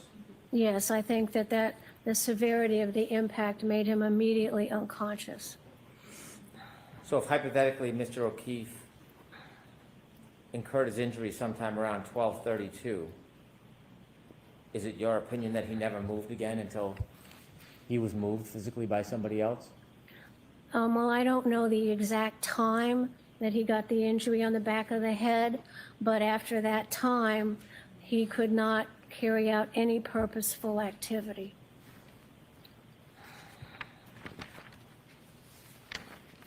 This Yeah, lady's a next From level. Sidebar, Your Honor. Okay. Well This worth lady it. is next Yep. level She's shit, dude. dynamite. This is who you want, Mike. No Oh, notes, no notes, Mike. It's she's No. banging out these bang answer, boom, boom, boom. No, What are they problem. thinking? What are they thinking right now, the O'Keefes? What are they actually? What's going through their heads? Don't tell me they still think that he was hit by the fucking car, man. They have to think that, Mike. I think the fat guy in little suits fucking gassing him out. Just I Turtle think Boy, that- even I Turtle don't- Boy's like game set match, dude. Yeah, She's from Rhode Island. Yep, she's Rhode Island. She's. I mean, the they Rhode read her Island medical examiner. They read her CV yesterday. It took 20 minutes. Mike, we knew this was coming. I know, but still, it took. I didn't realize how much of CV she had. Like, she's done everything. She Oh, was think about it, Mike. She did the fire in Rhode Island. The nightclub yeah, that went the up. station nightclub. Yeah, She knew when everybody passed away. she did it in could tell. 3 days. She did it like Yeah. 3 days. I guess it was great. Yep. Imagine that. Yep. 100 people, whatever it was. It was crazy. Oh, yeah. She's not being baited into anything. She's like keeping her composure. Yep. Like Let's this just is minus. Do we lose a juror? no, that's not the jury. That's the O'Keefe's. No, it She says we was- minus a juror over. Where? The Bobby Swan, it's over. Minus a planted juror. Oh, I get it. Yeah, unless it's a yeah. Okay, Oh, yeah. yeah. I think the other person in there is taking a poop. Not sure. Several jurors smiled as Lapaloza said several times that it doesn't matter how fast Cameron's car was going because the car didn't hit John O'Keefe. Oh, That's exactly right, dude. priceless. Yeah, I mean that's the truth. I don't know what else they can say to Mrs. O'Keefe, but Can we? These you've guys been lied to. Imagine the crushing the feeling she must not trust anybody. Oh my God! I can't even take this anymore. What a comeback from yesterday after all that arguing. Yep. Look at they're crushed. What happens now? They know he wasn't hit by a car. She just said it in open court. No objection. What's that? What's that girl in the back say? What's her opinion today? Oh, Tara Carrigan. Yeah. She's waiting for Hanky boyfriend to see if he can rebuttal from back in this. Nancy Carrigan. Nancy Carrigan. Yeah, she got hit by Tanya Harding. See the Yeah. girl down front right there next to Mrs. O'Keefe with the white pants on? That's Tanya Harding. They're friends now. They made up. It was an accident. And that's that guy in little suit. We all know who that is. And that's getting my belly on the far left behind Dr. Boy, Wolf. that button is fucking screaming That's murder. That's Look at it. screaming, let me go. Please. It's Yeah. gonna snap. It's tighter than Kapow. It's tighter than Auntie Deb's asshole right now. She better she ain't listen, she ain't gotta worry about the soap, man. She's When in Auntie deep Deb- trouble, that girl. When Auntie Deb farts, you don't even hear it. Listen, it's raining out. Finally. That's all you hear. Oh my God. That's so funny. So what are they thinking now? What's Paul thinking? How am I gonna sue Karen now? So no, he's not, dude. Look at him. He's like not even engaged with this lady's testimony. I think he's got CTE.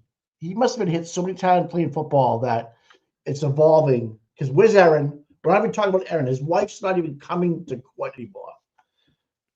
He's not living at home. He's in Canton, I guess. It's all fucked up, dude. These people, if they just saw the light for a second and not just being on the phone with people that are negative or are AKRs, you have to, as a human, open your eyes, open your heart, take it all in from both sides and make a better decision and figure out where your information's coming from. Talk to me. Talk to you. Talk to somebody else. I know they don't like Aiden or whatever, right? Yeah. So here's the thing about pinning it on Karen. Do they realize that the Commonwealth has a bigger checkbook? Do they realize this stuff? Like, what? No, they don't. They think it's easy money because they think the Commonwealth's on their side, Mike. I understand all that. But they understand if they flip the script here They and won't. sue the Commonwealth for, injustice on their part, Yep. a farce of wasting their time for a couple of years. Are you shitting me? Yeah. And then, they've sat in that bench for how long? all you have to do in a civil suit now, if you're Karen Reed or any of the bars, 50 minutes or an hour. All right. Straight through the afternoon. We're going to do everything we need to do. if you would just play this tape now. You get Dr. LaPosada to testify as your civil in your civil case, and it's over. They can't win civilly now. No. And they'll be allowed. Are they going to lunch? Yeah. Diva took John's job at Boston Police Department. No. Maybe she's working inside. But that's freaked out. That'd be fucked up if she did. But Says Diva takes John's job at the CPD. Oh. Yeah. Whatever. I don't really care about that. I really don't. We get lunch lady arms. She's like, all right, I'm hungry. I've been spitting into this. Right. How does she clean so, that Mr. thing? Brennan, if you can briefly tell me what it is you want to introduce through this witness. Uh-oh. Don't worry about it, dude. What witness is this? To remind the court, on direct examination, the defense promoted Dr. LaPosada's credentials, including specifying her successes with the station nightclub fire and her running of her office. I have an audit from 2005, State Department of Rhode Island, Department of Health. In that audit, it paints a very different picture than was presented on direct examination. Of course it does. In that audit, they investigated the chief medical examiner, and they compiled the history of statistics for the medical examiner, which was Dr. LaPosada. There were no reports, incomplete reports, and unsigned reports of over 1,500 individuals between June 30th, 2000 to June 30th, 2005. So in that 5-year period, there was an extraordinary number of individuals that weren't properly attended to, showing negligence, if not malfeasance. Really? It was recommended that the standards, policies, and practices of Dr. LaPosada's office would need to change because of the extraordinary backlog of cases regarding autopsies. In addition, it was noted that the incomplete reports confirmed that there was significant concerns with the historical management practices of the medical examiner's office shortly after Dr. LaPosada resigned. In addition, it was promoted that in the station nightclub fire, Dr. LaPosada had a heroic effort, and in her testimony, she also noted that there was a failure, or implied there was a failure because the medical examiner or somebody did not go to the scene to look at the turf in front of 34 Fairview Road. She suffered the same criticism for hours and hours after the station nightclub incident. She was contacted with a request to come to the scene. She refused to come to the scene, did not appear for at least 17 hours, directly on point to the claims that she's making against other people is the same conduct she engaged in on a more extreme scale. She testified in Commonwealth versus Tompkins. In Commonwealth versus Tompkins, she was listed and testified as an expert, attempted to testify as an accident reconstructionist, which was denied. Inevitably, the court made conclusions. Actually, in that case, her efforts to be an accident reconstructionist were denied. Then she testified in a case called Patino. And in Patino, after testifying, she received great scrutiny and criticism from the court. The court noted on page 1025 of the transcript, when Dr. LaPosada gave the testimony, she knew the boy wasn't like this because he fell off a bed. She knew the mother was lying. She read the text messages and knew the defendant had beat the boy. The only reason I conclude that she offered such testimony was to distance the defendant from causing those bruises, setting up an argument against malice, but instead destroyed her credibility. On cross-examination, she came across as a hired gun. Sometimes it's seemingly small things that impeach a witness's credibility. Inevitably, on the credibility determination by the court would agree. The jury gave greater Oh, now you're weight to the looking testimony powder. of Dr. Gilson and Snelling than they did Dr. LaPosada for the reasons I addressed previously. The jury was justified in discounting her testimony and Why doesn't he concluding the doctors do all this when testified he is sidebar? apparently impartial. While she appeared as a paid advocate, at least on this occasion, without impugning the witness's integrity, because that witness is known to the court, but in this case, when she testified, she was not credible. That's a direct credibility determination by another tribunal about her testimony. So I would like to, and that's why I came sidebar rather than ambush. To Yeah, give the court bullshit. notice that I'd like to get into the criticisms regarding her run No. as medical director that led to resignment after she was audited and left 1,500 bodies unattended or incomplete. Wow. Also get into the criticism she received for her handling or lack of handling of the station nightclub fire, and finally get into the adverse credibility determination in the Patino case. Denied. So I'm not familiar with the Patino case. So I'll need a copy of that. Yes. Oh, she's gonna let it in. All right, Mr. Jackson, I'll hear you. Thank you, Your Honor. Oh, come on, AJ. Mr. Brennan said that the audit established that, as the chief medical examiner, the audit revealed that she left 1,500 bodies unattended, was his quote. Bodies unattended. That's absolutely not what happened in that situation. It was a political situation. The medical director for Rhode Island came in and took over. He began to change protocols and cut quality control. He said he did not want a second set of eyes on any of the reports, not the autopsies. There was never a suggestion, ever, that an autopsy was not performed efficiently and timely. Never. The reports that were attendant to the autopsies it was a two-tiered set of criteria that Dr. LaPosada put in place to establish quality control and quality assurance. First, the medical examiner conducts the autopsy and writes a report. Then the doctor herself, the chief medical examiner, because she is a perfectionist, determined that she was going to establish a protocol in which she would put eyes on every single report. Hundreds and hundreds of reports per year. In doing so, she had to prioritize which reports were going to take a priority, which ones were being subject to litigation, which ones were going to be subject to criminal cases, and which ones were never going to be subject to any review at all. For instance, if somebody was found, let's say somebody that was without family, etc., found and unidentified, there's no litigation attendant to that report, she would put that report aside and get to that report after she dealt with the reports that were on sort of on the front burner, if you will. After, by the way, none of the reports were ever not done. They were all completed. There were a small fraction of reports, according to the audit and according to Dr. LaPosada herself, that had to take a back seat.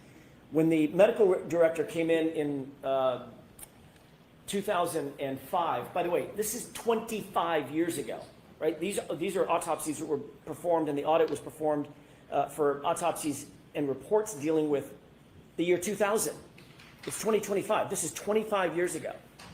When the new medical director came in for Rhode Island, he said, I don't want any review of any of the reports because it's more efficient and it's faster to get the reports out in a timely fashion. She resisted and said, I will never, ever, and she was published saying this, I will never, ever sacrifice quality for speed.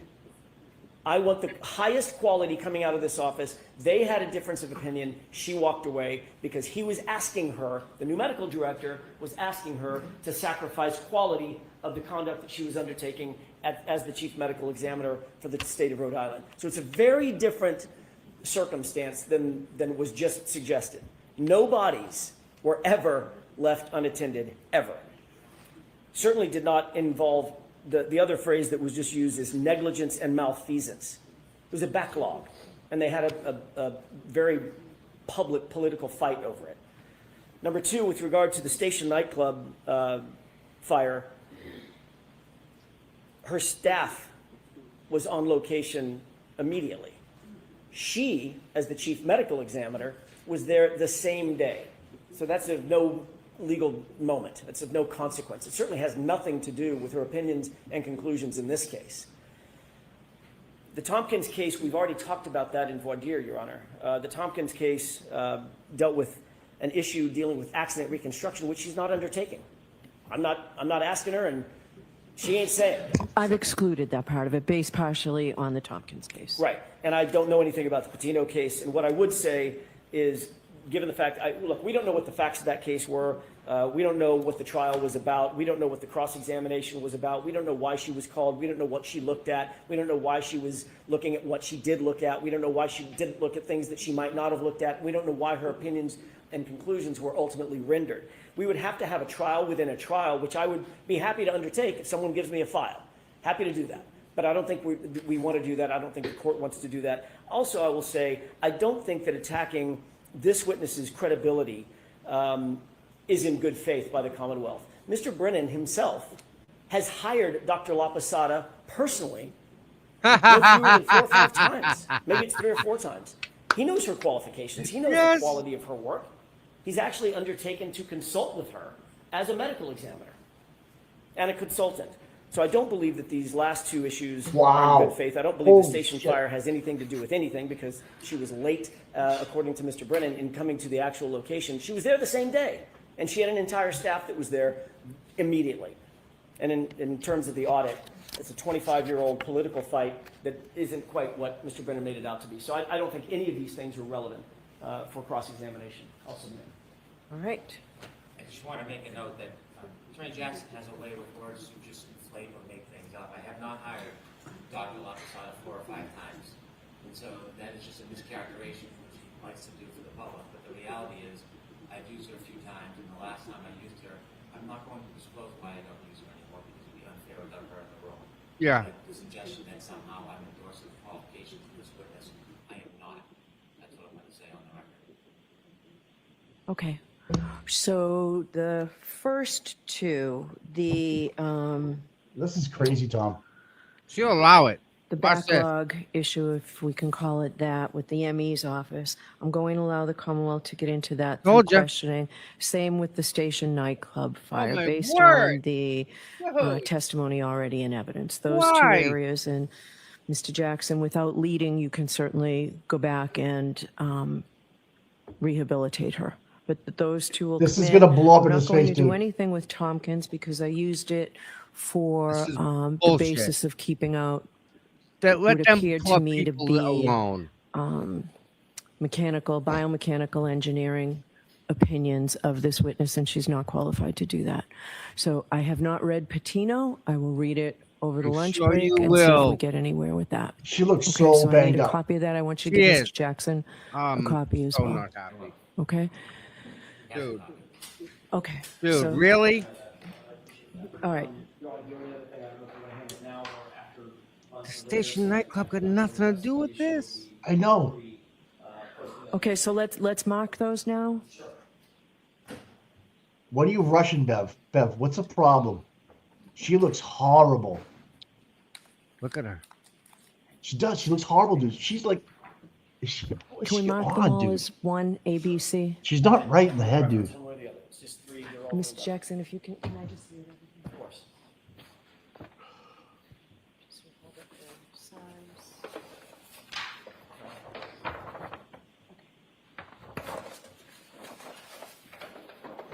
Jimmy, get downstairs and start making some drinks. Come on. ID. Yeah. Yeah, she's holding a huge. She's getting shit. That's what the problem is. But I don't think Bev needs to shit. She gets septic. She's getting septic. Yeah, it would be. Yeah. It's marked.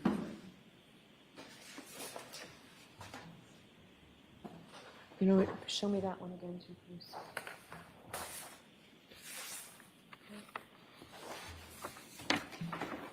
Okay.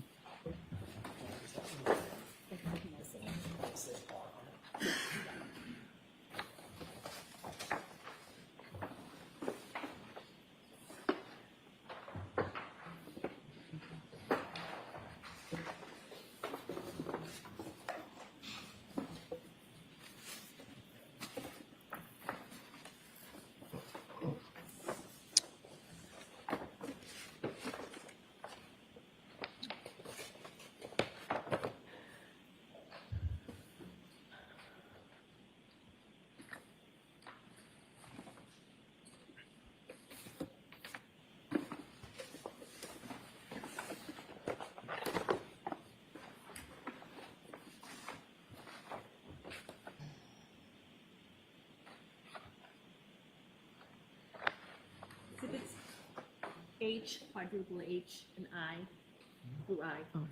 All right. All right. Mr. Brennan, there's no objection to these coming in through another witness, so you agree that they'll be coming into evidence? I'll stipulate All right. And what's the objection to them coming in through Dr. Laposada? it's not part of her report or opinion. And she's gone beyond her report, talking about the fact that she's studied x-rays and given an opinion. I think that suffices. It really, I think, is beyond the scope of her testimony to begin with. I'd be gracious with it. Stipulate these, I'm sure Dr. Wrench will utilize them with this stipulation. So you'll stipulate to them prior to Dr. Rentschler? I will. So you can use them with Dr. Rentschler? I expected that I could because he certainly used them in his analysis and opinion. But I should be subject to the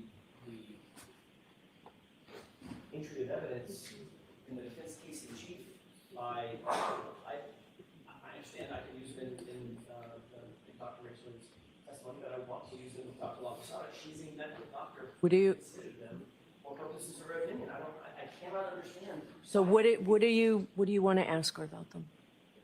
I'll use the x-rays that you reviewed. Yes, that's it. That's Okay. it. Okay. So go ahead. If that's all he's going to ask, I won't have a problem. Okay. Yeah, I have no problem with that in that form. That's it. Literally, you see the x-rays that we talked about a little bit earlier? Yes. This is the right hand? Yes. That's the arm? Sorry, the forearm? Yes. That's the upper arm. All right. So they're cumulative, but if they're coming in anyway, I will let you put them in. Thank you. All right. So the last thing is Dr. Rentschler. I need to hear argument from both sides. I have a new PowerPoint. So I'll hear both of you. Mr. Brennan, I'll hear you on your the fucking paper motion. they printed for the stupid case. Wasted. Wasted.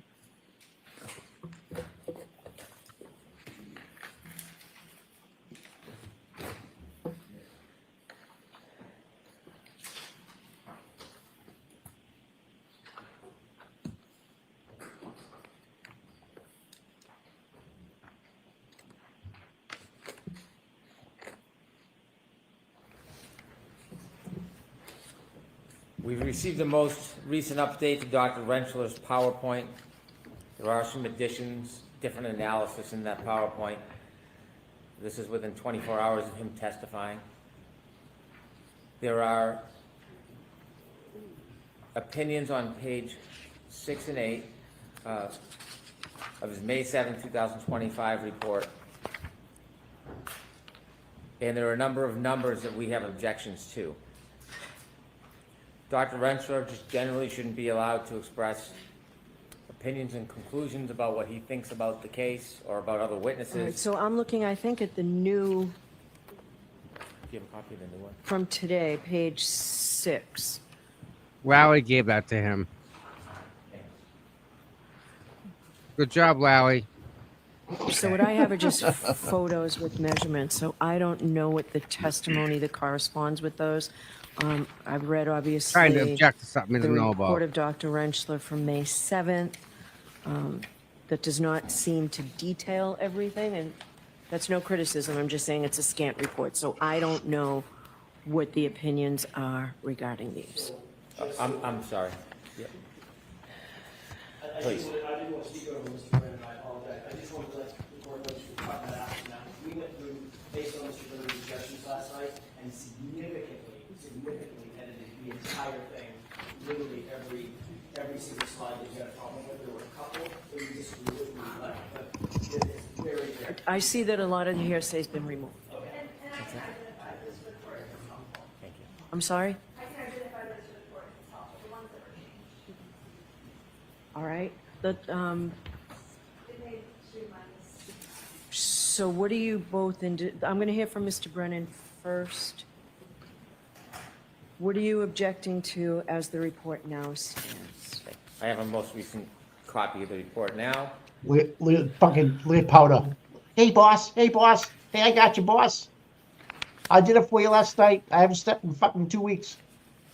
Fucking piece of shit. Sorry. Getting angry again. Hey, this is Nikki Haircuts. Hey, So Nikki. 9 through 27, Slides 9 through 27 or pages? slides 9 through 27 Shows his now have Dr. Rentschler identifying and attempting to match different abrasions with different holes in Mr. O'Keefe's sweatshirt. And so basically what he is trying to do is to suggest that there are a different amount of abrasions relative to the amount of holes, or perhaps he might want to testify about that the holes in the sweatshirt were in a different place on Mr. O'Keefe's arms than the abrasions. Oh, The reason why Powder this is didn't like that. concerning is because Powder there's didn't no like that. background for him regarding fabrics. This is a different and new opinion that we have not prepared or obtained an expert for. You probably have very little time to get somebody to rebut this analysis regarding fabrics. I don't see anything in his CV or his history that allows him to equate the number of holes in fabric with the number of abrasions on somebody's arm. It does not consider or account that there could be multiple wounds from one hole, or there could be holes that don't create wounds. So whatever the implication is going to be by Dr. Rentschler, we're not very sure, but it obviously would require some type of expertise, which I do not think that Dr. Rentschler has a foundation for. So those are 9 through 27 generally, and then specifically, I can run through quickly the individual objections I have. Slide 6 tries to define the theory of the alleged incident. Doesn't say whose theory it is. It implies it's the government. It's an improper suggestion. Hold on. Okay, so which one of 1, 2, and 3 on 6? 1 is objectionable. What's the core issue of the case? It's an ultimate issue for the jury. An expert reconstructionist or a biomechanical engineer shouldn't be defining the core issue of the case. And then 3, turning first red. event is alleged contact between the rear of the Lexus and Mr. O'Keefe's right arm. Again, that's offering an opinion that doesn't have facts and evidence, not in a position to draw that opinion. But look at him. He's shady as fuck, man. Yep. Is 2 okay? Or are you moving to the whole slide? No, on number 6, all 3 of them shouldn't be there. Asking what the core issue is in the case, Dr. Rentschler and no expert should be defining what the core issues in the case are. They should talk about their training experience, any testing, observations, This guy. evaluation, and then give their opinions, not core issue in the case. All right. Slide 9 outlines perhaps his process, the first step of the analysis to determine if the arm injuries are consistent with the physical evidence, evaluate the abrasions and compare the evidence. I suppose this is what he's done. This is one of the less offensive ones, although unnecessary. It doesn't provide an opinion. I could live with that. The next one, You could live with what? number 9. Okay. Number 23, He's literally holding out exculpatory pitches in Kara Reed's trial. again, this gets into that new core opinion about trying to identify or, I think, compare the abrasions What's up, Powder? to, You're his bitch, Powder. You know you are. You're his the bitch. different Oh, you wounds. like those? I think the part that's objectionable is the words measurements, question mark. I'm not sure if it's implying failure of somebody else. It seems to be an opinion, and I'm not sure of the context of it. 24.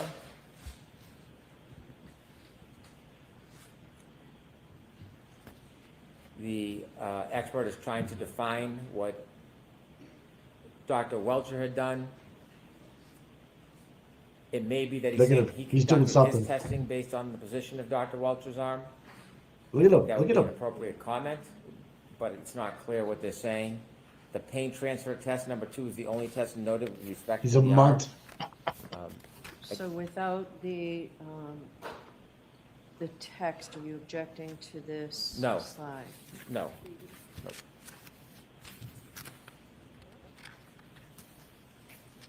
Okay. 31 posits questions regarding ultimate opinions. I think it's inappropriate. And then 32, I think, is improper because it ultimately endorses or vouches for the witness's credibility. I think he certainly can give an opinion that the evidence is inconsistent with the injuries to Mr. O'Keefe's arm, but I don't think it should be on the slide bolstering his opinion. What the fuck is going on? 33. Again, it's posturing the weight of the evidence. And it's resigning the government to a particular study, one study. It's really a commentary on the government's case. It goes like this. Number one, Dr. Welcher only did A, and second part, A is insufficient. So that's really what this is saying. It's commentary, it's What? hearsay, it's inappropriate. 34.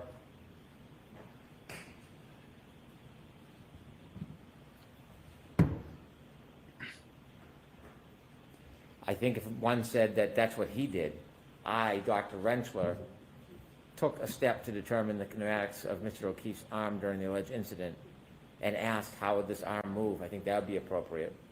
But he shouldn't be giving a opinion on what steps should have been taken by Dr. Welcher. Number 2 on slide 34.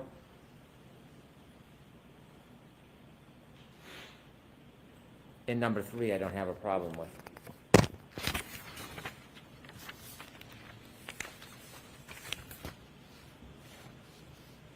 The next one is 46.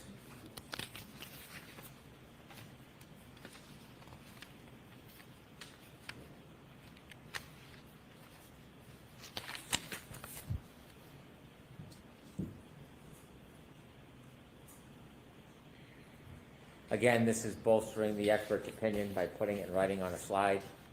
I think some of these opinions are appropriate for Dr. Rentschler to share with the jury, but his final ultimate opinion shouldn't be endorsed on a slide. 47. Again, this is self-endorsement of the success of his tests and giving his opinion about his success.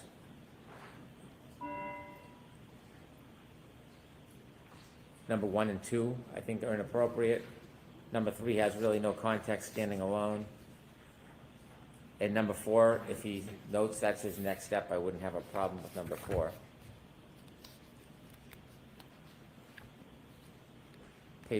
Slide 54.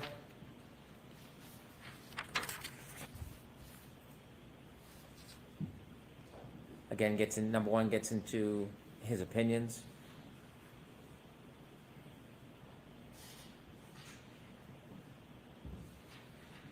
Number 2, he gives an opinion about a different expert, a medical opinion. And number 3, it's, again, self-endorsement on his own opinions. So all these are opinions either bolstering himself or somebody else's work. I don't think it should be in a slide. 55.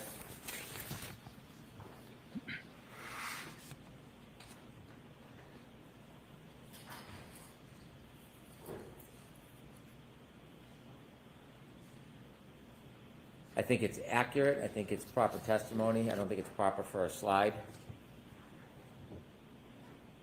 Same with 56.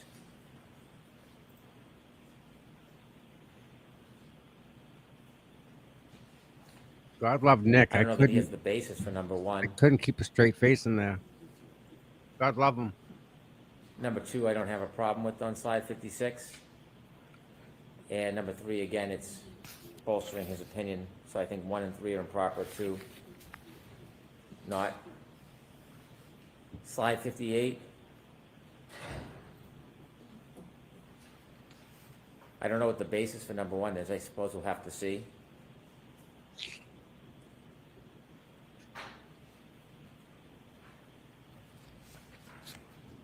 If these are Dr. Rentschler's views, I don't know how they're relevant to the Commonwealth's case, but certainly I think he has the experience to make these conclusions, but it shouldn't be in a PowerPoint. He shouldn't be commenting on the reports of another expert in a PowerPoint, number 3. And number 4 is ultimately an opinion that he's self-endorsing. 66.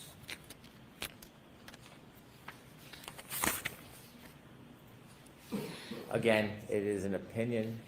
I don't think it's an admissible opinion, and it shouldn't be in a slide. In other words, I got no counter for it. In other words, Trying to draw a conclusion on what the jury should conclude based on the Commonwealth's evidence. He's not in a position to do that. 67.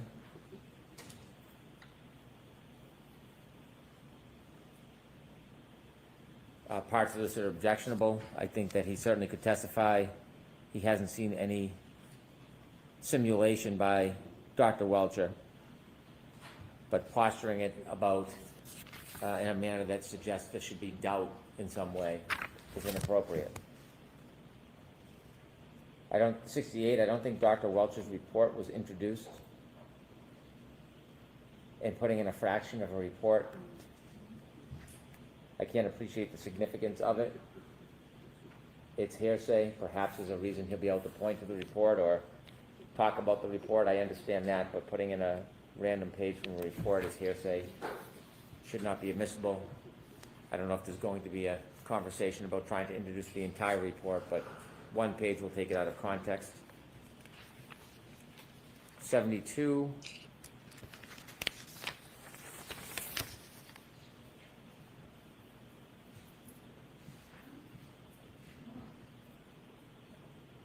I think the expert probably can, I think the expert has a basis for the opinion.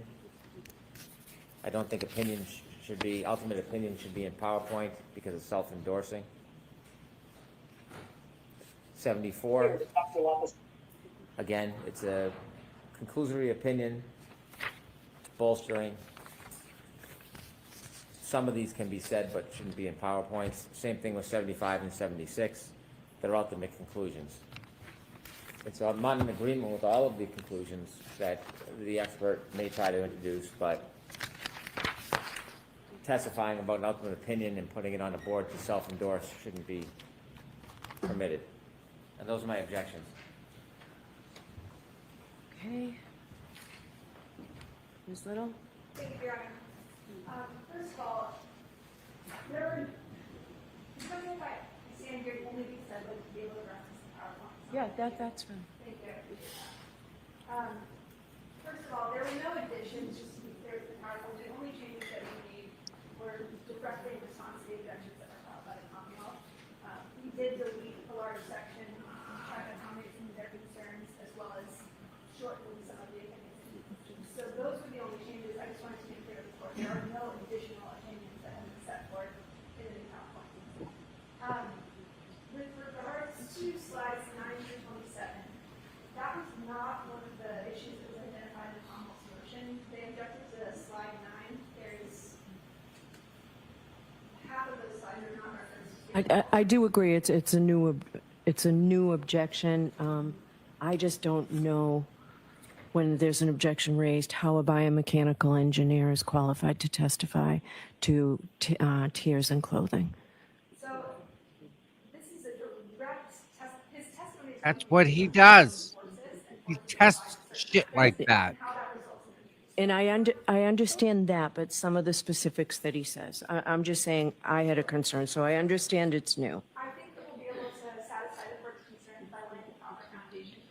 All right, so we can come back to the fabric argument or whether it's beyond his scope of expertise. Not. Actually, Ms. Little, if I can just ask you, and I can hear you later, as I assume everybody wants lunch and we're coming back in at about 20 of quarter of at the latest. Can you just explain to me why these slides, if Dr. Rentschler is permitted to express these opinions, why we also need them on slides? That's the problem I have. I think that's a great question, Your Honor. And the reason we did these on slides is we objected to Dr. Wilk coming in on his PowerPoint. So I looked at that yesterday. Copy of the specific opinion that's placed up on the screen with regard to his opinions and conclusions. That was done over the defense's objection. So which one? Because I did look last night at that and did not see it. It's slide 136, Your Honor. The totality of the evidence. Hold on one second. Is it a conclusion page? I don't know. Hold on. But it's page 136. It's entitled Evidence Reflexes Ictonic. And it states the totality of the evidence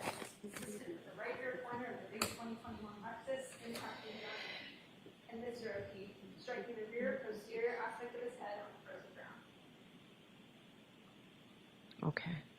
So if he's allowed to do that. So that is different than what I said he could be asked on his ultimate question, right? But it still came in?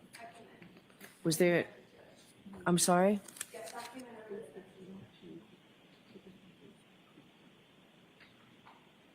She didn't even know what she ruled on. Yeah, she's so What effed I up, did dude. note is that I was very careful to say exactly what the ultimate question could be from Mr. Brennan. In fact, there were objections. I sustained them twice, so I wrote out exactly what could be said. Oh my And Mr. God. Brennan asked a variation of the first one, and there was no objection. So I didn't remember that this came in. All right, so I will take a look at that. What I would like to do in the interest of time, so maybe we can talk about that in the conclusion page, but where he outlines everything else, there's so many pages with text that I may not have a problem with testimony regarding this, but why do we need testimony Don't and need text this. Don't so need much that. here? Rip this out. It's what? To assist the jury, there is a significant amount of information that needs to be relayed. Okay. This is an 80-page PowerPoint. This is solely to make sure that this goes efficiently and effectively. I think it's helpful for you've narrowed down the text on the slide significantly. It's important to see those PowerPoints. Okay. Just to the major issues. I think we've streamlined this a lot, but I think having the PowerPoint will allow us to make this go smoothly and quickly. All right, so I will look at these. What I'll try and do is if there are any changes in the first 15, I'll try and get those done during lunch, and then we can have this argument afterwards. All right. All right, we'll see everybody no later than 1:15. Wow. Sounds like you know what's going to happen. She's going to Half take a hour minute. for lunch. That's not fair Yep. to Karen.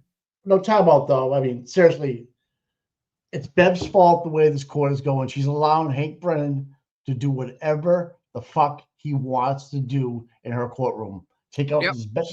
as much time with all these pages of text, right? If that was the defense up there, she would have hushed them along. Hurry up. I will write down the question that you are allowed to ask. Right. The fuck is up with that? What? I think you're right in the chat. I think AJ wanted to respond to Hank, but he was so fired up that he probably would have overdone it. He was so cooked up about what was let in and what's not being let in that Right. Liza really had to step up and be like, okay, I got this. I'll say what we need to say in the right tone, because if AJ attacked her, she was never going to let it in. And AJ has every right to attack her and be bolsterous and do everything you want. But the way she's playing this courtroom right now is You see Alessi? oh, he wanted this so Ready to bad. go. He's ready to go. Right. He's Right. ready to freaking start knocking people out. And Krowski, the guy that told you to fuck off, Yeah, gave Krowski. Lapisato a hug today. Mike. Can you believe it? They know each other? All right, I gotta go upstairs for a minute, all right? Yeah. On his ultimate. I'm gonna rewind this, guys. Hold on 1 second. All right.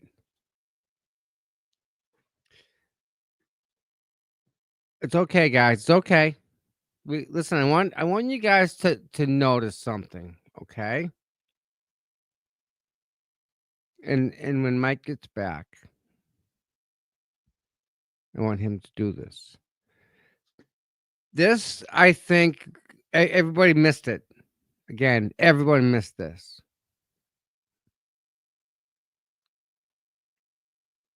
I may have sorry. I don't know. We'll see. Liza Little up at the stand. I think it's a bold move, asking to see if she can just talk from where she was, because she had her stuff all set up instead of moving it to the podium. Judge was yep. And then when she had an issue, she pulled it right up. Right here. It's right here. Oh, Gil, we're gonna watch it again. We're gonna watch it again. This will be this may go viral. If it's what I think it is.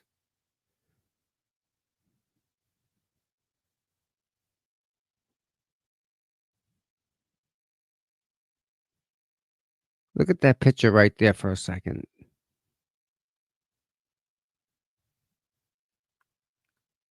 I'm just waiting for Mike to get back. It's all right. Because I want him to catch us too.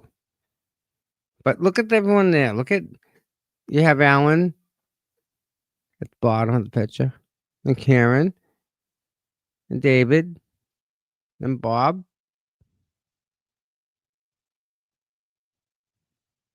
You can tell they're all thinking.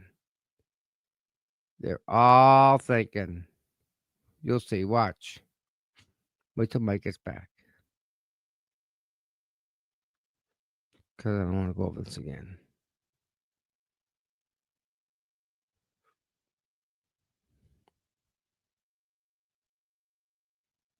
This is good. I hope everybody's having a good day. While everyone's here, hit the thumbs up, like, subscribe, all that good stuff. It only takes a second. Mike's probably on his way back up now. So if you do all that good stuff now, get it out of the way. Make everybody happy, you know? Yeah. This is going to be good. Oh, I know. Everybody's a little, their heart rate's elevated, we'll say.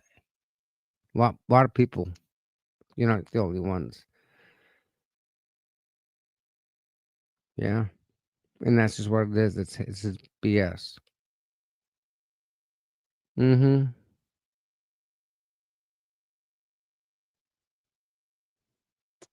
The car did not hit John, and John did not get hit by that car.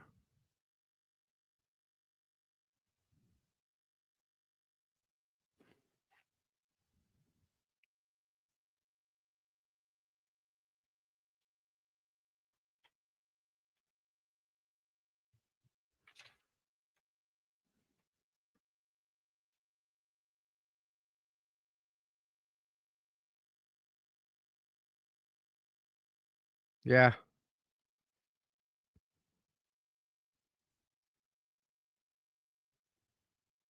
Yeah.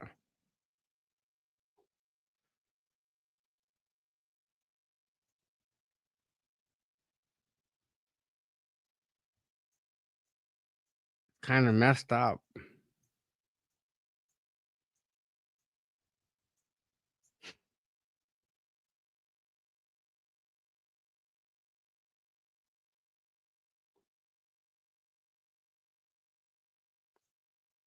So Hank is really stretching some of this stuff about her not going to the scene for X amount of time. She's not mandated to go there. She sent her staff there. Oh, this Sarah. I hope you're doing well, Sarah. Hope you're feeling better. Let's go, Sarah. Sarah and Brian.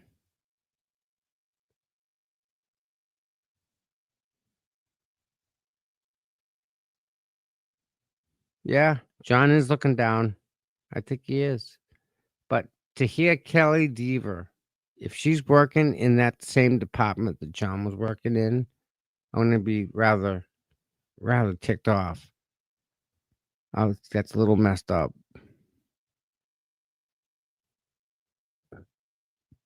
That's a lot messed up, actually.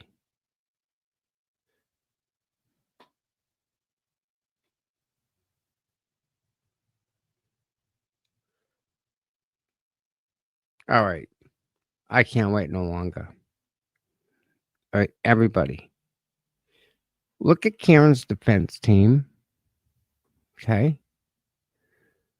He's just writing stuff down. He's thinking. Karen's thinking. He's thinking. Ready? Watch. Watch the defense team. I'm going to pause it. Is it a conclusion page? Hold on. But it's page 136. It's entitled Evidence Reflexes Acknowledged. And it states the totality of the evidence is consistent with the right rear corner of the big 2021 Lexus impacting the argument. And this rear key striking the rear posterior aspect of his head on the frozen ground. Okay. So if he's allowed to do that. So that is different than what I said he could be asked on his ultimate question, right? But it's Boom. Okay. You ready? You catch that, everybody? You catch that? Watch this. Watch that smirk of Karen's smirk. Right? Watch her smirk. so which one? Because I did look last night at that and did not see it. Hold on one second. Watch Karen. You ready? Is it a conclusion page? Liza called him out on something. Hold on. Karen knows hold on. what it was. Watch.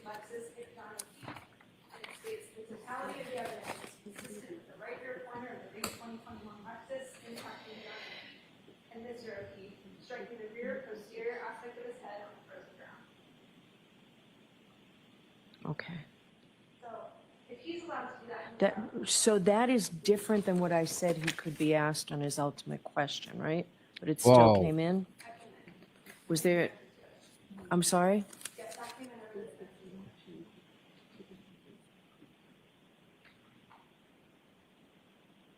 All right. Because what I did note is that I was very careful to say exactly what the ultimate question could be from Mr. Brennan. In fact, there were objections. I sustained them twice, so I wrote out exactly what could be said. And Mr. Brennan asked a variation of the first one, and there was no objection. So I didn't remember that this came in. All right, so I will take a look at that. What I would like to do in the interest of time, so maybe we can talk about that in the conclusion page, but where he outlines everything else, there's so many pages with text that I may not have a problem with testimony regarding this, but why do we need testimony and text so much here? It's what? To assist the jury. There is a significant amount of information that needs to be relayed. Okay. This is an 80-page PowerPoint. This is solely to make sure that this goes efficiently and effectively. I think it's helpful for these, we've narrowed down the text on the slide significantly. It's important to see the proposed PowerPoint. Okay. Just to the major issues. I think we've streamlined this a lot, but I think having the PowerPoint will allow us to make this go smoothly and quickly. All right, so I will look at these. What I'll try and do is if there are any changes in the first 15, I'll try and get those done during lunch, and then we can have this argument afterwards. Thank you, I appreciate that. All right. All right, we'll see everybody no later than 1:15. That was huge. So they're playing dirty pool, right? They get caught by Karen and her team. And nothing happens. Nothing happens. Nothing happens. She caught them red-handed. I rewound it twice to that spot. Karen's pleased because Liza just banged her on you can't allow you can't you said you can't bring this in, but you allowed it in for him. So yeah, I think it's pretty good. Pretty good.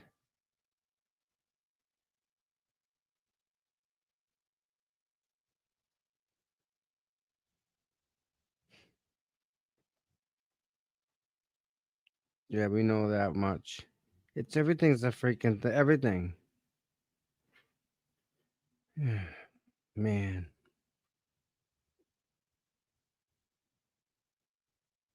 Yep.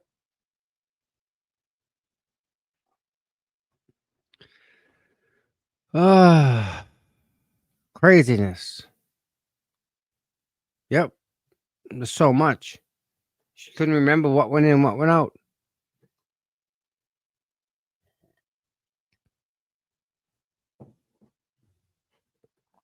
Wow.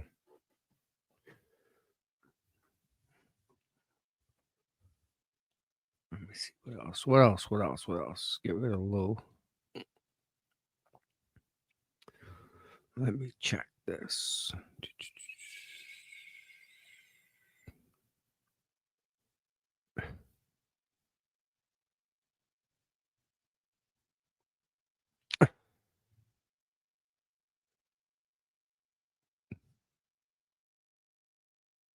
So open Twitter, right? This is what I see.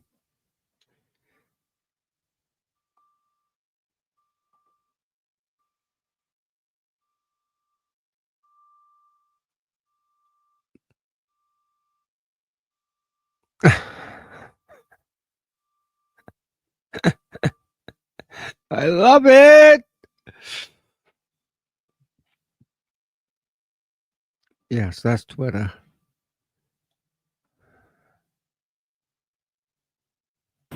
What the speed of the Oh, gotta watch diagnosis, this. did you look at any information that would tell you what the speed of that impact may have been or allegedly was?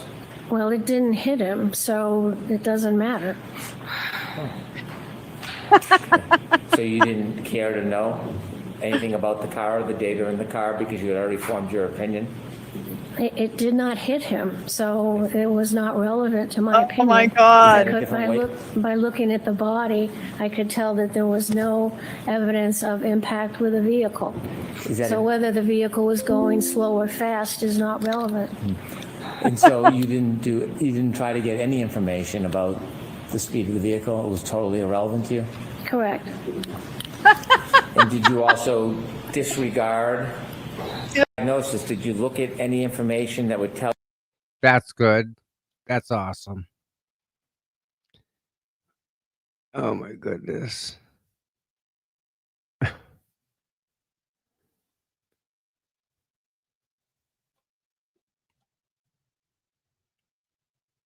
Microdots. It didn't hit him, so it doesn't matter. It would literally been better if Hank Brennan did no cross-examination at all. Mr. O'Keefe. Did you look at any of the data evidence from the defendant's Lexus? No, other than looking at the contours of the back to see if it had impacted Mr. O'Keefe. When you were doing differential diagnosis, did you look at any information that would tell you what the speed of that impact may have been or allegedly was? Well, it didn't hit him, so it doesn't matter. Okay. So you didn't care to know anything about the car or the data in the car because you had already formed your opinion? Nope. It did not hit him, so it was not relevant to my opinion. Is that a different way? By looking at the body, I could tell that there was no evidence of impact with a vehicle. So whether the vehicle was going slow or fast is not relevant. And so you didn't try to get any information about the speed of the vehicle? It was totally irrelevant to you? Correct. Did you look at any of the data evidence from? I love that. We'll share that. Repost that one. That's good. Richie. The defense is going to conclude their case in chief today. Prosecution rebuttal will begin shortly.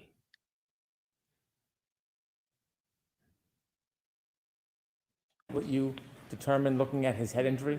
I didn't understand you had your hand in front of your Sure. mouth. Subdermal hemorrhages. Subdural hemorrhages.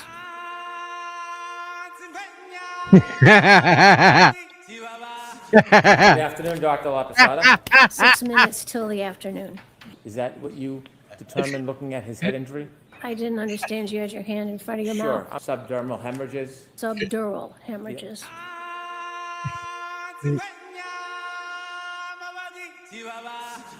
Good afternoon, Dr. Laposada. Great. 6 minutes. Oh no. Oh no. No, no, no, no, no, no, no, no, no, no, no. No.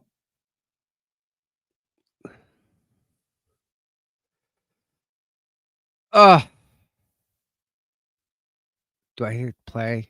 Do we hit play on this? I can't. I don't know if I can hit play. I can't do it. Look at her foot.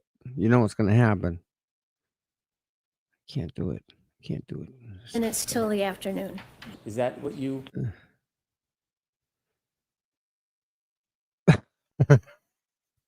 Currently in Dedham courtroom. I love that. Don't care about you.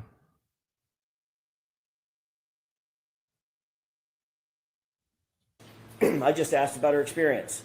Question by Mr. Brennan. That's not what I said. That is Excuse me. No, I'm not going to. So I Wow. heard what Mr. Brennan said. You don't need to tell me what Mr. Brennan said, but go ahead to How your about if I argument. quote his words? How about that? Bitch.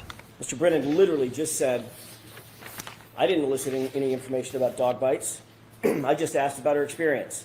Question by Mr. Brennan. That's not what I said. That is Excuse me. No, I'm not going to. So I heard what Mr. Brennan said. You don't need to tell me what Mr. Brennan said, but go ahead to How your about if I argument. quote his words? How about that? Mr. Brennan literally just said, I didn't elicit You any guys seen information this, about right? dog bites. I just asked about her experience. Question by Mr. Brennan. That's not what I said. That is Excuse me. No, I'm not going to. So I heard what Mr. Brennan said. You don't need to tell me what Mr. Brennan said, but go Wow. ahead to How your about if I argument. quote his words? How about that?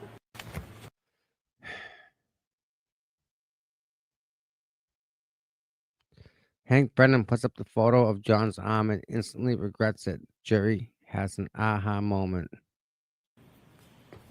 I guess they go along the skin surface. How many punctures would you identify in that photograph? Let's see, there may be some punctures like around the elbow, consistent with the teeth puncturing. Most of them are the teeth scraping along the skin.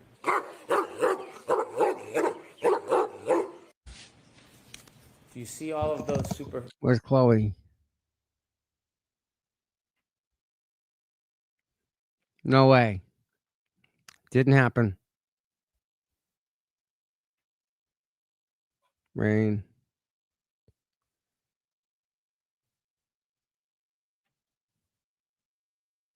Just asked about her experience. Question by Mr. Brennan. That's not what I said. That is Excuse me. No, I'm not going to. So I heard what Mr. Brennan said. You don't need to tell me what Mr. Brennan said, but go ahead to How your about if I argument. quote his words? How about that? Question. Yeah. And so you think of all those forensic pathologists, medical examiners, and you think qualification and experience itself is not enough to qualify somebody to give an opinion on a photograph about the genesis of a wound related to dog bites. The question was specific to dog bites. That's how he introduced the subject matter to Dr. Russell. Then his next question was, have you ever heard of a doctor named Dr. La Posada? Those were his words. Then he goes on, I think he also just said that he did not elicit information about other individuals, including Dr. Sheridan or anybody else. Question by Mr. Brennan. Were you ever told what other people's opinions might be regarding those photographs? That's the question that she was answering when she said, quote, I'm aware that there was a Dr. Sheridan involved in the previous proceeding, and he believed that those were consistent with dog bites. That was in relation or in response to Mr. Brennan's specific question. She didn't just elicit that. She didn't volunteer it. She said it because he asked her. And that was all by design. The entire thing has been by design. He elicited the information suggesting that Dr. La Posada was being hidden from Dr. Russell because her opinion would harm the defense. He left that with her on purpose, then turned around and 3 days later said, and by the way, the defense should be disallowed from using Dr. La Posada to talk about the very dog bite wounds that I asked Dr. Russell about. That cannot stand in this courtroom. Wow. All right, here we go. There were no fractures noted in the autopsy report, but they didn't actually x-ray, from the records I've seen, either his hand or his arm.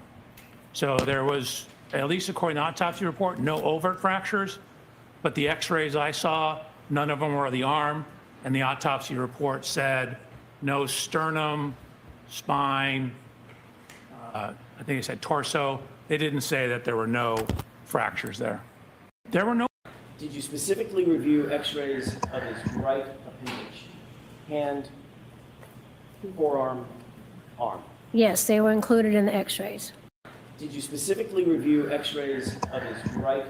Okay, so there's that. When you order Coke and they give you a Pepsi. Misleading. What could be more egregious? What could be more misleading than that? And what could be more important What? Judge Canone's rulings are so arbitrary and capricious, and Hank Brennan's actions and temperament are so deplorable that many people feel they can't even watch the retrial anymore because it's so disheartening to know that this is the system we have to live with. Oh, good one, Michael Welch. Love it. Yep. Ain't that the truth?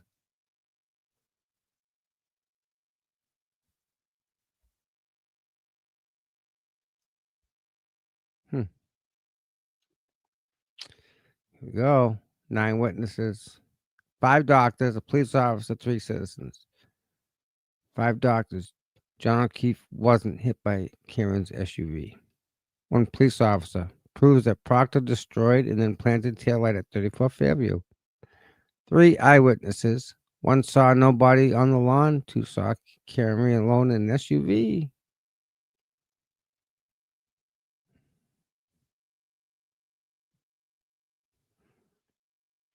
Just distractors, right? Distractors. Saw nobody. Saw nobody. Saw nobody. Saw the taillight. It wasn't broken. Wasn't broken. Wasn't broken. Wasn't hit by a car. Wasn't hit by a car. Wasn't hit by a car.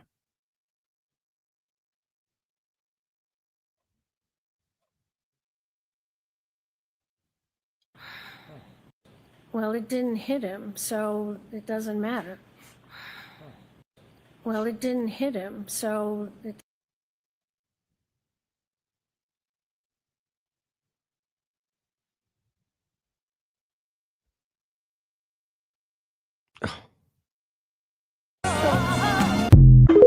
Oh no.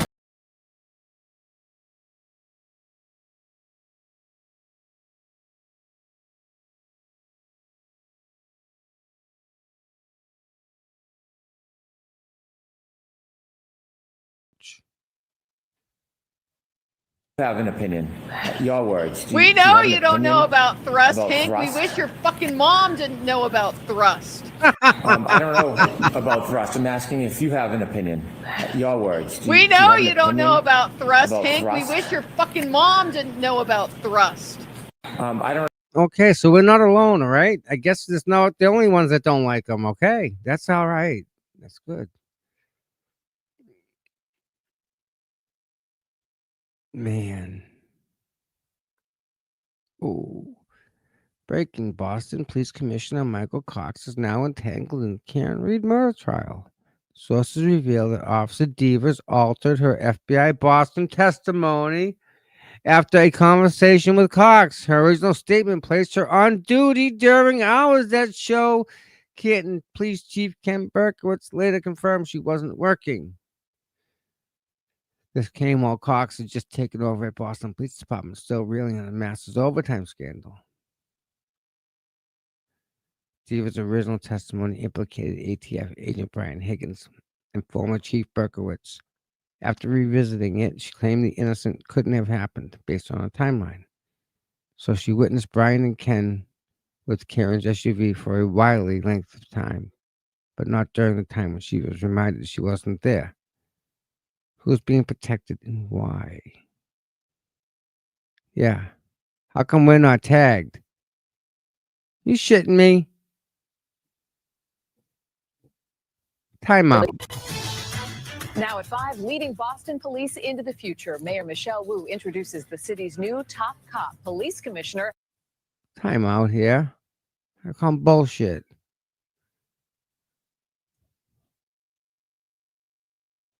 Hold on.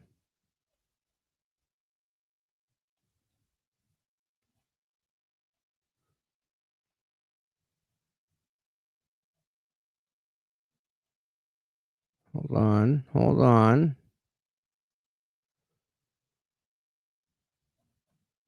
Hold on.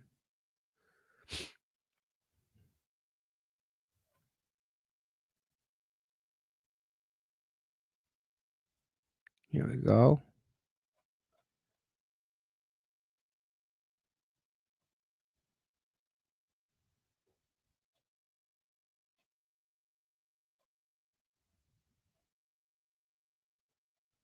Right? Hold on, I'm gonna find it. Where are you? There we go.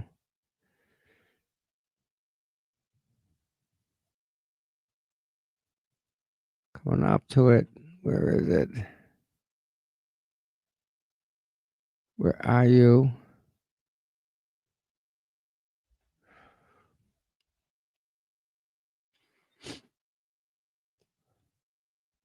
God damn it. I gotta find it.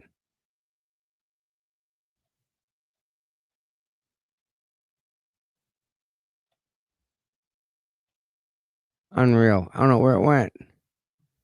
I called that one.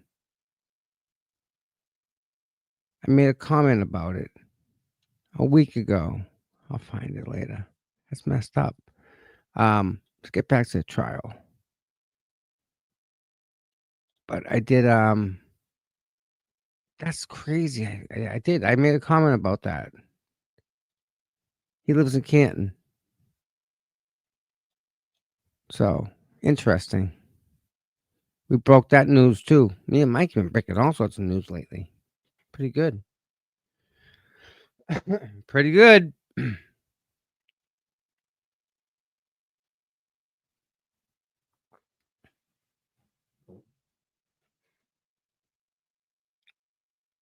Yeah, she saw Dr. Wolf and she was running to him.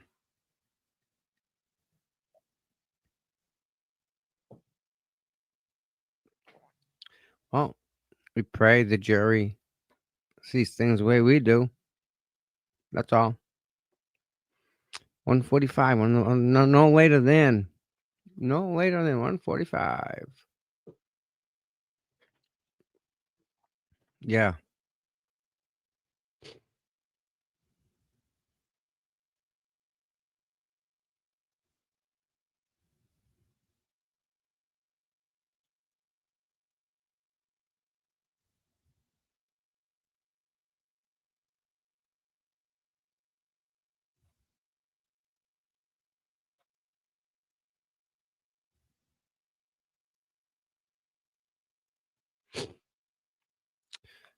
Do.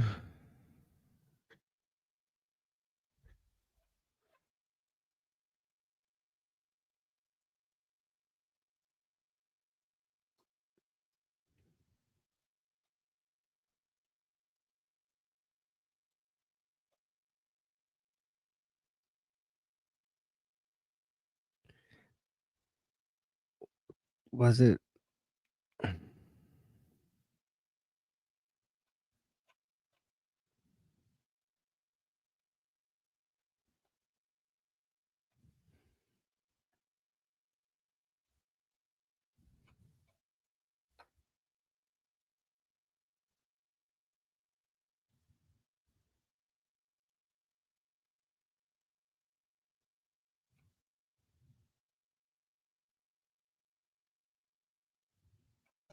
Yo, Hey, yo.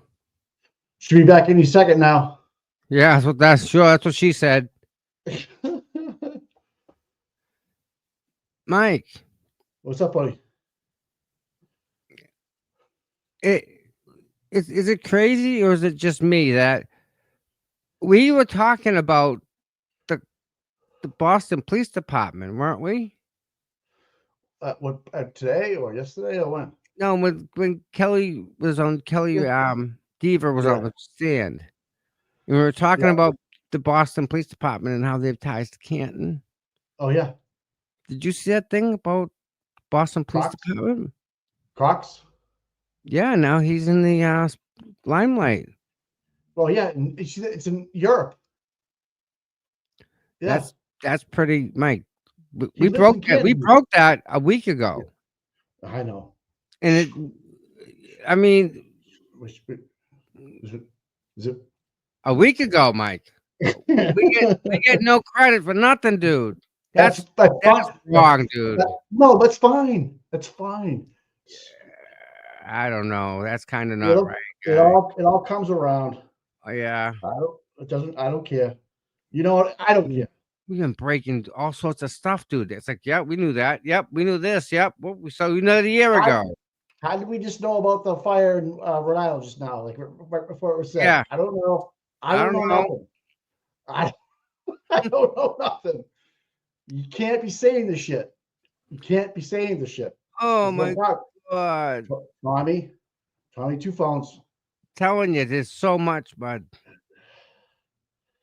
And I tell you, Flip is on fire. Yeah, and I worry about him. He's not going public, dude. He's like, No, listen, I worry about him burning himself out. No, he's worried. Fucking guy works a full-time job and does That's this what I himself. mean. And then you get this on top of it. Come on, his head doesn't stop. You know that. He's gonna burn out. We don't want him burning out, dude. We don't want that to happen. This corruption has got him so effed up, though. He's not. Yeah, he's not happy about it. He's not used to it at all. So he's been working overtime. Yeah. All right, I'm gonna snack while you talk amongst yourselves, people. Yeah, 145. That's what Bev said. My post is gone. I can't find it. I bet they took it down on me.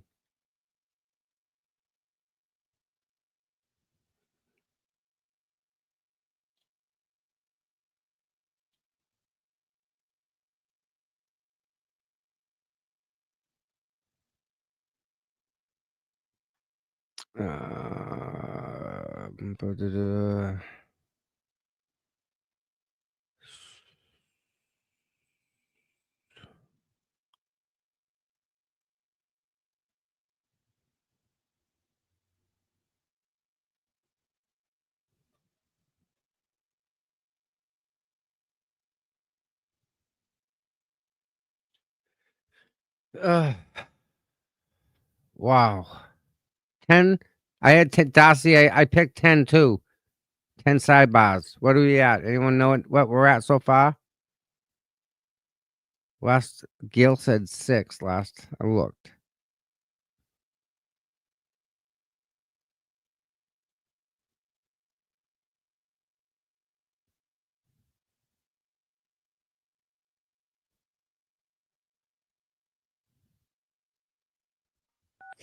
You are unmuted. Yeah, 2 o'clock. Well, 1:52. Bring the jury in. We're at 7. All right, the jury is coming over. I just wanted to tell you what I was able to do during the lunch break. So, Mr. Brennan, you argued for 4 points of admission regarding this witness. I'll allow in 1 and 2. I've had a chance to look at 4. I think I already told you I would not allow in 3 because I've already considered it. I've now looked at the 4th one, the case. I'm not going to let you get into that during cross-examination. If the door is open and you think you can get into it after redirect, please come to sidebar. All right, and also I had a chance to look at the actual exhibit regarding what came into evidence from Dr. Welcher and Ms. Little. Contrary to what you said and what Mr. Alessi was nodding to, page 136 did not come into evidence. It's a blank page. So that PowerPoint did not come in. I had a chance to look at Dr. Wrench's PowerPoint. And at least for now, maybe you can persuade me otherwise, any text that has hearsay on it that you say will help assist the jury, what I want to say is I think we have to give the jury some credit here, okay? They have been listening to this case intently for weeks. I don't find that anything that you've recommended here comes in to assist the jury is necessary to assist the jury. So before Dr. Wrenchler testifies, those slides that were objected to that have text are out.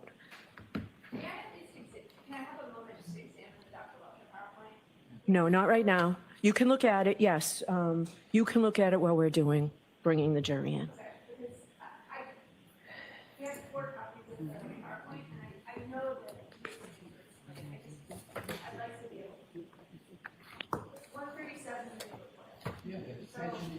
Mr. Alessi, please.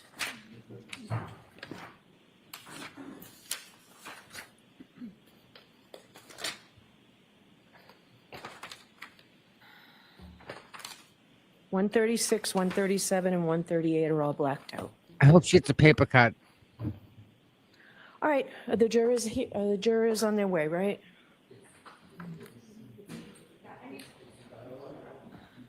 How's she end up with the blank papers?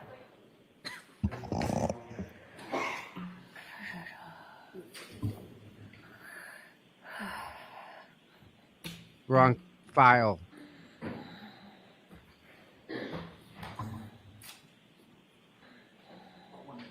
Okay.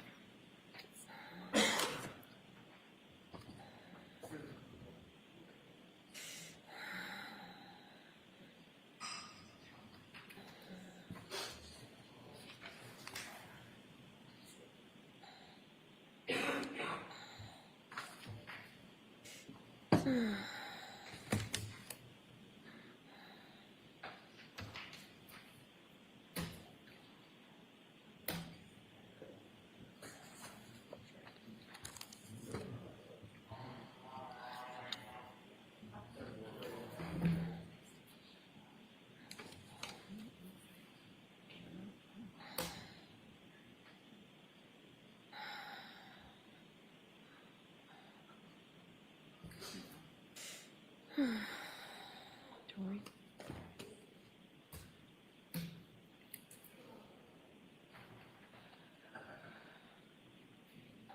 Please rise for the jury.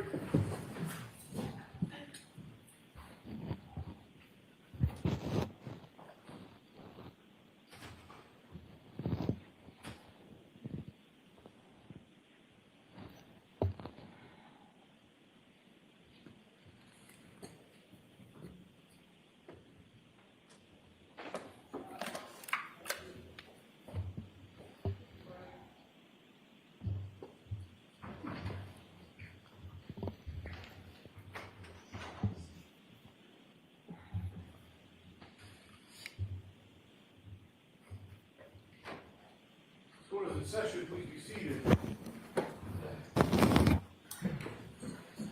All right, Mr. Brennan, whenever, I'm sorry. Good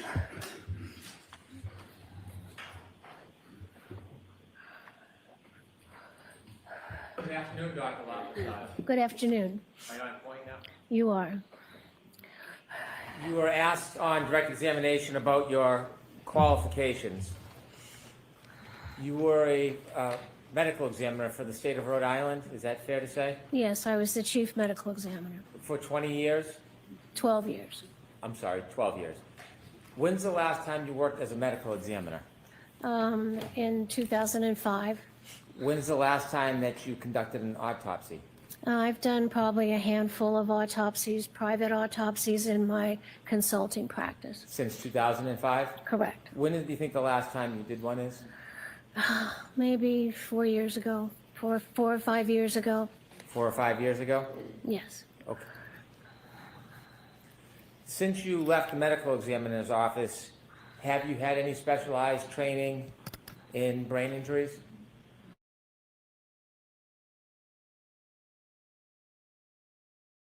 It's all in knowing the forensic pathology literature, reading medical literature.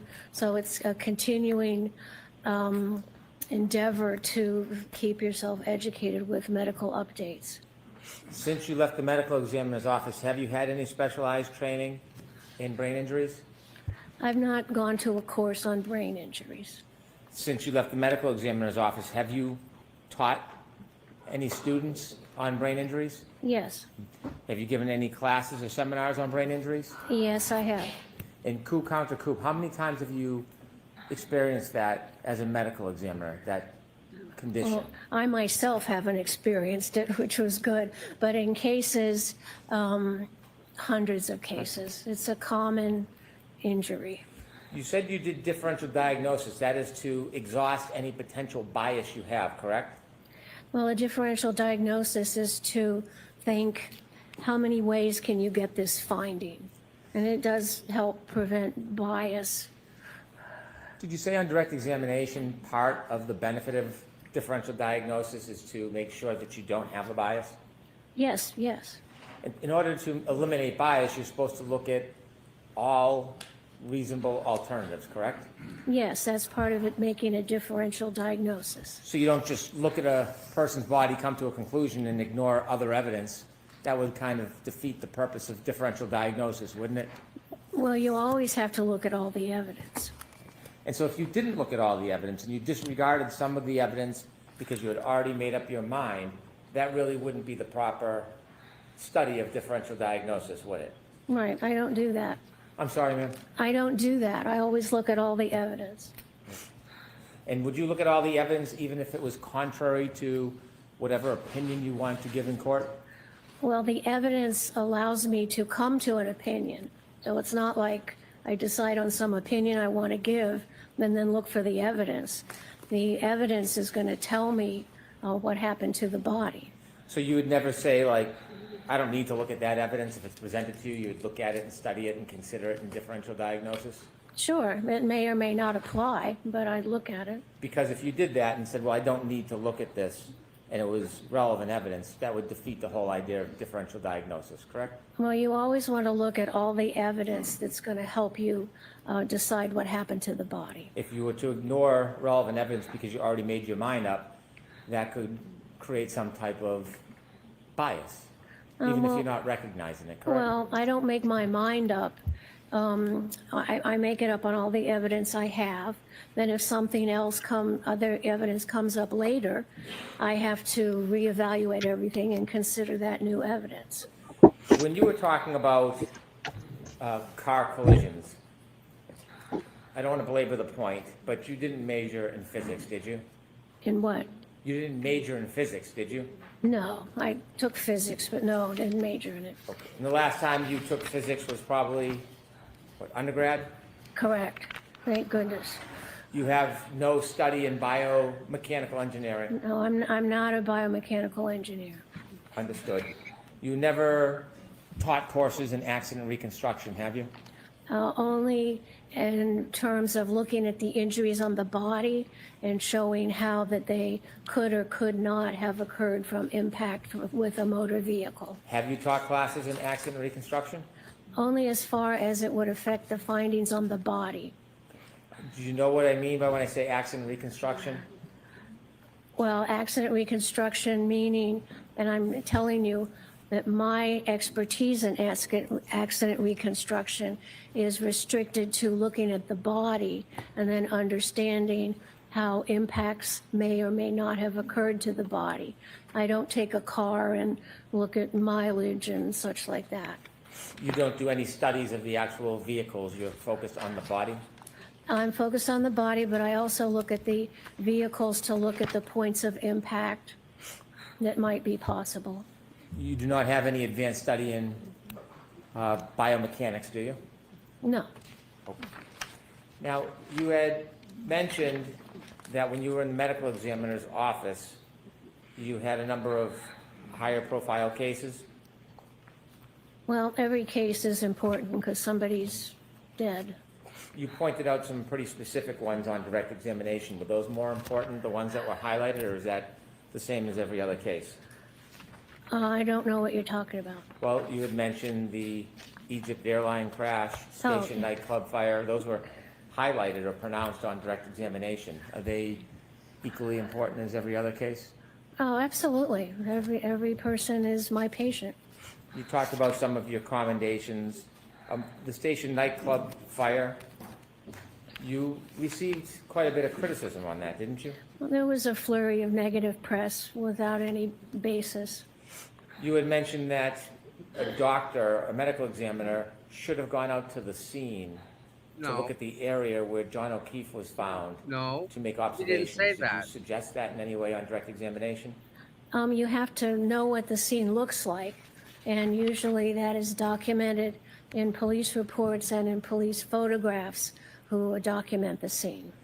The station nightclub fire, that had numerous victims, didn't it? Yes, 100. And you received criticism because you were repeatedly requested by emergency responders and police officials to come to the scene, and you refused? That's incorrect. First of all, nobody called me to come to the scene, and medical examiners are not first responders. As soon as I got a call that there was that fire in the nightclub, my investigator went right to the scene, and I was in constant communication with him throughout the early morning hours of that horrible accident. And I went into the medical examiner's office because I had to start getting ready to run our office 24 hours a day to not only take care of the poor individuals who expired in the nightclub fire, but also the regular work of the medical examiners. So there was no need for me to go to the scene because I had my investigator there, and my job would be at the office to get things all set up to handle the influx of deceased. Did you receive criticism that over 17 hours there was an effort to have you come to the scene, but you refused?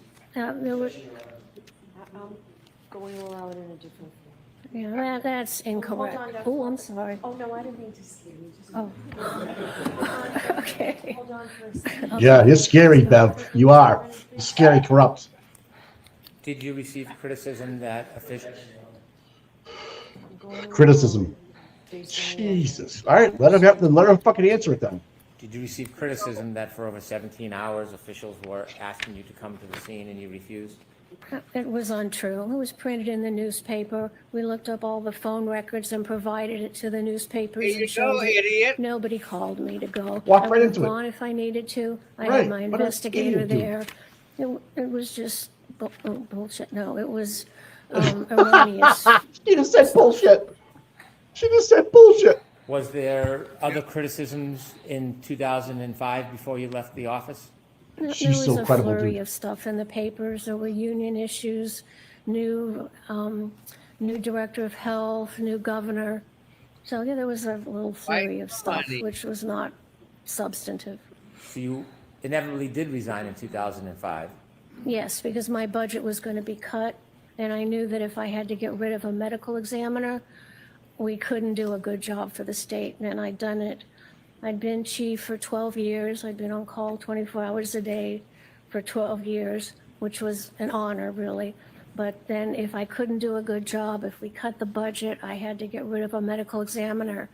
I couldn't serve the people of Rhode Island well, so I resigned. Did you resign job. shortly after the audits and criticism? No. Same year? Oh, I don't even remember. After you resigned, you opened your own company? Yes, I started an independent consulting practice. How much of your business is consulting?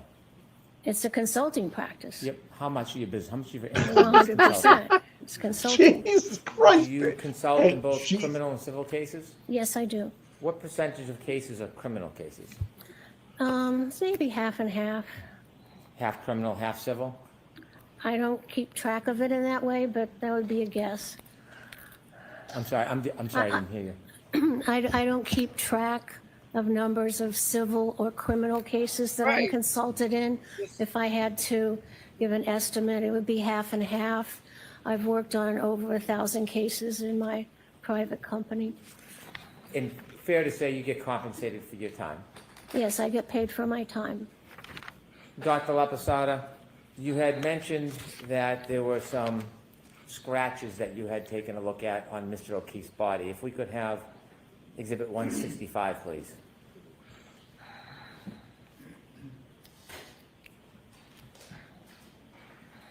Now, would it be fair to say, Dr. LaPosada, you do not know the genesis of that cut on Mr. O'Keefe's right eye?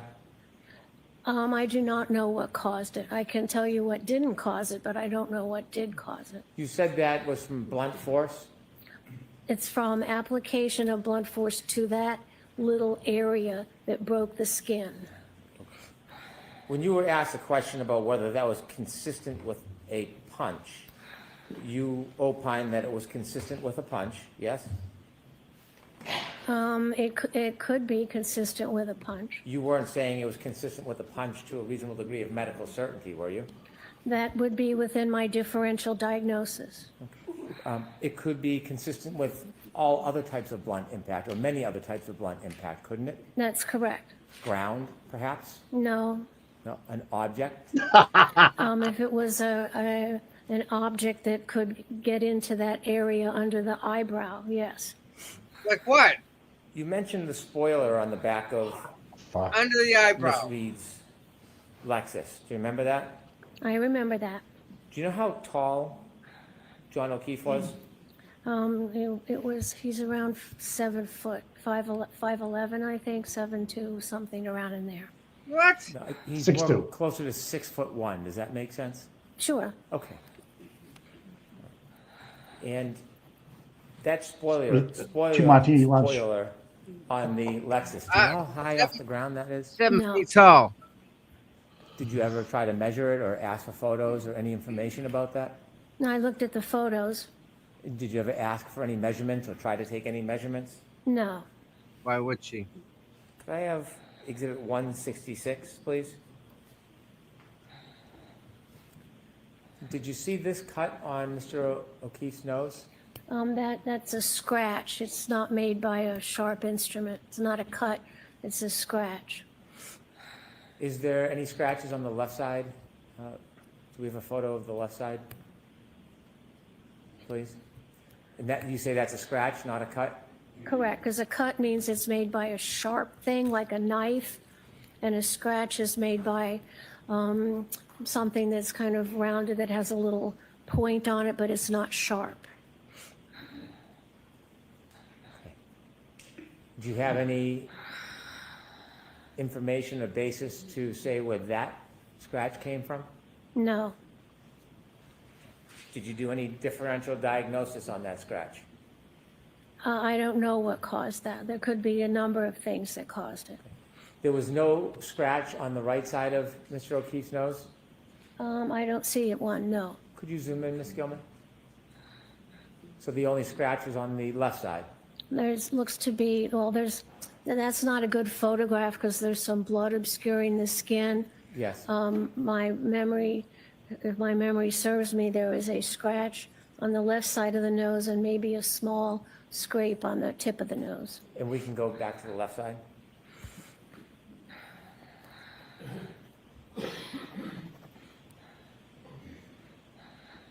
And you said that could not have been caused by a sharp object? Correct. It's not an incised wound. Incised wound means a bladed sharp cut. This is a scratch, not made by a blade. Were you aware the defendant made a statement that she pulled a piece of glass from the defendant's nose? No. And you would say that that wound is inconsistent with being caused by glass or a sharp object? It would not be caused by a blade. It could be caused by a piece of glass that was thick. I thought before I offered you that statement, you had said that it could not have been caused by glass. Do you now have a different opinion? I don't remember saying it couldn't have been caused by glass. Didn't you say it couldn't have been caused by glass or a sharp object? A sharp object. Would Like a sharp object, like it's not You an can take that down, please. incised wound made by a blade. It could be caused by something sharper that's thicker, but does not have a thin blade. So it could be caused by a thicker piece of glass.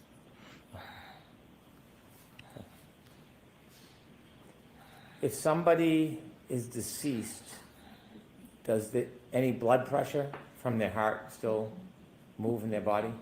No, they're dead.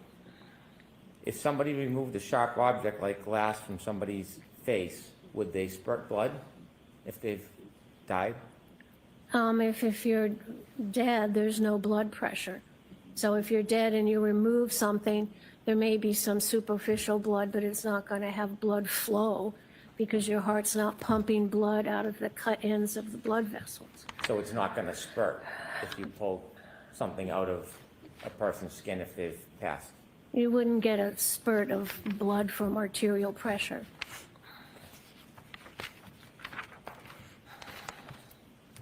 I just want to ask you a very few questions about hypothermia. Sure. You mentioned that Mr. O'Keefe's body temperature at the hospital was 80 degrees, Yes. and there's different ways to take somebody's or a body's temperature, isn't there? Yeah, that was a rectal temperature, so that's a good representation of the body temperature.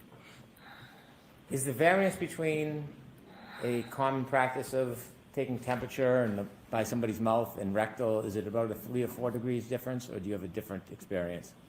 It can be different. A rectal temperature gives you a better internal body temperature.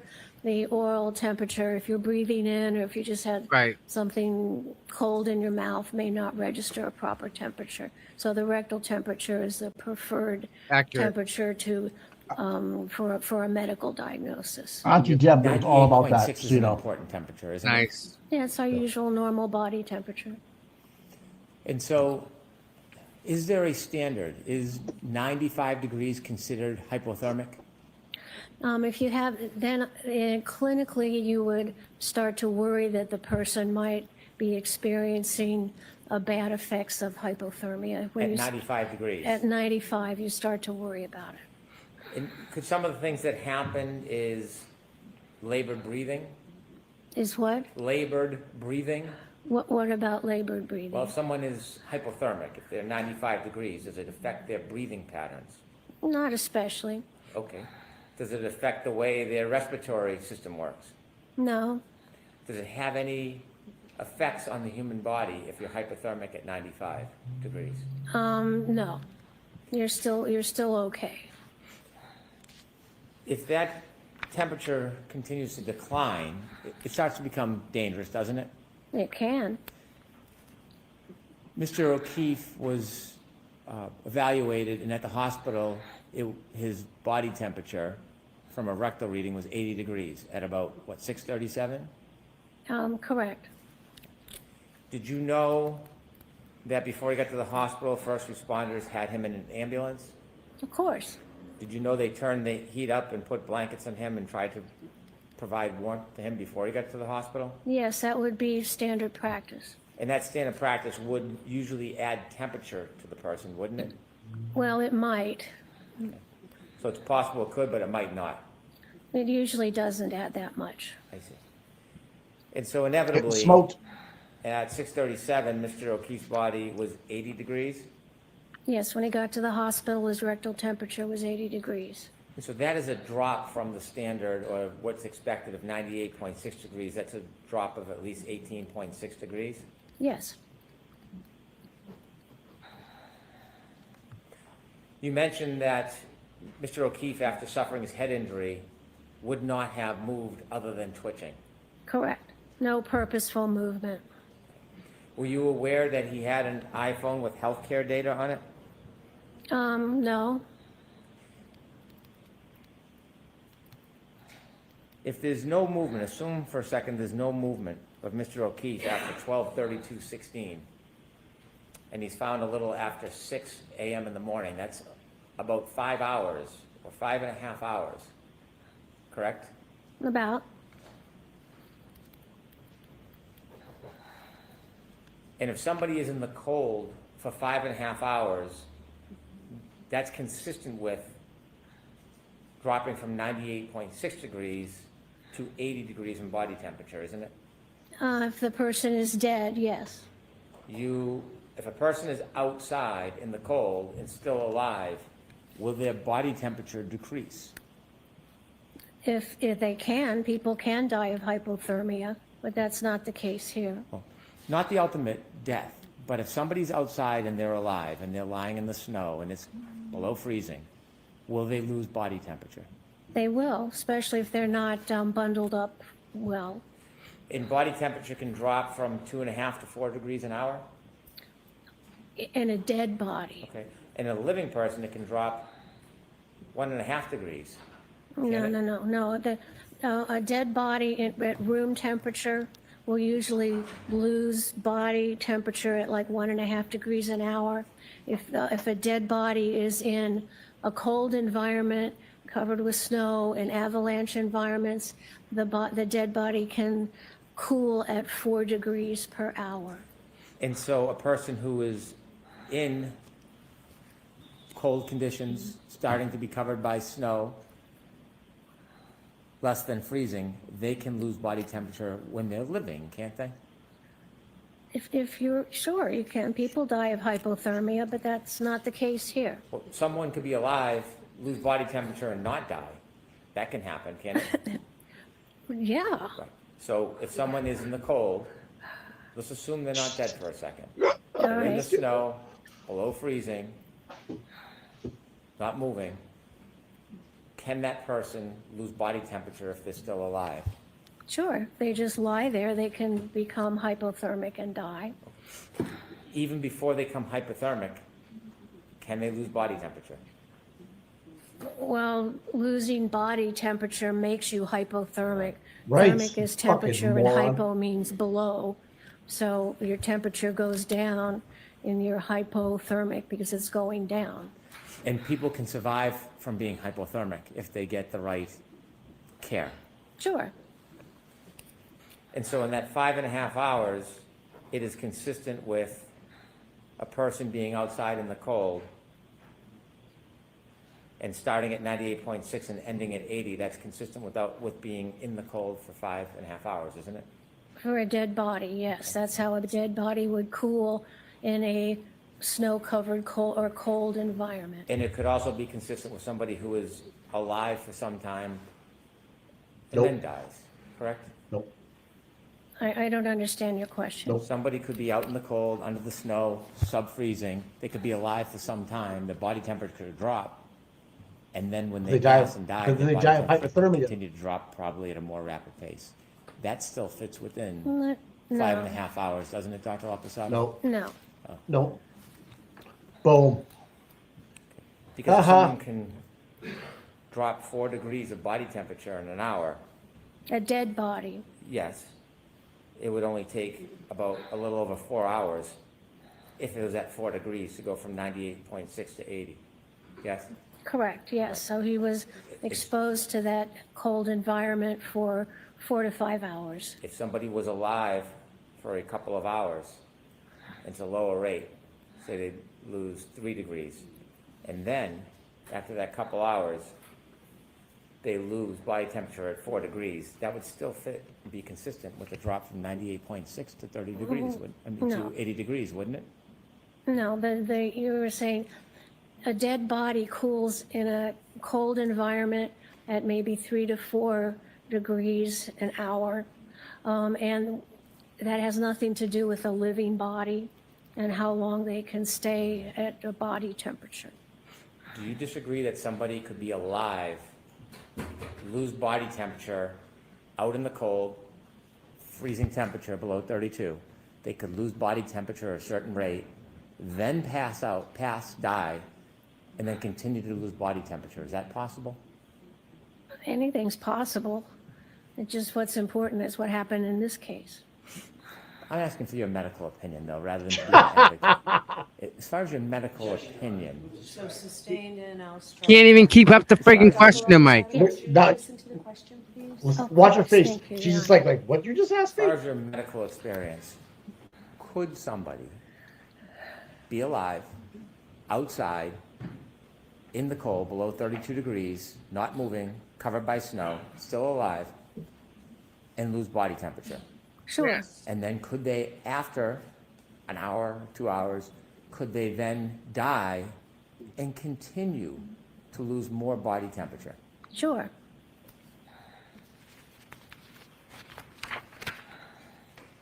You mentioned your opinion about injury on Mr. O'Keefe. And at one point you said that his injury was inconsistent with a taillight, and you said because there was no damage from the bumper. Do you remember saying that? I don't think I said it quite that way. Okay. Do you remember how you said it? No. Do you remember discussing or raising the issue of a bumper as part of your equation, that the injury to Mr. O'Keefe was inconsistent with the injuries? He has no injuries on him that are consistent with being hit by the back of the SUV. That includes the spoiler, that includes the bumper. Okay, if we could play video E, please. I want to ask you, Dr. Lapasada, have you seen this video before?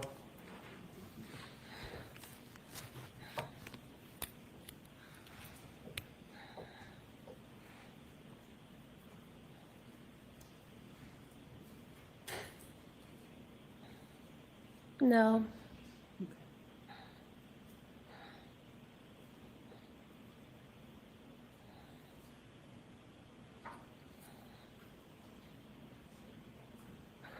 Thank you. You can take that down. Did you see anything in that video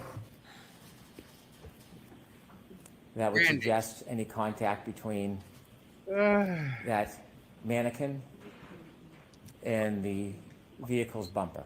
Objection. I'm going to see you at Sidebar on this for just a minute, please. She's having fun with him. She's fucking toying with him. Hank, your best way to get out of this is to stop asking questions, bro, because big guy in little suit's going to come over and tackle you in a second. Yeah, Jesus. Oh, someone took a Lou's seat. She must be pissed. Is that, see, there's Lou and there's Sue, right? Holy shit. Together at the same place. Sue and Lou, there they are. What'd I tell you? What'd I tell you? Knew it. I knew it. What's he handing out, nips? He must be. You know they fill their water bottles with vodka, right? That's like the thing.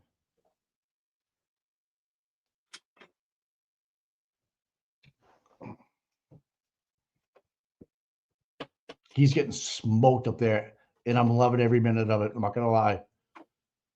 Loving every minute of it. She's so smart. Wow, I can't believe. Why didn't we have her? Well, I'm glad we got to I'm glad we got to trial too, because we probably wouldn't have got all the stuff in, but oh wow, I love watching Hanky just go, yeah, well, you were at yeah. So have you seen this video before? Oh, are you familiar with Mr. Kakowski right over here? He's a good friend of mine, by the way. Eat a dick, dude. Eat a dick. So it's Emily C. Oh, he has a picture of Manson. Oh my God. Oh my God, on Twitter. As you can see, my CV, the guy that lied about his education, I used it to put out the station nightclub fire. It was trash. I love it. That's a good one. Oh my God. This lady is like outclassed Hank, outsmarted him at his own game. I would say to her, do what you will, ask me anything. You'll never get it. You'll never get it past me because I know what happened. I know the truth, and nothing's going to change my mind. I don't care. Free Karen Reed.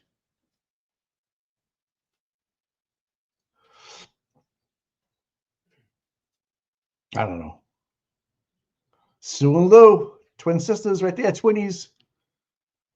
Is that a triplet in the corner? No. Is it? And there's Gretchen Voss watching the jury. She doesn't write for anybody anymore. She doesn't do anything anymore.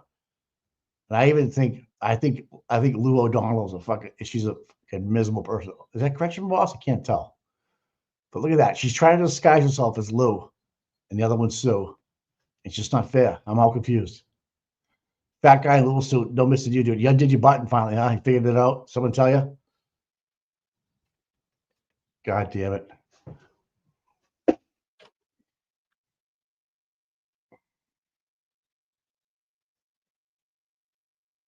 This is crazy. He's probably like, I'm going to end quickly. We'll let everybody go home early tonight. Rachel's walking around out back like, I'm going to take this baby home. Right now, she's setting the plate for him. She's got a nice little bunt single, pushed everybody across the bases. Right? Here we go. Playing small ball now.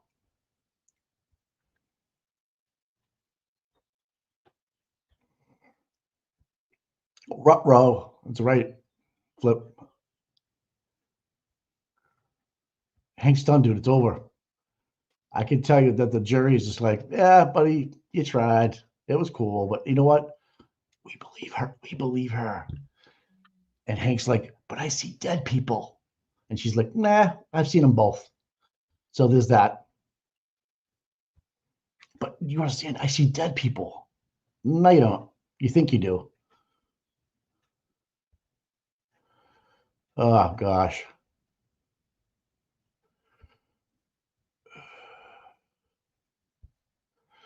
Just Hank, stop the bleeding. Karen, first one back. She's going to be rich, dude. All right, She's gonna so be jurors, I am going loaded. to strike the last bit of questioning of this witness and the video as it goes to this witness. Oh! Wow. Dr. LaPosada, after you received materials, She's done a did you ever reconstructionist. ask for any additional materials? Let's see, I always make sure I have all the scene investigation, autopsy, medical records, police and witness investigate and witness statements. So I felt I had a pretty complete database. I didn't get the x-rays until a couple weeks ago, so that was delayed. That was newer? Yes. You said a medical examiner has to make a determination in 90 days. Is that the rule? When you work at a medical examiner's office, when you get a deceased in, our national standards want us to have the autopsy report completed and all the associated tests done within 90 days. Can investigations occur and the additional accumulation of evidence happen after that 90 days? Oh, sure. Thank you, Dr. LaPosada.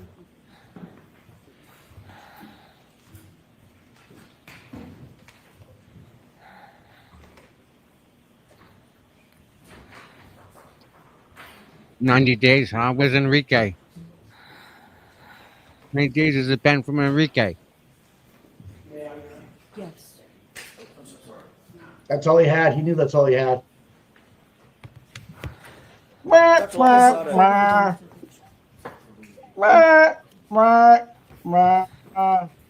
Go home, Hank. It's over, buddy. Jurors, when Take I your check. strike something, that means disregard it. And what I've struck through this witness, the video that you just saw and some of the testimony means that if it's in evidence, it's in evidence, but it is not part of your consideration with this witness.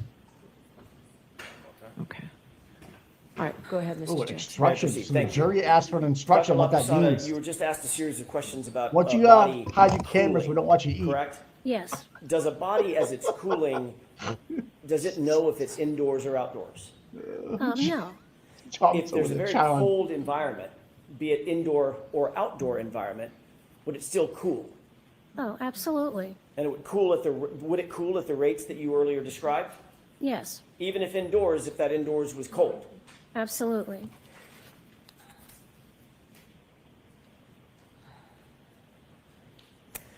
Your Honor, may we approach along with the Commonwealth very briefly?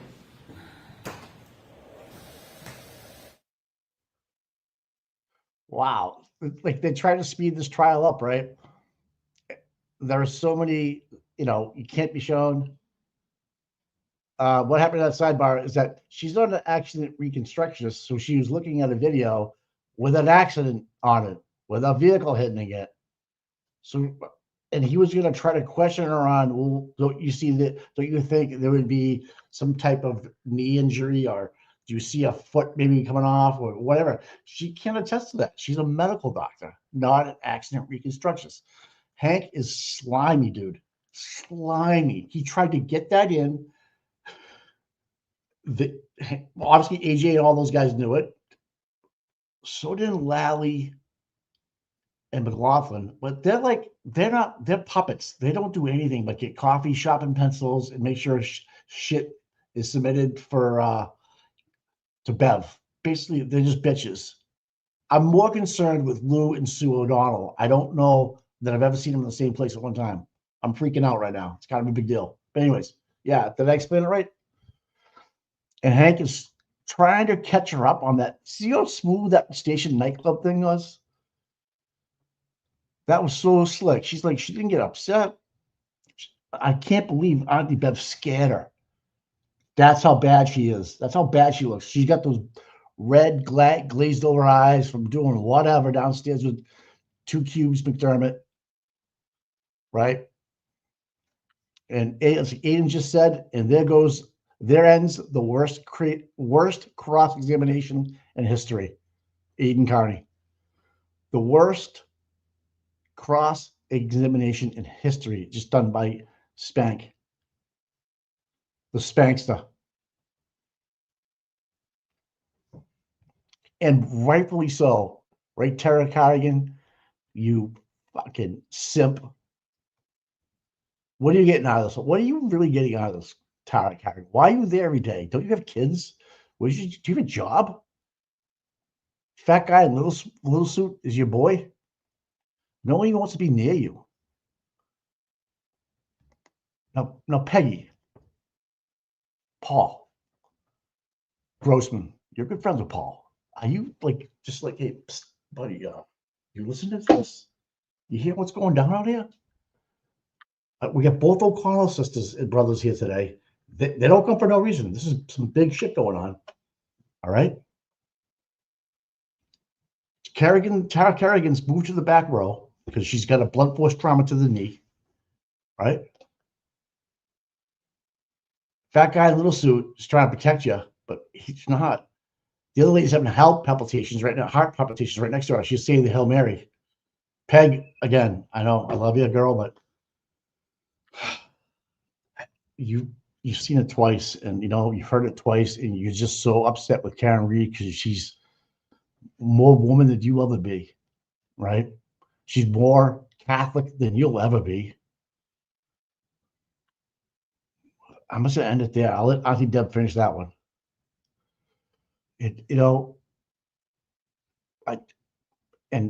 Gretchen Voss is just a POS, and she steals information. And I don't know what she's doing there. She doesn't belong there. She's a creep. I'm a loser. What are you doing here? Kind of thing. I don't belong here.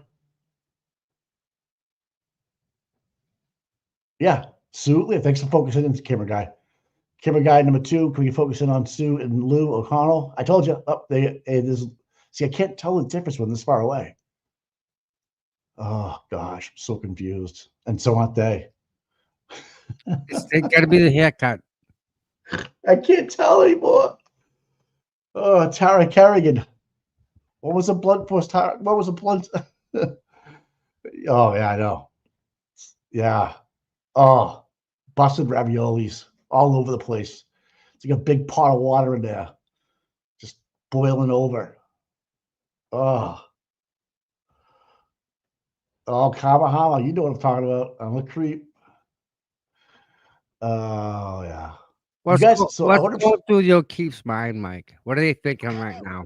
Really, what are they thinking? I think Grossman in the back is going to Paul. Psst, are you hearing what's going on here, bro? Because I'm picking up what they're putting down. I don't know what's going on, dude. You got to stop day drinking along with your mom. It's cool, but enough's enough, dude. We have to get this right. And I think the state, and maybe he's going, psst, hey, the state has more money, pal. Yeah, I know they let you drink and drive. They let you do whatever you want in your neighborhood, and you can walk around with open containers around. You're a tough guy. No one's going to mess with you. If that's what you want, so be it. All right.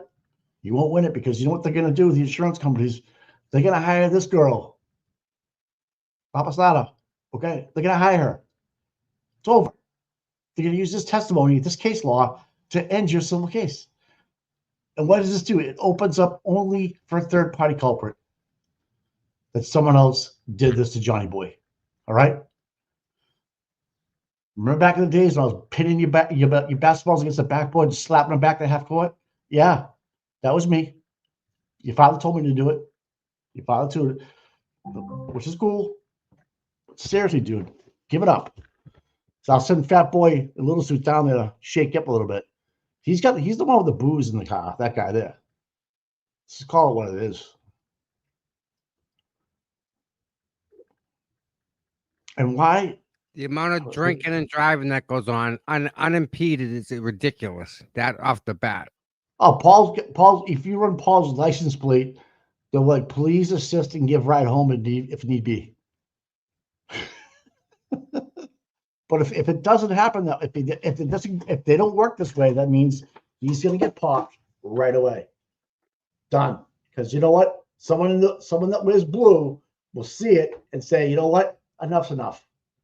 This mofo is getting the cuffs.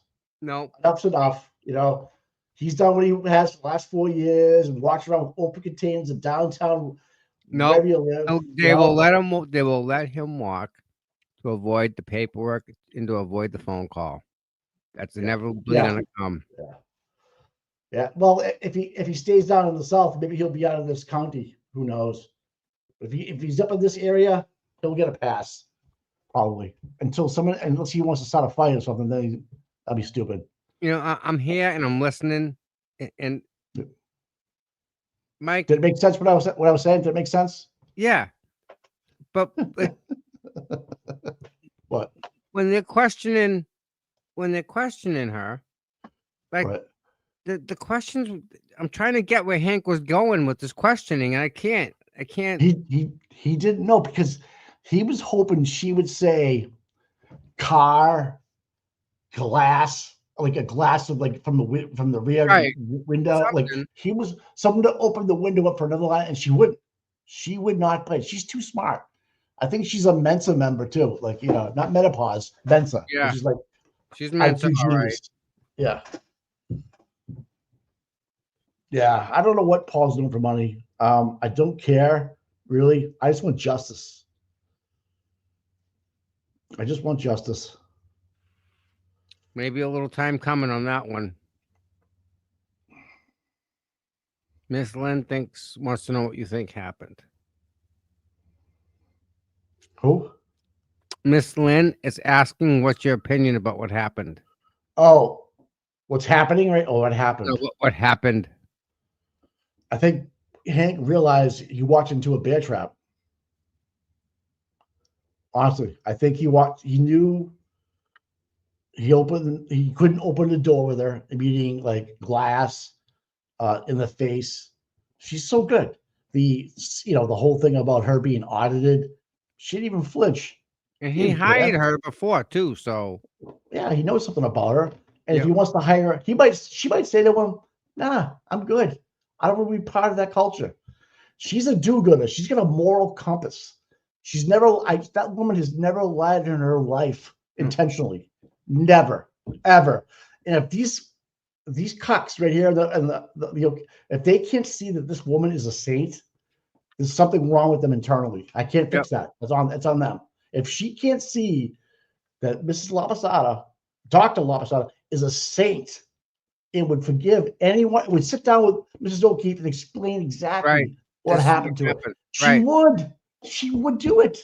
Yep. If Mrs. O'Keefe called her and said, "I want to hear from your mouth to my ears what happened to my son," she would tell him. Yep. Right? That's Absolutely a phone call I'd make. Yep. That'd be the end of this thing. And hopefully she does. And I think Dr. Labasada is getting her point across. Stand back here for a quick second.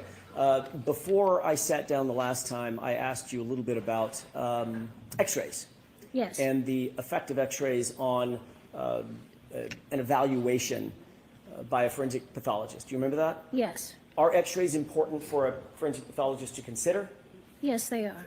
Did you find any?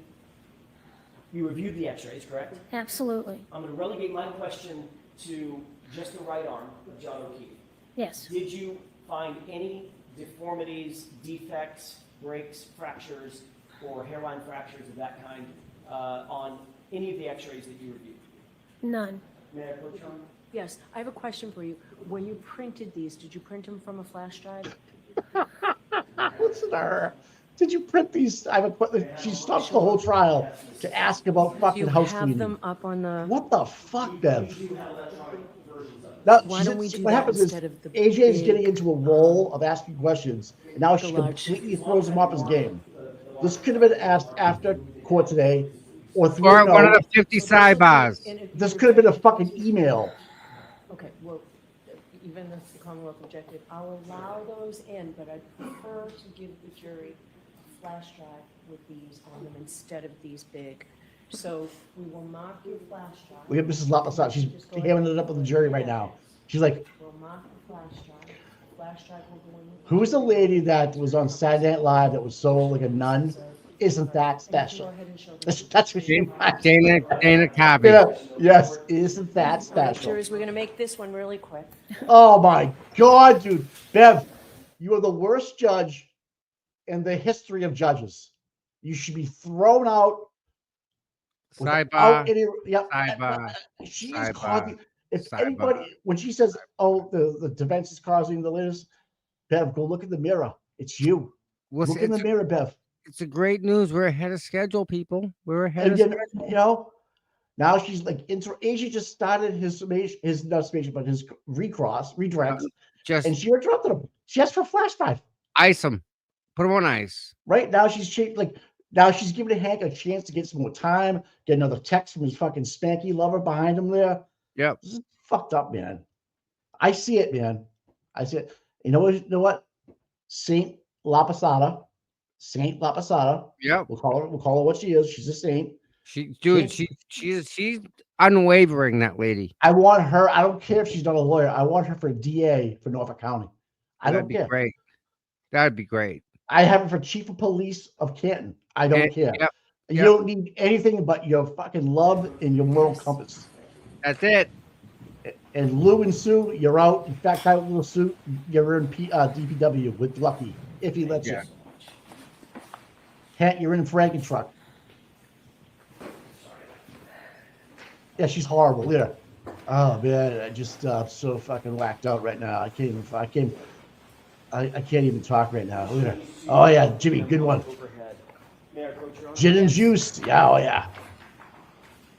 Oh, Jimmy, that's a spicy one. Oh.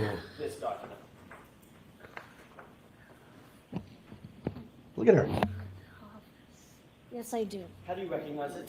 I recognize it by the medical examiner identification of Mr. O'Keefe, and I recognize the x-ray of the right hand, the right wrist, the right femur, and I can also tell by the R designation here that that's the right side of the body. Is this what you reviewed in coming to your opinions and conclusions concerning injuries to his right hand? Yes. Thank you.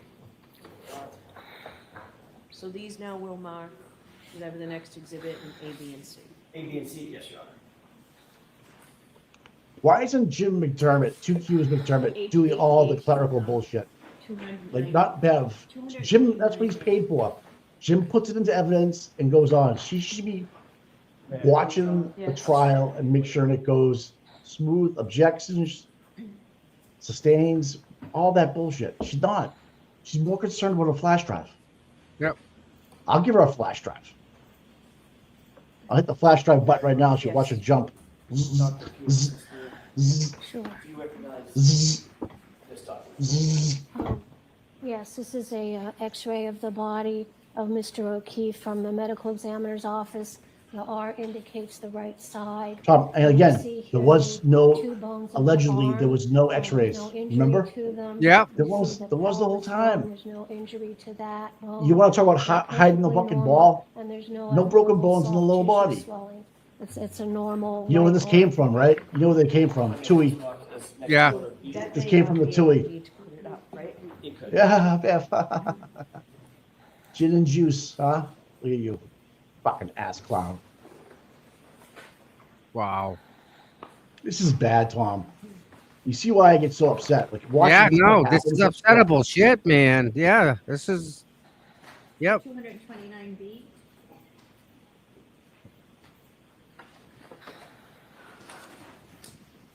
I don't think they finished it today. Thank you. No way, dude. You got Rentschler. I know. Oh, They you already mean fighting over 'em. you mean Saint Lapasado Yes, coming back this is tomorrow? another x-ray at the medical examiner's office of Mr. O'Keefe. And again, it shows the right side. We see some of the ribs there. We see the shoulder and the humerus, the upper arm bone. And the upper arm bone is totally normal. There's no soft tissue swelling around it. There's no breakage or microfractures. Thank you, Doctor. Is she still taking new patients, or do you have to be dead, you think? Next in order. Dead. C is in charge. Fuck. I know. Does she take Blue Cross Blue Shield? Yeah. The insurance will deny it. Can she still write dead people prescriptions? No, I know, huh? No, right? Dr. Wait, Love, she's that's passing all I have notes for you. like. Anything, Mr. Brennan? No, thank you. Yeah, that's right, bro. That's the first time he's at a loss for words. Watch her. Since we're ahead of schedule, jurors, I'm going to send you home. We've done enough work here today. Look at her. Look at her. She's looking to see it. Can I get out of here? Fail. Can I get out of Fail. here? Hit the button. Yeah. Hit the button, Bev. Hit the button. She's looking at the clock. Yeah. Look at her. Oh. She's go. Okay, as soon as she Is leaves. there anything else today? Done. She's gonna call it. She's calling it. Holy shit, dude. Told you.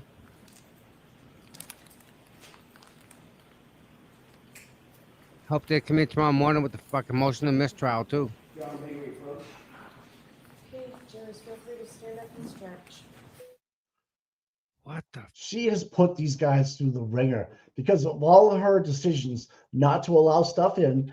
The defense has to second guess their questions or make sure their questions are correct before they ask them. So they're like stuck between a rock and a hard place, and they have to go through this little thin crevice of questioning and not go over here and not go over there and don't ask this.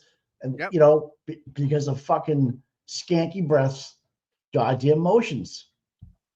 Because he can't defend against them. He can't win this case. And even with a judge in his pocket, he can't win. How much of a loser is this guy? Yeah. He can't win the case with a judge in his pocket. He can't win it. That's how innocent she is. Right? I get that. Yeah. And he can't even beat her and her team with a fucking crooked judge. Hands tied behind their back. Right.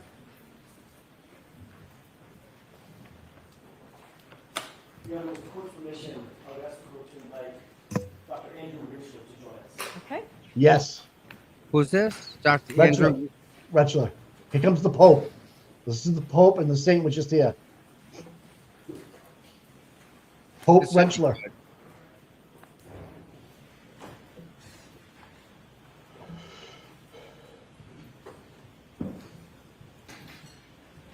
I don't even know. Like, we've been down this road. We get a reporter. We're gonna do all this stuff. Governor Duval Patrick, when you appointed her, you screwed up, dude. You knew you got yourself. Yeah, you effed up, dude.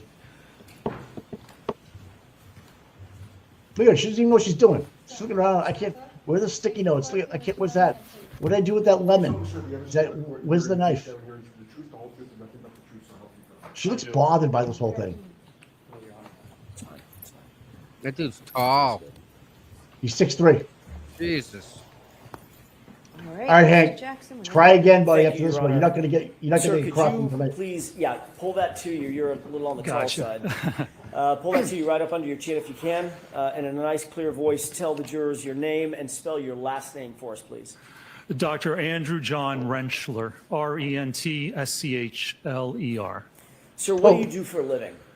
I'm a biomechanist, a biomechanical engineer, and an accident reconstructionist. I have the Pope. Where do you work? I work for a company called ARCA LLC. Tell us a little bit about ARCA. What is ARCA? ARCA is an engineering consulting firm. So we do litigation type work, both civil and criminal, where we look at, for instance, I do biomechanics. So I look at injury causation in different types of events, motor vehicle accidents, pedestrian, automobile incidents, sports related injuries, industrial accidents. We also do accident reconstruction, as well as all types of really forensic type engineering. And we also do R&D, research and development, for private and governmental entities. What's your current title? I'm a vice president and director of biomechanics for the Midwest Division. The director position that you hold, that's the official position at ARCA? That's correct, yes, sir. How are you ARCA's senior biomechanist? I'm one of them, yes. And how long have you held the position of director of biomechanics and human factors? It's been at least 5 years. I don't recall exactly how long. What exactly does is it biomechanist or biomechanist? Biomechanist, yeah. All right, I'll get it right by the time we're finished. What is a biomechanist? What do you do? So a biomechanist really looks at the human body, and we look at the response of the human body to forces and accelerations. We apply traditional engineering, but to the human body. So a mechanical engineer, for instance, might look at a piece of steel, and you know the dimensions and size of the steel. If you apply a force in a certain direction with a certain magnitude, that steel will bend and eventually it'll break. Was a biomechanist or biomechanical engineer, I do the same thing, but I look at the human body. How much force has to be applied in what direction to get a specific type of injury, whether it's a fracture of your humerus, a concussion, intervertebral disc injury. Any type of injury has what we call an injury mechanism. So we look at the response of how the body reacts to forces in different environments. Ultimately, our hope is to actually help prevent and mitigate accidents. You know, motor vehicle incidents, we look at the design of airbags and seatbelts, sporting equipment, how can we reduce concussions and injuries associated with that. So ultimately, we try to figure out how to make the environment and the world safer for people in whatever type of interaction you might have. Is that sometimes called injury causation analysis? It is. That's one aspect of it. Injury causation analysis is looking at how an injury occurs. So if someone sustains an injury, as a biomechanist, I can look at the events surrounding that incident and determine how the injury occurred. Now, how someone was positioned, how much force had to have been applied to certain parts of their body to actually produce a given injury. Why is injury causation analysis important in the broader field of biomechanics? Why do you want to know the causation of certain injuries? Well, like I just said, our main goal and interest is to really mitigate and prevent injuries from occurring. So in order to do that, you have to know how they occur. You have to know, for instance, hockey, we do a lot of work with the NHL, how certain injuries occur, cervical injuries, concussions, shoulder injuries. So if your intent is to prevent injuries in certain settings and situations, you have to study how the body reacts, how those injuries are created, and then you can determine or attempt to determine how to prevent them from occurring in different events and situations. What sort of contracts or commissions does ARCA routinely engage in? You know, we have a number of different contracts. We've worked in the past with the United States military. I helped design what we call the energy absorbing seat for the MRAP vehicles. Hold on 1 second, Dr. Sure. Again, Okay. breaking up his mojo. For the MRAP, which are the mine-resistant, ambush-protected, armor-plated vehicles that they had over in Iraq and Afghanistan. And the issue there is that when they go over an IED, an improvised explosive device, it would blow the vehicle up off the ground. So we were seeing very severe accelerations and forces going through the vehicle, through the seat, into the soldiers' spines. And we're seeing severe spinal and head injuries as a result of that. So we worked with the military to design what we call an energy absorbing seat design. As the vehicle gets blasted up off the ground, the seat's designed to absorb that energy and that force from the blast and the movement of the vehicle and help protect the soldier's spine. We also, as I said, do a lot of work with the NHL. We work with the Department of Player Safety there, the National Hockey League. We look at the equipment, we look at helmets, trying to help prevent concussions, skate guards, how to prevent cuts and injuries due to the skates. One of the big things we did was actually redesign part of the rink.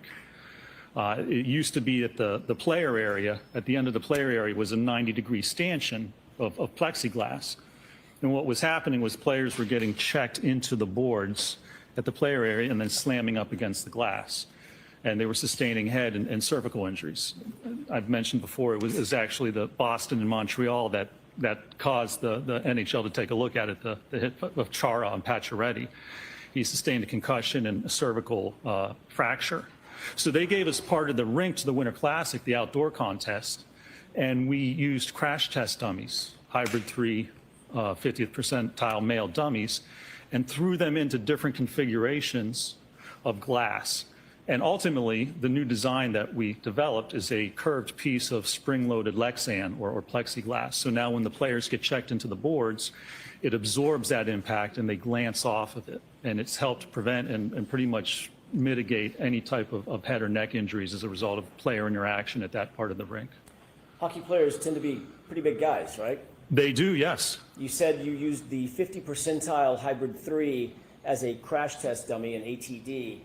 to do your work in furtherance of the NHL contractor commission, correct? That's correct. Did you need to use a hybrid 3 that was the same size as these big, tall, 6'4", 230-pound hockey players? No, not at all. Why not?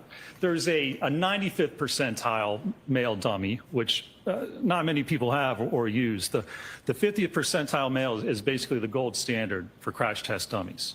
And you're probably most familiar with it if you see automotive manufacturers and the ads on TV where they put the crash test dummy in the car and run them into walls and flip them over. Well, they use the 50th percentile for all of those tests. And then they scale the actual injury assessment reference values to different size people. So they record the force off of that, and they might say, well, for the 50th percentile average person, you can sustain 180 Gs of acceleration to the head before you see a severe injury. And then they'll scale that and say, well, the hybrid 3 has to record, say, 300 Gs before someone twice that size gets hurt. So you just use one size dummy, and then you scale that to whatever size person you're looking at or you want to actually investigate. Is that undertaking of mathematical scaling, is that an industry standard in biomechanics? Absolutely. And I mean, it's set forth in NHTSA, the National Highway Traffic and Safety Administration. They set, well, the government sets the Federal Motor Vehicle Safety Standards, and that's all the crash tests that vehicles have to go through. And during those tests, they have to ensure that the values on the dummy, on the head, on the neck, on the spine, on the arms are below certain values to ensure that they're safe at specific speeds. And they scale, they have a certain papers, a lot of papers actually, which talk about scaling the values for different size people. Is that an accepted methodology in the scientific community? Oh, it certainly is, yes, sir. Dr. Rentschler, do you specialize in any particular research and analysis at ARCA to evaluate the relationships between crash injuries and crash forces? I do, yes. What about kinematics? Kinematics is one of the specialties, yes, sir. Fancy word, probably nobody knows. I didn't know it before I met some of the folks involved in this case. What does kinematics mean? Kinematics is just motion of the human body.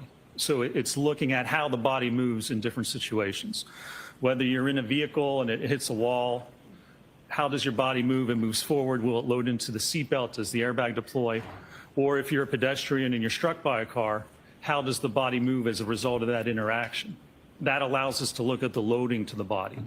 Forces are exerted on someone's body because their body's loaded by different objects or different forces. So kinematics is one of the first steps. If you're going to look at injury causation, you have to determine the kinematics of an event. What are human tolerances? Human tolerance is really just looking at how much force it takes to cause an injury. So there's been generations of testing to look at different forces. For instance, the humerus, the upper bone in your upper arm. How much force does it take to cause that fracture? They've tested the cadaver bones. There's a lot of research for decades out there looking at different parts of the body, the ulna, the radius, the two bones in your forearm, skull fractures. Almost any type of injury, again, has an injury mechanism, and in order to determine how it occurs, we have to look at tolerance. How much force can the body withstand before you start to see a specific injury occur? Doctor, how long have you worked at ARCA? I've been with ARCA now for about 17 and a half years. How many cases have you been a part of in terms of investigating or conducting crash injury analysis? Over my whole career, probably thousands of cases. I've been doing this since 2004, so for about 21 years total. Dr. Rentschler, are you able to estimate how many of those cases that you just talked about, those potentially thousands of cases, have involved motor vehicle pedestrian circumstances? Oh, I'm sure over the year there's been hundreds of cases. A lot of them are motor vehicle accidents, but certainly a large percent's automobile pedestrian type impacts. What education, training, and background qualifies you to perform the duties that you just told us about as the Director of Biomechanics and Human Factors at ARCA? Well, I got my BS in mechanical engineering with a minor in biomedical engineering from Carnegie Mellon University in 1995. I then went on to get my master's in bioengineering and biomechanics from the University of Pittsburgh in 2002. And then I got my PhD in bioengineering and biomechanics from the University of Pittsburgh in 2004. 2004. Thank you. That's it, huh?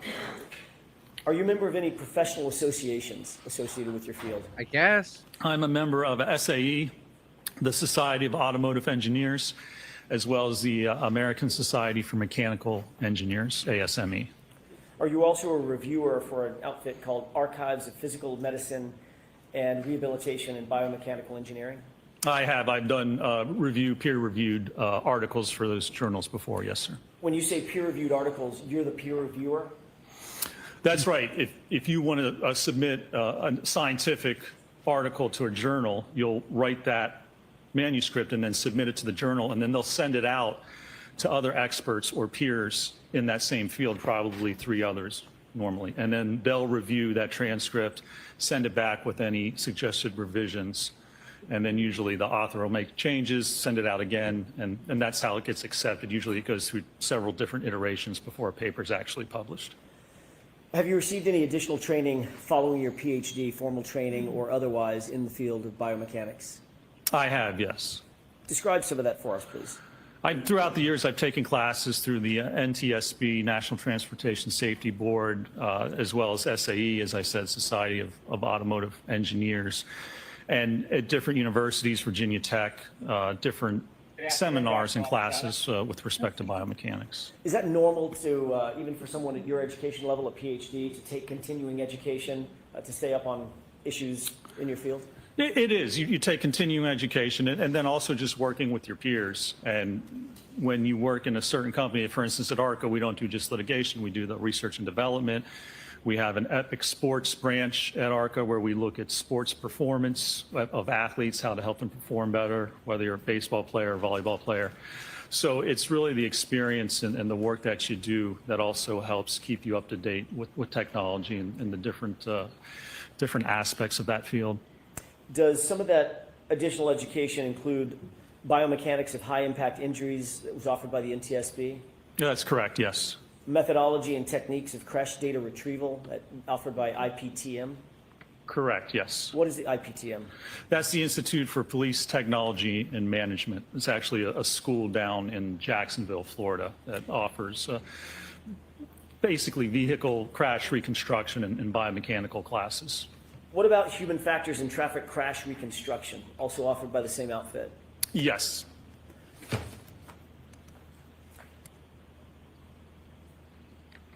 Did you take a course in automobile safety and injury biomechanics from, is this the one from Virginia Tech?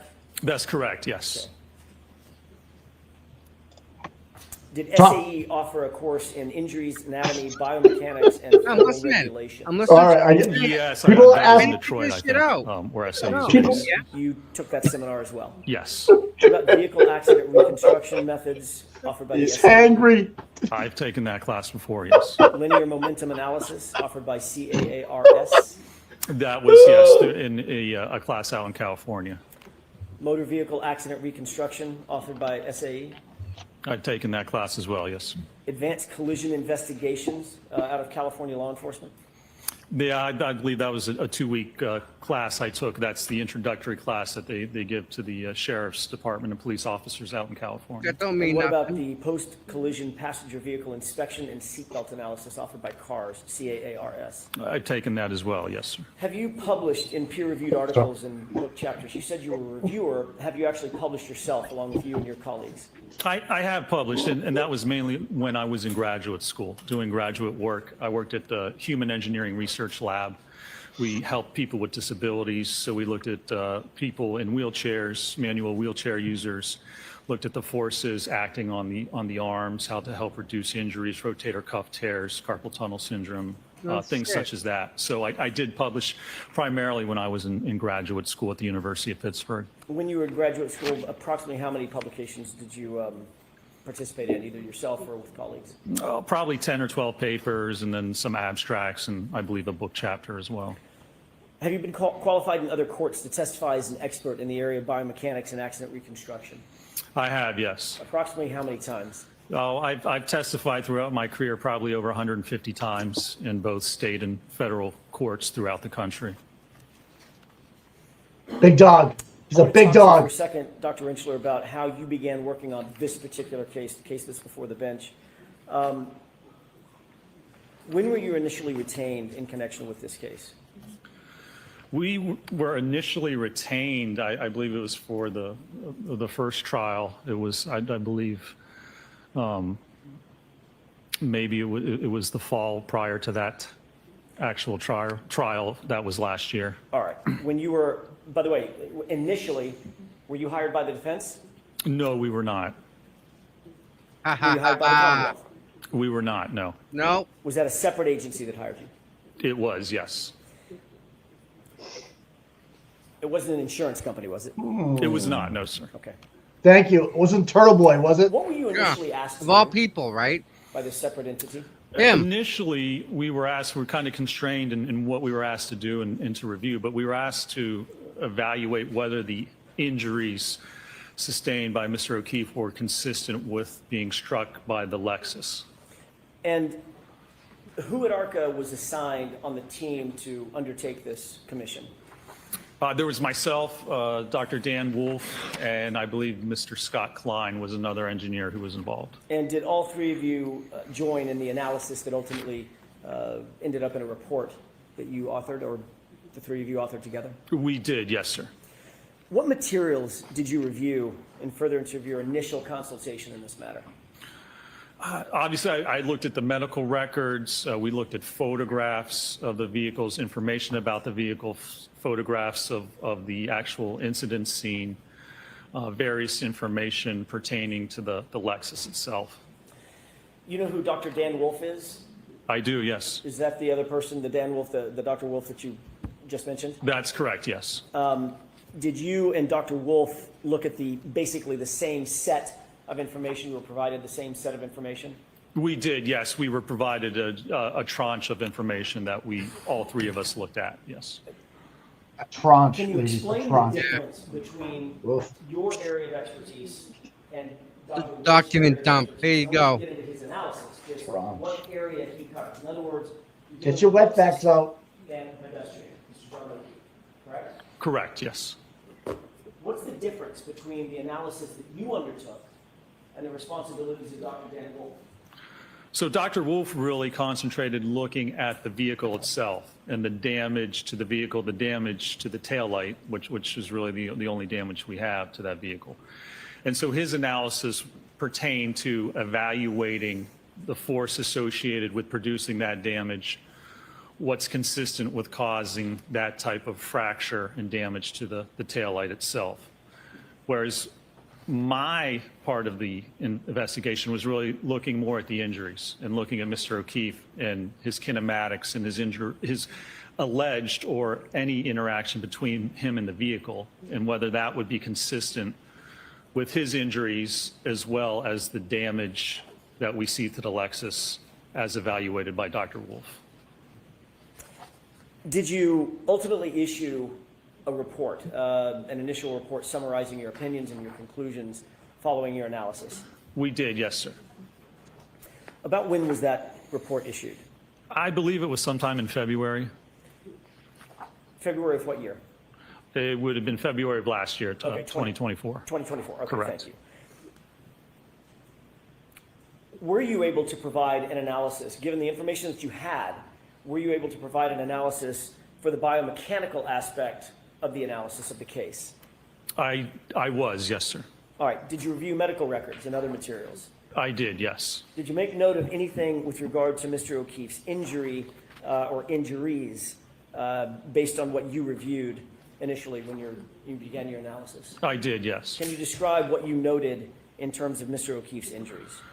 There were really just two basically different areas of injury. There was injury to the head. There was a laceration on the rear kind of right occipital region of the head, which resulted in fractures, an occipital skull fracture, which is the rear part of your skull, as well as basilar skull fractures that propagated up through the skull.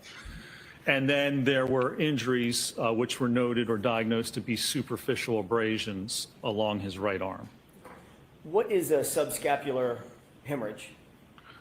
Subscapular is Yes. Yeah, with respect to the head, is that what? Yes, as it relates to the head. Yes, well, so when we talk about there's subarachnoid, there's PIA hemorrhages, but basically they're hemorrhages, and scapular is hemorrhage under the scalp, but above the skull. So subdural is within on the surface of the brain, but scapular means that it's a hematoma or bleeding that occurs under the scalp but above the actual skull. Did you note subscapular hemorrhage in your analysis of Mr. O'Keefe's injuries? There was, yes, I believe there was extensive subscapular hemorrhaging. What about skull fractures? There were, as I described, occipital skull fracture in the back of the skull that then propagated forward the calvarium as well as the basilar or the base of the skull. You It's mentioned hard, Mike. subdural It's a hard hit, hemorrhage, bud. as one of the issues It's a that hard hit. you would look at normally. Did you Yeah. note whether Mr. O'Keefe suffered from subdural hemorrhage? He did, yes. He had sustained subdural hemorrhage as a result. And also subarachnoid hemorrhage? Correct, yes. What about bilateral orbital ecchymosis? He did, yes, bruising along the eyes, basically. What does bilateral mean? Both? Bilateral means left and right, correct. Did you note a 1 centimeter or approximately 1 centimeter laceration to the upper right eyelid? There was, yes, 1 centimeter, yeah, and so, that's a little less than half an inch laceration right above the right eye. What about abrasions to the anterior and left aspect of the nose?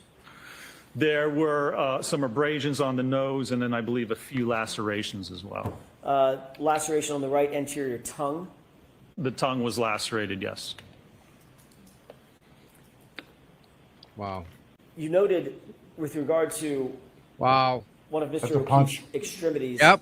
abrasions. Exactly along what that extremity. is.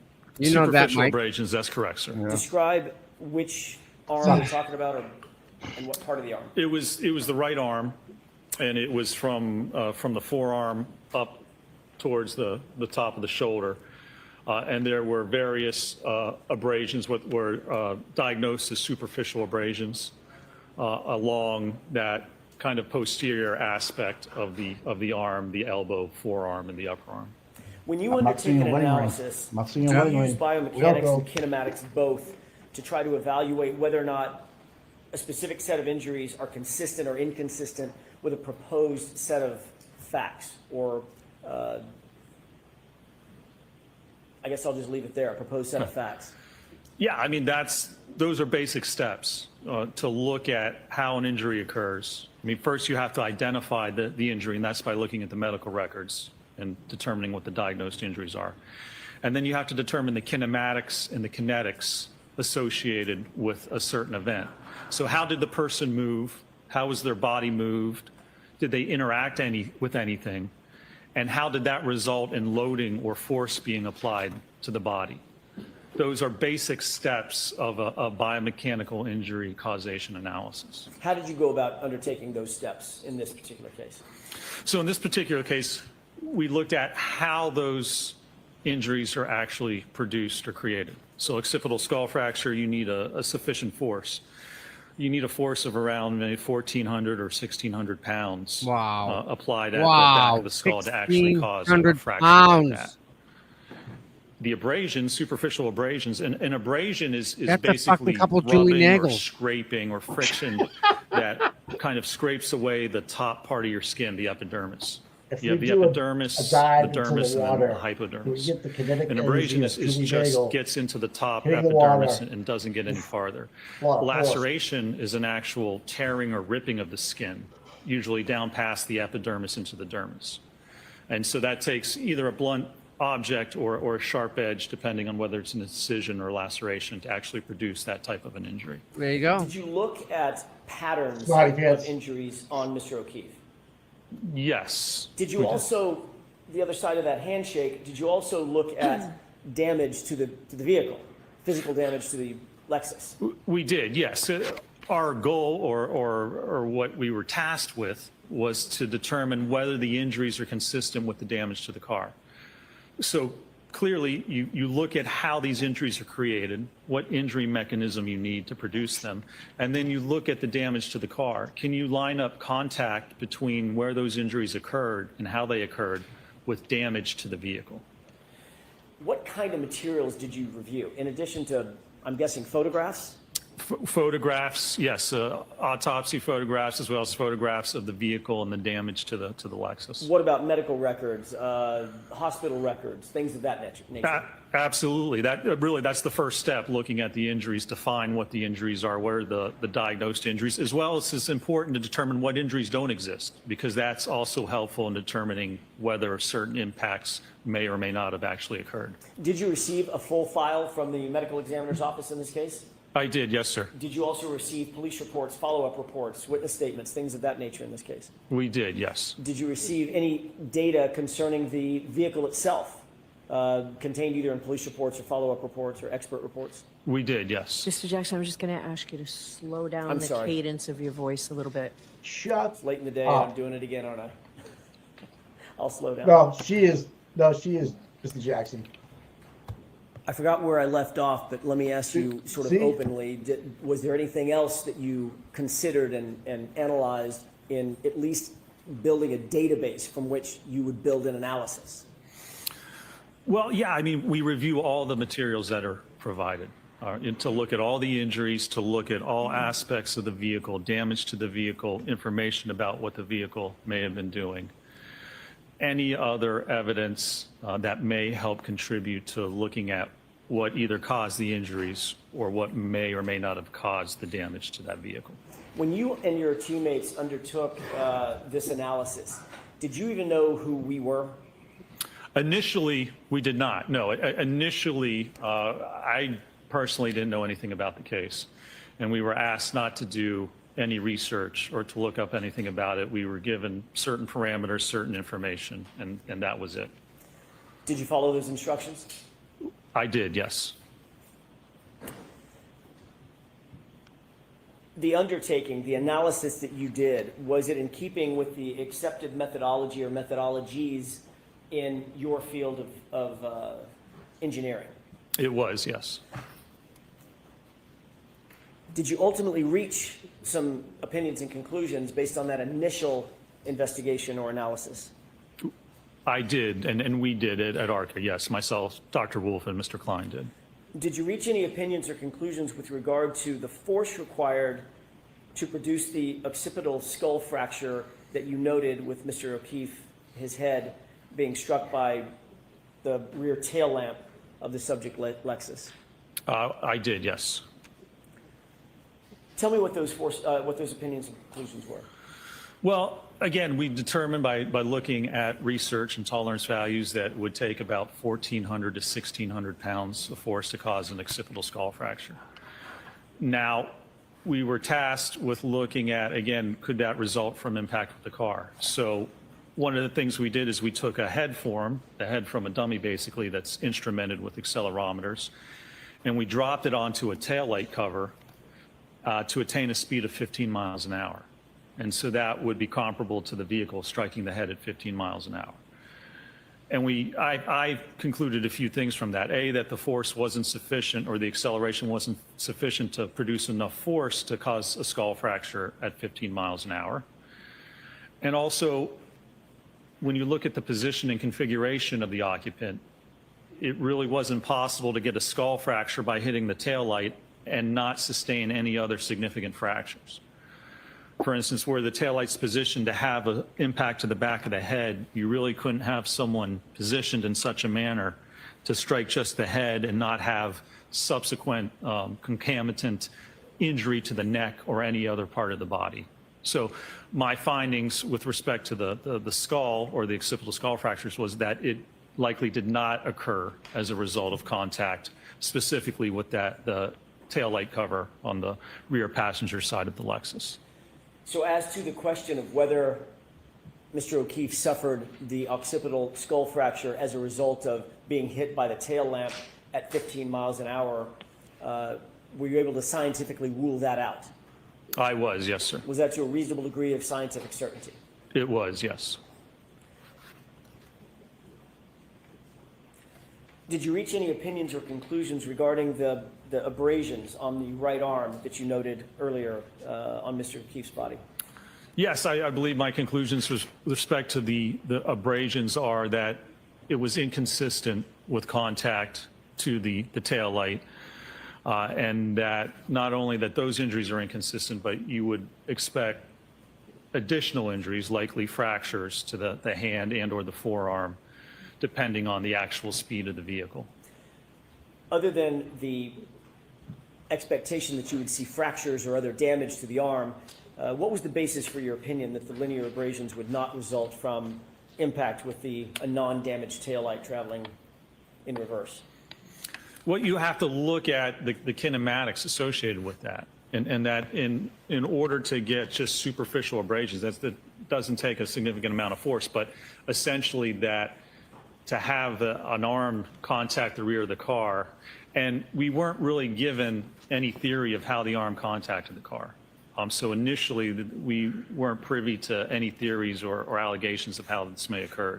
So just generally speaking, looking at the arm, how it would contact the car, and subsequent movement and interaction with the light cover, my opinion was that the injuries would be inconsistent, or the injuries that Mr. O'Keefe sustained on his right arm and didn't sustain would be inconsistent with actual interaction with the taillight. Doctor, were your opinions and conclusions, along with those of your colleagues, reduced to a report? They were, yes, sir. Was that report, to your knowledge, ultimately turned over to both the defense and the Commonwealth in this case? To my knowledge, it was, yes, sir. I'm going to change gears for a second and bring us forward to the spring of 2024, after February of 2024, moving into the start of 2025. Did the defense at some point reach out to ARCA and contact you and Dr. Wolf?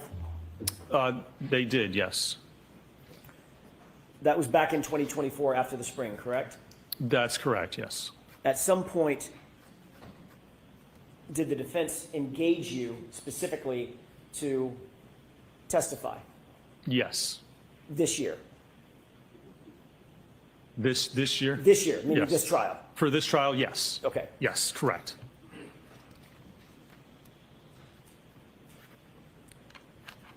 Were you asked to conduct further testing in furtherance of your potential testimony in this trial? We were, yes, sir. And were you provided additional materials from the defense in furtherance of your potential testimony and your testing?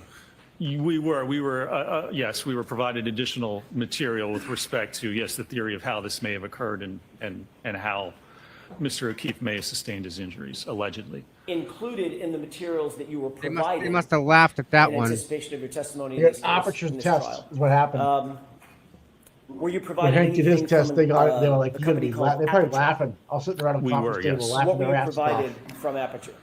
We were provided so a we written should charge report more. from Aperture. Yeah. A PowerPoint presentation, about 140 some pages from Aperture. And then a file material, I believe, what was reviewed and the results of some testing that Aperture had conducted with respect to this case. Was it your understanding that the Aperture PowerPoint was authored by a particular individual? Yes, sir.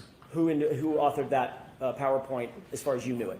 As far as I'm aware, it was Dr. Judson Welcher. Your Honor, may we approach briefly? Okay. This may be a good time to send the jury home. Yep.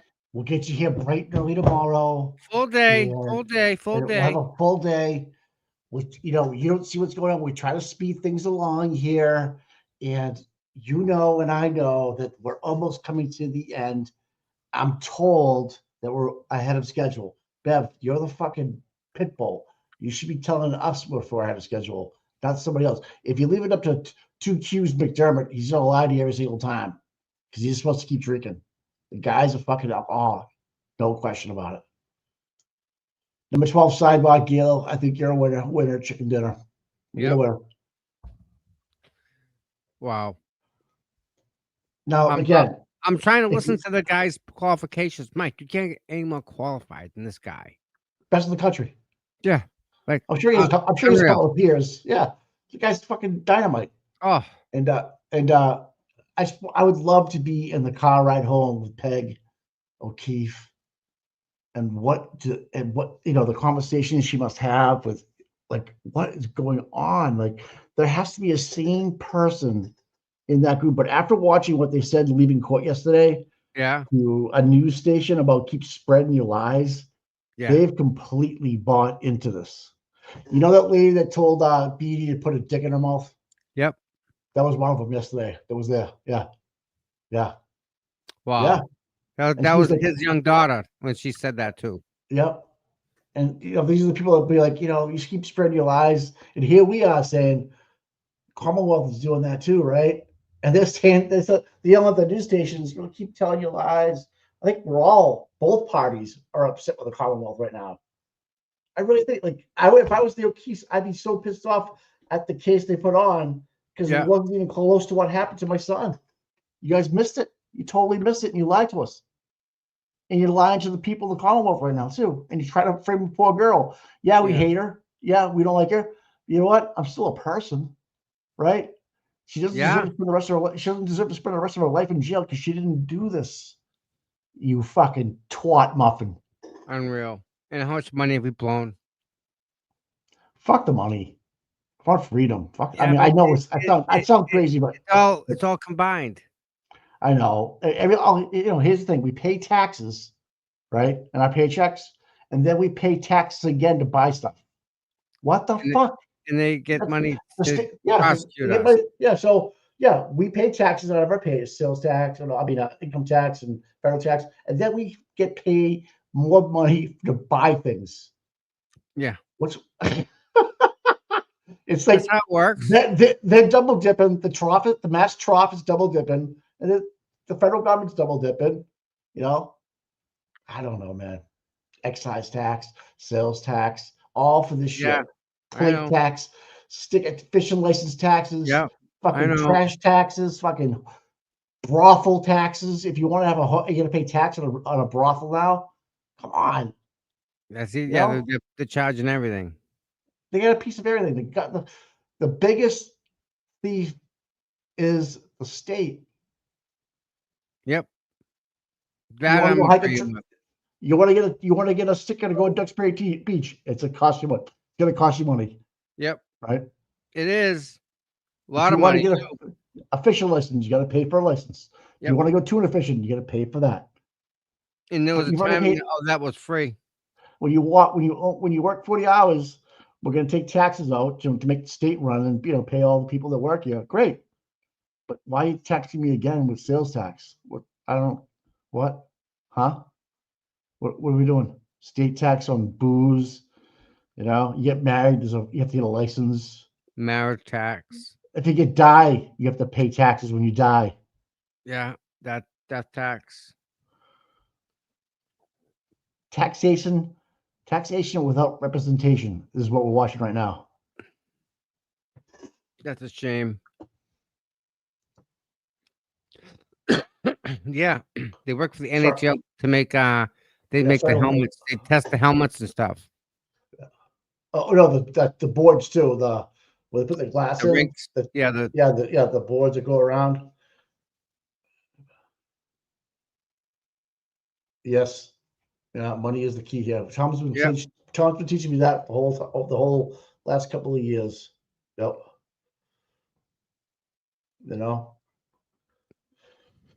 But Linda, what other option do we have? Right? We can hire these prosecutors. I mean, let's hire these people here that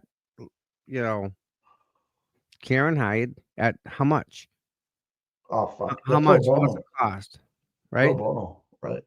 Now, when she files taxes after next year, right? She might have to include how much she paid out from the donations, right? That was about Yep. scheduling. We picked up a lot of time today. I think Here we go. because we did spend less time at Sidebar and less time doing things outside your presence. So we're back on track. Back on track. And we're going to let you go for today, and we're expecting a full day tomorrow. I Yep. can tell you, the lawyers tell me that we're definitely winding down. Okay, so please, those same 3 cautions. Do not discuss this case with anyone. Don't do any independent research or investigation. 334, she called it If to. you happen Yep. to see, hear, or read anything about this case, please disregard. What a it and let us hack know. Amazing. Continue to be very careful with your social media use. So we'll Yep. see you ready to start at 9 o'clock. 9 o'clock, which is 9:30. Break. Lunch. Done. Was it the same way last year when we were getting out at 3:30 last year, or was Yep. Valley's? Was it? No, last year was a lot of half days last year, Mike. A lot of half days. Remember that? A lot of half days. I forget. Yeah. It was 12 sidebars today. Thank you, Gil. Man, good number. Good call today on that one. Yep. What a day. Oh, what's going on? I'm checking.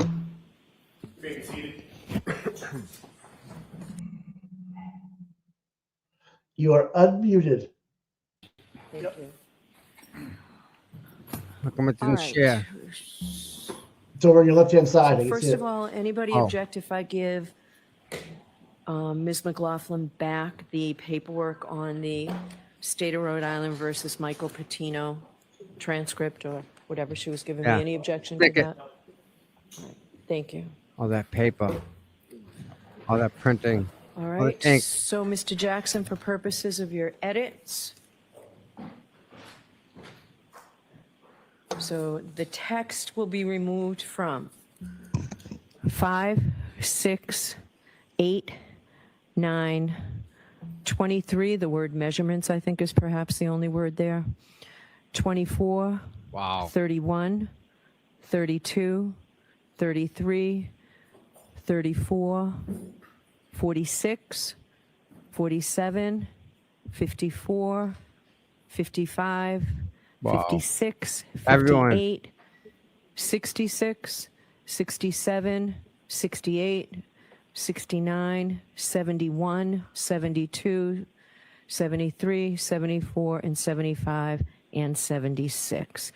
Separately, pursuant to what will be an upcoming evidentiary ruling on whether foundation has been made, if you could separately have a way to exclude, if it becomes appropriate based on whatever ruling, based on the foundation that you're going to attempt to put, slides 9 to 23.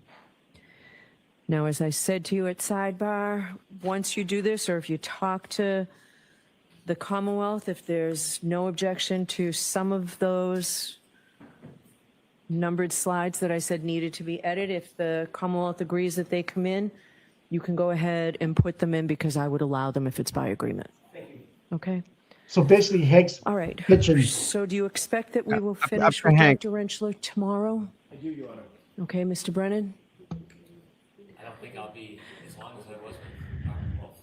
Okay. Depending on how it goes, if he has an hour and a half, I expect that'll probably be about an hour, maybe an hour and 10 minutes. Wow. All right. And then we'll figure out where we are Thursday. It seems that the case may be ready to go to the jury Friday, maybe Monday at the latest. But that's, does that seem like a fair estimate to you, Mr. Brennan? I think we'll be ready Friday. Okay. All right. So we'll see. Okay. All right. Thank you. We'll see everybody tomorrow morning. Yes. Should I have Dr. Welch in for tomorrow or wait for Wednesday? Tomorrow's Wednesday already. Can we, Mr. Jackson, can we reevaluate that mid-morning or the luncheon break and see where we are, whether we need Dr. Welcher here in the afternoon? Okay. All right. We'll do that. So he's been out here on the Commonwealth's dime for the last 2 weeks, hanging out. Yes, Your Honor. With regard to various exhibits that Your Honor said would be admitted based upon the issue that we had with regard to the Sweatshirt? Exhibit 88, Your Honor said you would. Yes. We'll put those into evidence. Thank you very much. Okay. That was the only item pressing for today. Yeah. I said yesterday they'd come in. They're coming in. Okay. So those will be in evidence. Mr. Brennan, you were on notice yesterday that I was letting those in. Okay. All right. We're all set. We'll see you tomorrow. All rise for the court, please. All right. What a day. Just when you think it couldn't get any more fucked up. Think about that for a second. Are you Just heading when in there tomorrow? Are you heading in there tomorrow because we have 2 trials, or are you staying home? No, I was heading in. All right, man. You sure? Yeah. All right. Yeah. All right. Yeah. I don't know. See what I just happens. How thought, about that? How do you? I feel like you should know what to do it, dude. No. Yeah. I I mean, know, how you get, you get plans and stuff. Who knows? You don't get too tired. I went to physical therapy today, man. It hurts. Yeah, yeah. You go to sleep right after this. Yeah, I don't know. But yeah, what a day. I'm telling you, Auntie Bev. Yeah, I mean, Mike. She's crooked as the day comes, dude. Yeah. We need Saint Labasada. Thank Please. God. But no, Mike. Thank know. God she's as bad as she is, because the whole world's watching this whole thing like unfold right in front of us. Everyone's watching. I know. I know. Not good. This All is right, not. I makes you feel a little bit better, but Yeah. I can't believe the O'Keefes can't see what we see. That's just They don't want either. They don't terrible. want to, or something else. But I don't get They're it either. chasing the buck. You know what I mean? They're just chasing it. There's no other reason, Mike. They were told, "Hey, listen, you're gonna get your money. We're gonna make this work for you. You know, we have judges here. We get people over there. Backdoor here. You get a kiss every month. They know a guy. Yeah. We know. Could Tell you get them we away know with you. a dead cop on your front lawn? Fucking A, dude. Fucking A, man. All right, chat. You guys were unbelievable today. What a good time. What a good time I Yeah. had. Chat's great. We're lucky We with seven, that. 7 hours today, Thomas. Anonymous. Yeah, huh? Right? Yes, that's 7 hours and 10 minutes. That's a good stream. So we'll be back on early for the car ride in. Is that what you're gonna do? Yes, sir. Hit church. Yeah, at church. All right. So tune in if you want to go to mass.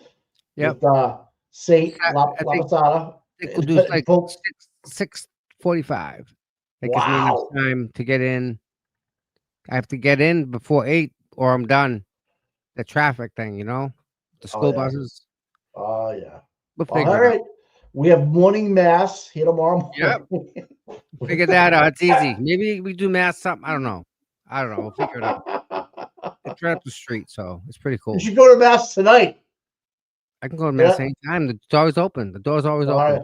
All I right. walk right in all the time. Like I I'll will order a talk- pizza. Let's say 20 Yeah. minutes. I'll go. I'll stop. Say a prayer. Get out. Go get my pizza. Oh, God, please let my cheese be well done. In the bathroom. More than that, but yeah, stop in all the time. I will talk to you manana. Talk to you, my Peace out, friend. bro. Later. See you in the morning. Listen, everybody here. I thank everybody that's here. All you guys out in the chat. You guys are the reason we do this. You guys are the reason we're here. Gail, thank you for being here. Donna, Mary Jo, Michelle, Shauna, you guys are great. I mean, I could go on and on. So, with that said, the mods are amazing. Yeah. The mods are amazing. Thank you, mods, for the chat. Thank you, everyone else that's in the chat. Like, subscribe, little button up there. If you do that, that'd be make everyone happy.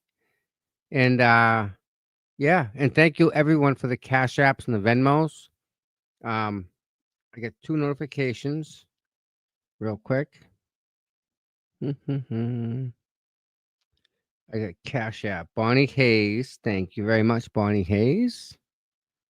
And I got Pam again. Pam Benefoil. Bon Fagoli. Thank you so much. Countdown to Freedom to Karen Reed. I love it. You guys are just wonderful. Yeah. All right, everybody. Let's just start over here. Donkey.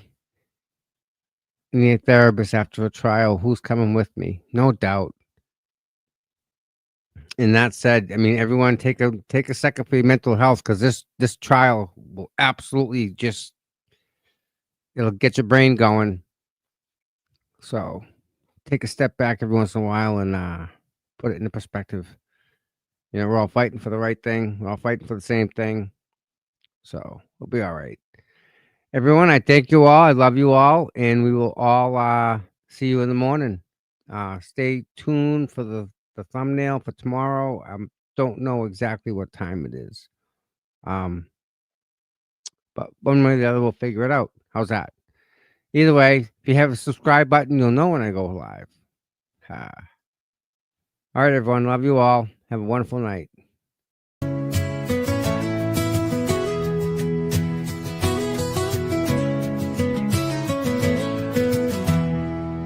Cold mornings, cracked pavement, courthouse steps. He's there before sunrise while the world still rests. No cameras needed, no spotlight glare. Just a man with a purpose, always standing there. Facing the crowd, but the fight in his veins. Truth in his hands, pushing through the rain. Karen sees him, she knows what it means when you've got boots on the ground and you fight for your dreams. Boots on the ground, day after day, standing for truth in the hardest way.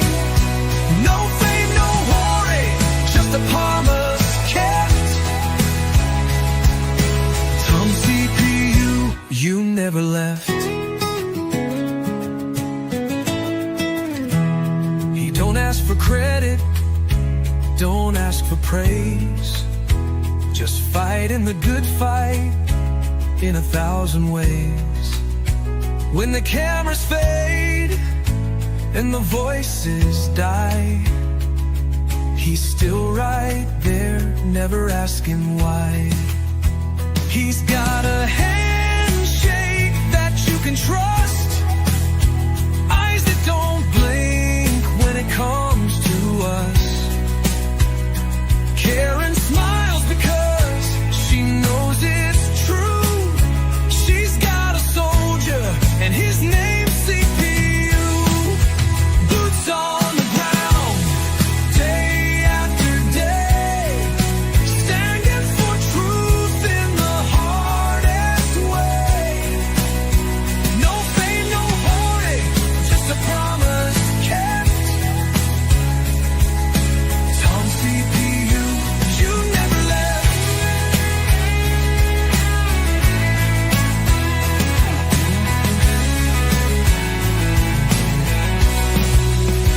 When the courthouse is empty and the crowd's gone home, Tom's still walking, he's never alone. 1,000 steps, a million prayers, because justice don't sleep and neither does he care.